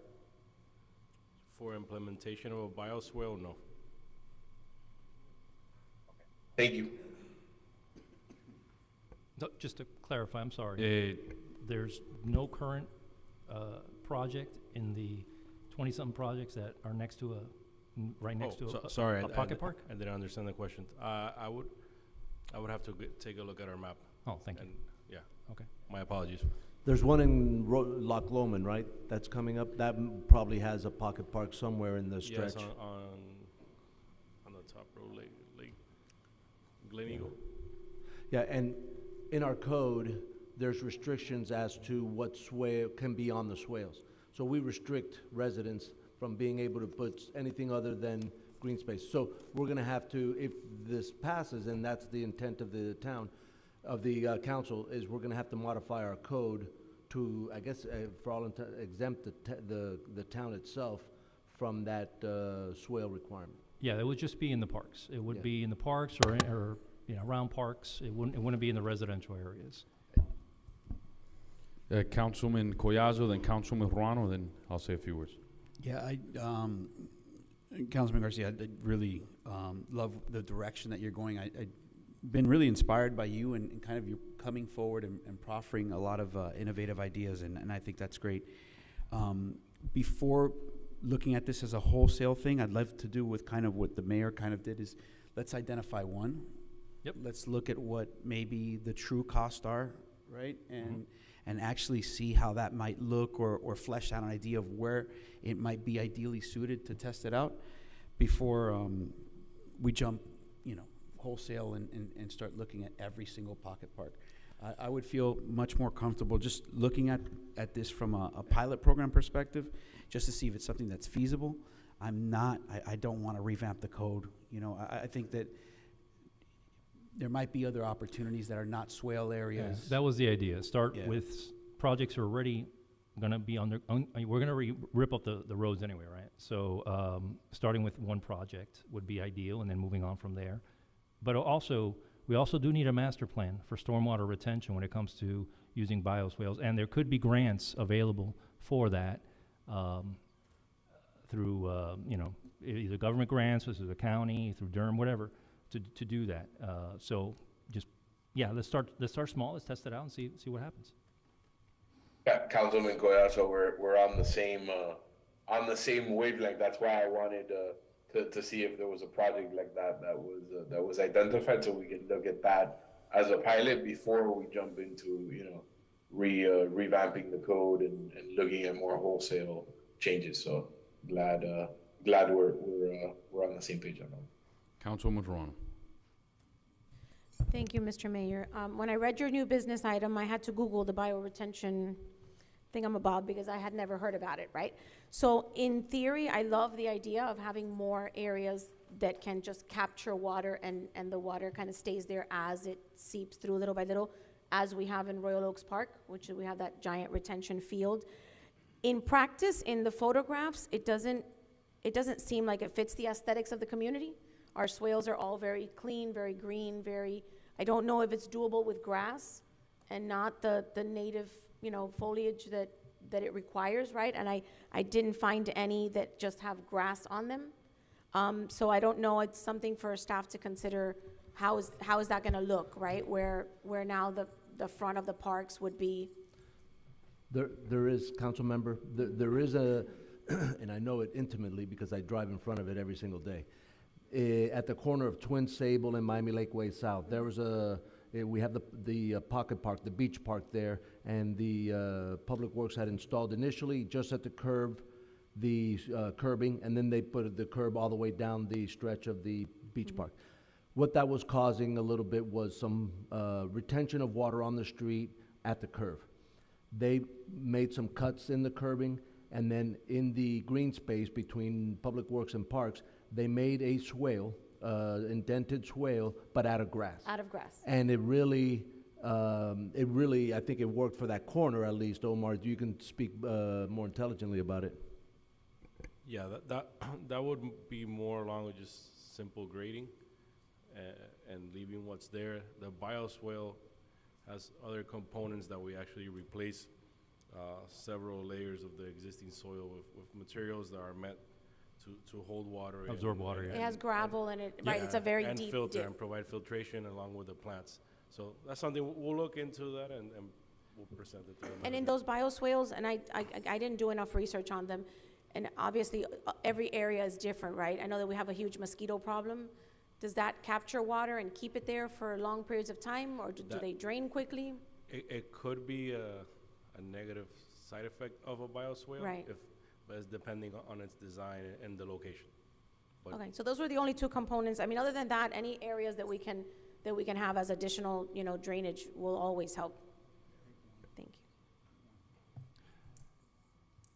Hey, I'm in favor of this, and I think it's fascinating. Years ago, we talked about doing a municipal compost, and maybe this item is one that we can reconsider that again, because it's fascinating. The bio percentage when it comes to the swales that you're talking about. If you would add the composting component, you're talking about increasing the capacity of the soil to absorb water. In 2015, Michigan State University had a study to that effect, and it was fascinating. So you need to read that study, because the composting effects on the biosphere of this gravel and the different areas on the swales could be work wonders. So it not only will help the environment when it comes to the county dump, but it could be something that our residents can participate in, and you'll see a major impact in the absorption of water and moisture when it comes to that swale. And it really is a fascinating thing, but check it out. 2015, Michigan State University, and I think this could help with the calculation the engineers take when they design these storm drains, right? So that's one of the biggest issues, specifically in West Lakes, where there's not enough percolation. So if you add the composting material to these swale areas, especially where there's not enough percolation, it's a game changer. So that's something I wanted to put on your radar. Thank you, Mayor. And Councilwoman, I'll send the staff some photos of, they look beautiful. They look like little gardens, and they have native trees. You can put a regular tree there, but with the rocks and all that stuff, it actually looks a lot better than just grass. It looks really nice. If you just put grass, then you're gonna have grass like indented, and it does bring in, it gets muddy sometimes, the entrances. So I'll send the staff some pictures, and they can show you around. A lot of states are doing this, and some cities like Las Vegas are making it mandatory. They've just, no more grass for them. I'm not saying here, we have a different problem. They have drought issues. We have too much water. So it's just innovative ways that are being incorporated all over the country that I think we should take a look at. So thank you for your consideration. We got to get going. It's getting a little late. I know we have the next. There was a motion and a second, right? All those in favor? Aye. Aye. Any Aye. opposed? Seeing none, the Aye. motion passes. Mr. Manager, are there, and I know we're going to Councilman Diegues' item. Mr. Manager, are there any pressing reports this month, or are there some that we can table to next month? We can probably table the 3 standard ones. Unless the council has, no, I asked the manager, not you yet. I know you got an important one. You got your own. No, we're going to you. So, council, are there any specific reports that the manager has that you guys had questions of? Because I want to see if we can get ahead No, of but I some of had a these. motion associated with the first report on the passport office. Oh, okay, we'll go down that list. All right, the new business item, 14Q. A Q, you mean? Yeah, right? Q. We're on the abandoned Yes. vehicles. Okay. So I'll be brief with this. I've received some calls and some photos, which I've attached to the memorandum, of certain vehicles that have been left around Main Street in a dilapidated state, and are also, they appear to be used as almost like a mobile trash can, right? They're filled with all sorts of junk, and it's multiple cars. It's not just one, so it seems to be more than just a hoarder. In my conversations with the manager so far, it seems as if while the person who the tags are associated with, while they live in Miami Lakes, they live like a block or further, more than a few blocks down from where they have the vehicles parked. So what this intends to do is to adopt an ordinance substantially the same as the one attached to the item, which is from Coral Gables, but also to tweak it to address the fact that it is still a public street, and also that from our perspective, from a law enforcement perspective, we're looking as to whether or not it's still mobile, right? And it appears that these vehicles, for the most part, as disgusting as they may look, are still capable of being moved. So we're going to flesh that out with him, in detail, but in essence, that's what I'm looking to do, which is to adopt a similar ordinance to address this issue, including an enforcement mechanism. And I think this keeps our promise to keep Miami Lakes growing beautifully. So with that, I move the item as presented. I'll second. Second. Discussion on this, Councilman Collazo. The only issue, and it's really not an issue with the ordinance, it's just if there's another target area which is adjacent to the middle school. This is not specific to Main Street, although that, I just want to be clear, this is for the entire town's boundaries. Perfect, So- perfect. And I just, as you research this issue, if you can also put it on your radar, on the police commander's radar, Mr. Manager, that school has commercial vehicles. I think it has like a guy that sells Slurpees. It also has like a food truck parked there, and nobody messes it with it because on the school side. But if you can look into that issue, because I've seen a lot of vehicles, gotten complaints for some of the teachers of that parking lot in particular taking up space that's supposed to be for parent pickup and drop off, with these vehicles that either are commercial vehicles or look like they could be abandoned. I went and checked, how you told me, check the registry. They're active plates, but one has a flat tire, has a lot of leaves like the ones that, but they are active. They're not unregistered or illegally registered. So it is a tough issue to crack, but that's another problem area, apart from the ones that you identified, Councilman Dieguez. Quick question to our attorney. This is definitely coming back to us, correct, in the form of an ordinance? All right, I'll vote on this today, but we'll have another bite at the apple, I guess, coming very soon. That's fine. 2. Just wanted to make sure. All those in favor? Aye. Aye. Aye. Any Aye. opposed? Seeing none, the motion passes. We're on to managers' reports. We have the first, one more item. You're right, Model United Nations. Yes. Councilman Collazo. Yes, absolutely. Dan, can you come on up? And a young man approached me today as we were reaching the dais. He proposed holding a Model UN program for the local area schools. I said I'll put it on the agenda, have us deliberate, and see what you have to offer. Okay, so you all received a packet that I gave to the town clerk about what I plan on doing.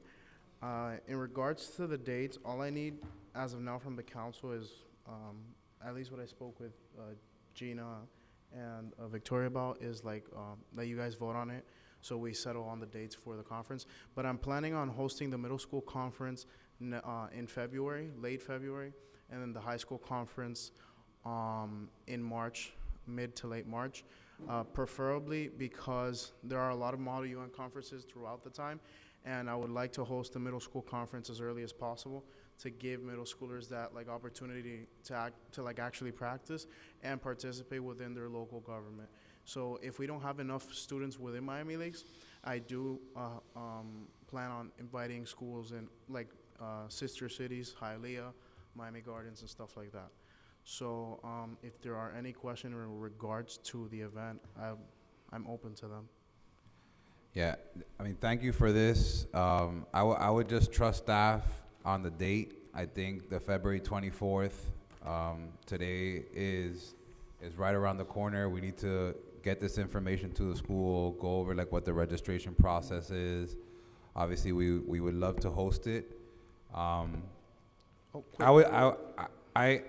don't want to be part of that decision making. That's why we have staff, and I trust them. And I'll have them work with you. I just think the 24th is a little too early to just disseminate that information to all the schools.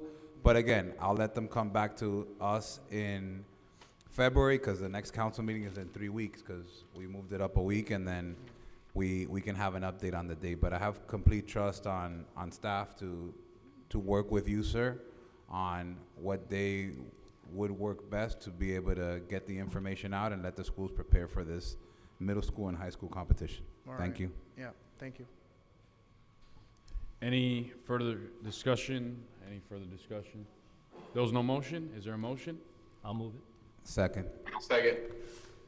It's Model United Nations, right? Yeah, Model UN, Miami Lakes Model UN I Conference. taught that this year from August till December. It's pretty And cool. I'll be It's a lot sending of you, fun. I'll be sending you guys the color copy, so you guys have the logo and all of that. And I don't know who would that be communicated to in regards to the town. The but- mayor, he taught the class. He's got to be there now. you gotta now. You gotta run point, man. And you guys are all cordial. It's not cordially easy, man. invited. Model UN's not easy. Well, you're all invited to be I part taught. of the I didn't event, so- participate. I taught. Did we? Yeah, and in regards to the participation on behalf of you guys, as I have already said, you guys are welcome to come. Yeah, I thank you guys for taking this into consideration, and hopefully you guys vote in favor of it. Thank you. Any further discussion? Seeing none, all those in favor? Aye. Aye. Any opposed? Seeing none, the motion passes. Mr. Mayor, just for your consideration, maybe we can hear items 16A and B, and then table for the next 3 weeks if the council wishes C, D, E, and F, and then listen to the attorney's report. I second that. So I move to reopen the order, or, reopen the, the order, the agenda. Second. Okay, all those in favor? Aye. Aye. Any opposed? Seeing none, the motion passes. With that, I'll on behalf of the vice mayor, I'll move to defer items. It was C, D, E, and F, right? Yes, sir.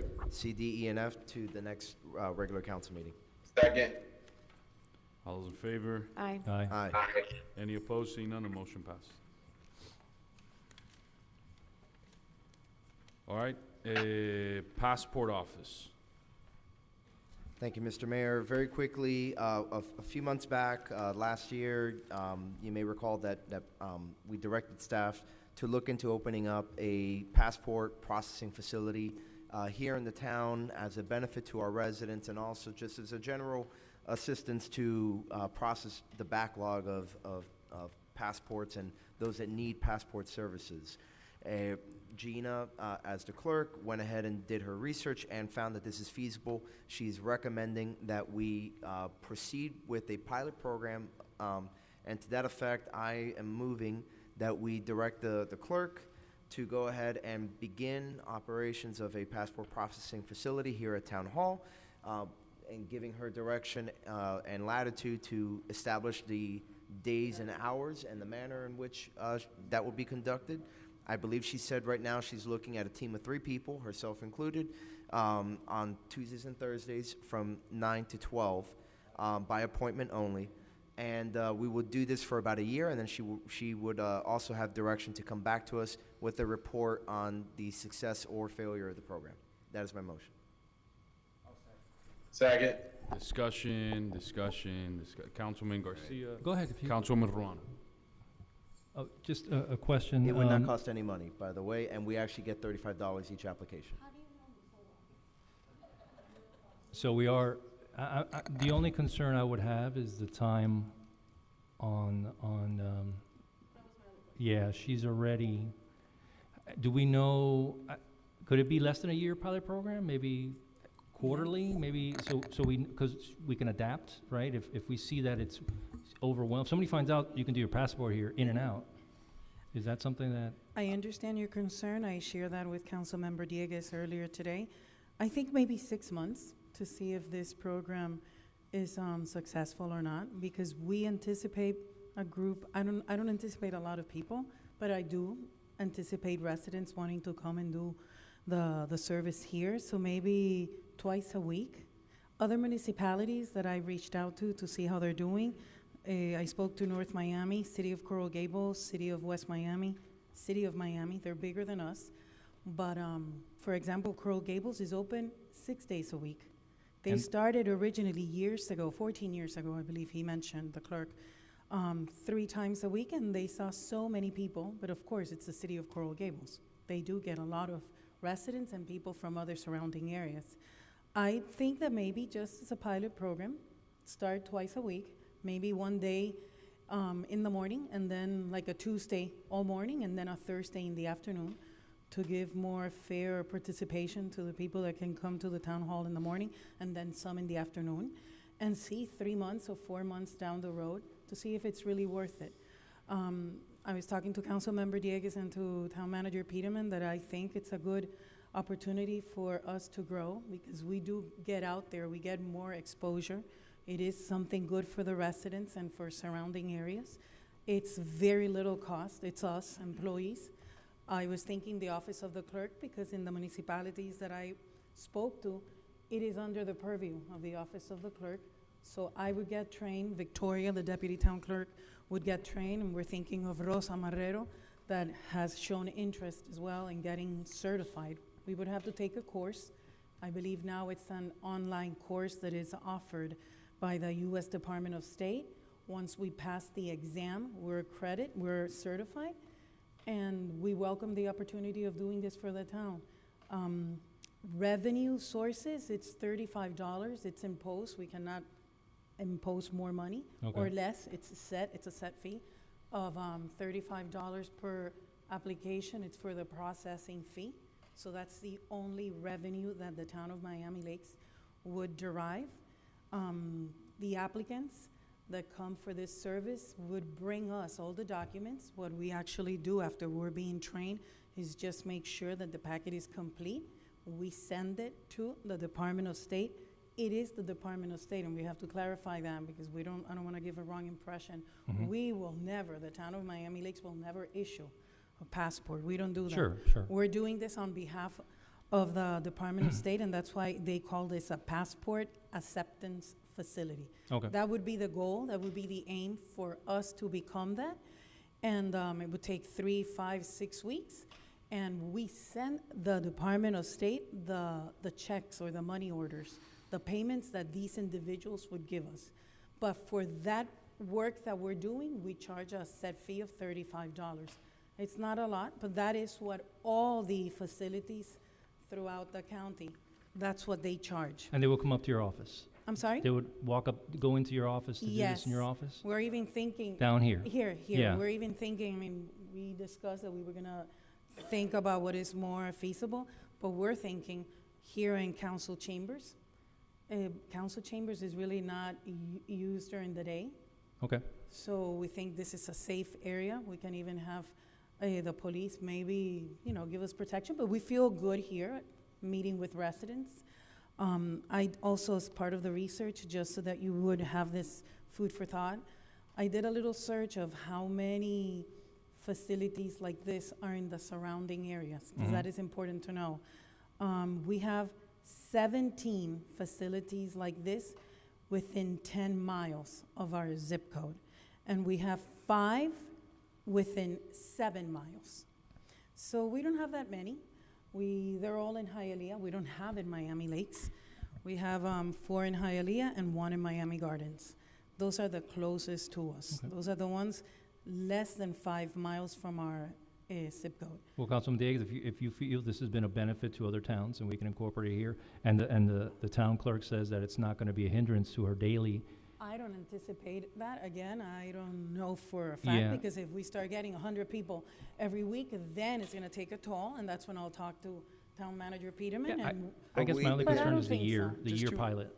Yeah, just to reorient the conversation, though, to be clear, again, we're talking about a set number of hours and by appointment only. Okay. She's not going to be inundated past whatever it is she can handle, because we've even discussed the estimated appointment window for each applicant. So she's going to continue to figure out how she wants to set up the program. So I'm sure she's going to do it in a way that doesn't interfere with her day-to-day work. And again, as you heard, the Coral Gables program has exploded. I'm not saying that we're going to go in that direction, but I think if anything, there's an opportunity here using that fee potentially to even hire part-time help down the line by keeping those fees in her office as part of her department or something to that effect. That's a great idea, yeah. Yeah, and again, I'll leave that to the manager to work that out with the clerk. But I think this would be an excellent opportunity for our residents. And again, I think as you can see, she's done a lot of homework on this, and she obviously, I love her, and I know she loves to say yes as much as possible, but I do believe that she would tell us if she really felt that this was not something that she could, be able to handle. Okay. So I real quick, and I'll go to Councilman Collazo, Councilman Ronald.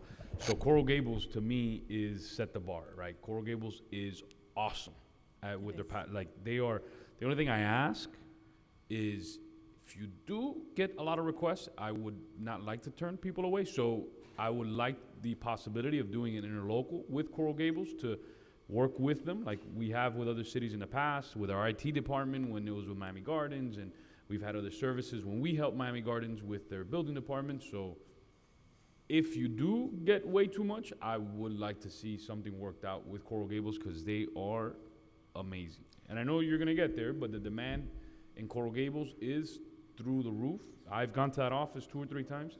No, yeah, exactly. But I do have a... So I just want to put that on the record. If you do get overwhelmed, I would not, because everybody calls, I'm going to be honest with everybody. At the end of the day, everybody calls me, and I get blamed for everything. So if somebody gets turned away, like there's no appointments, Mayor, you got to get me in. I'm going to be looking at you guys. I'm like, hey, let's do an interlocal with Coral Gables, and, they do a great job to back you guys up, and I think, we could work something out with them here. I'm just food for thought, right? And it goes along the lines of being a contract city. So just because, I'm gonna be honest, I love our staff, but I get blamed for a lot of things a lot of times. So or I get asked for, if building this, that, I'm like I just forwarded the manager 4 emails just in the past hour from residents asking me for stuff. So just putting it on your radar. So I think Coral Gables I know you're gonna surpass that. So yeah, exactly. So just looking out for you, because if you do need it, I think that interlocal path can help you. So, because Gina is awesome and she hates telling people no. So and then you're gonna leave here instead of at 8 o'clock. You're gonna leave here at midnight. I can't. Doing passports because you love our residents so much. But and it's true. You show up on Saturdays because But letting for you know. that same reason is what I told Councilmember Dieguez, that I welcome this opportunity as a pilot program, and twice a week. Let's see, maybe we don't have a lot of demand, and twice a week is great. If we have more demand, we increase, and the possibility of, having more assistance. Because the city of Coral Gables that I love and admire, and I love the city clerk, Billy Urquia, they have 5 staffers in their department. It's a little bit different. Like, I don't like to compare the town of Miami Lakes with the city of Coral Gables, because they're not equal. No, 100%. But again, the demand could possibly be the demand equal could possibly be. So yeah, I think I should report back maybe to council. I don't know. You decide. 3 months, 6 months. I would be open to to shortening the window from 1 year to 6 months, and I like the interlocal idea, and maybe work out maybe splitting the fee, based on like if we share, we would send them our access, and maybe, for example, they can send us, maybe she's not as busy all the time, maybe they can send us their access and split the fee on that to cover cost. I'm open to that, so I would restate the motion then as, all the prior directives, but, with the report coming back within 6 months as opposed to a year. Okay. I'll second that. Any further discussion on the Councilwoman Ruano and Councilman Collazo? Thank you. And through the mayor to the clerk, maybe I'm misunderstanding. I've been to municipalities where they have passport offices. It's a huge crowd of people. Like, it's a lot of movement. Why is it that we want to bring that here? I'm confused, and maybe there's something that I'm missing, right? Because I just don't see the benefit to the town of Miami Lakes. The benefit is having a local passport office that we can go to. More options obviously makes it easier for our residents instead of forcing to go down to the Gables or to Sweetwater or some of these other facilities that are much further away. It's a hometown office, and then as far as the crowd, the chambers are more than capable of accommodating that. And again, because this is by appointment only and window slots only, it's not going to be an inundation, as it were, like you might see in some other places. And again, we can also set policies that require that they only show up at the allotted time as opposed to having people Right, queue. as opposed to having them wait around. And can we set policies that it's for Miami Lakes residents? I asked her this. She is going to look into it. She doesn't think that that would be the case because, you know, we're operating in essence as an extension of the U.S. Department of State. So she's going to look into that. That was a question I asked her, but she still needs to do more research on that. Right. But our hunch is probably not. Probably not. Okay. Well, I mean, I'm sure that there's benefits to this. I can't support it. I feel like it's a deviation of the attention of the clerk and the deputy clerk, and I feel like it's going to be a lot of movement in this building. I don't see a benefit to us. I have been, I believe it's Miami Gardens, I believe, was the last place that I went to register, to renew my passport, and there was just a lot of chaos in the lobby, and perhaps they didn't have it organized well, but I just don't see the benefit. I understand there's a significant amount of offices. The post office does it. It just doesn't seem like it's something that I have the appetite for, but we'll see how it goes. And I'm also afraid that pilot programs never go away. So once you deliver it and once you extend the opportunity, then no one wants it to ever end. And I understand your concerns, and obviously not every pilot program is created equal. You know, we've Right. approved a couple other ones already this evening, and this one's different from the rest. Obviously, I say give it a chance. I think the other key thing here is, you know, when we're talking about those other offices, they're operating all day, right? Sweetwater, you know, a little bit less than all day, but they're still running. I think it's like from 9 to 4. We're talking about a 3-hour window that we're going to work with and go from there. So that also will play a role in crowd control. Right. So just want to point that out. No, thank you. Councilman Quazzo. Great, thank you. I really don't have qualms with the guardrails you've put in because, you know, we're going to be mindful of the clerk's time. We're really trying to keep the crowd slow. You know, I really don't want it to be the blockbuster office because nobody wants to go to Coral Gables and nobody wants to go to Sweetwater and nobody wants to drive to the post office on 57th. I get that. I would love it could be just Miami Lakes residents only, and that's a value-added service that we're offering here to our community. But, you know, like you said, it's an extension of the State Department. I'm supporting the concept. I think it's an amenity that we can bring to our residents and the surrounding communities. I like the guardrails. It makes me feel more comfortable with it. But since pilot program seems to be the word of the day, and that's kind of the thing, I'd like to be the pilot application. I'd like to make my appointment today. My passport's expired. You let me know when that office is open. I'm going to be the pilot application, okay? So that first appointment is booked. Yeah, right now. Book it whenever you got it. Booking.com, whatever, wherever we broadcast it, social media, news strategy to announce it, everything, I'm there. That's So Councilmember Collazo will be the first applicant. I'm the pilot. No, I want to be the pilot application Noted. to the pilot program. It will be reflected like that in the minutes. But yeah, Any before- further well, discussion? I just wanted to reiterate to the clerk. I know we spoke about giving preference to Miami Lakers, and you've heard that we would like to explore that. I agree with you. The answer is probably going to be no, but you never know until we do some more digging. So I would like to kind of, you know, confirm that before we just say we can't do it that way. All those in favor? No, before we go, I just want to tag on that I think to some extent the Councilwoman's comments were a validation of why we should do this, right? The whole advantage to doing it is not having to go to Miami Gardens and not having to stand in the lobby and have that be an issue. So to provide that convenience to our residents of being able to come here to Town Hall. And by the way, that also it helps us with some of our outreach efforts and stuff because we have advertising for town events and things like that that we can do when people come in. So I think it's an excellent idea. Thank you, Councilman Diaz. All those in favor? Aye. Aye. Any I'm- opposed? Yes. I'm opposed. There is one no. Councilwoman Verano. Next report. Jeremy.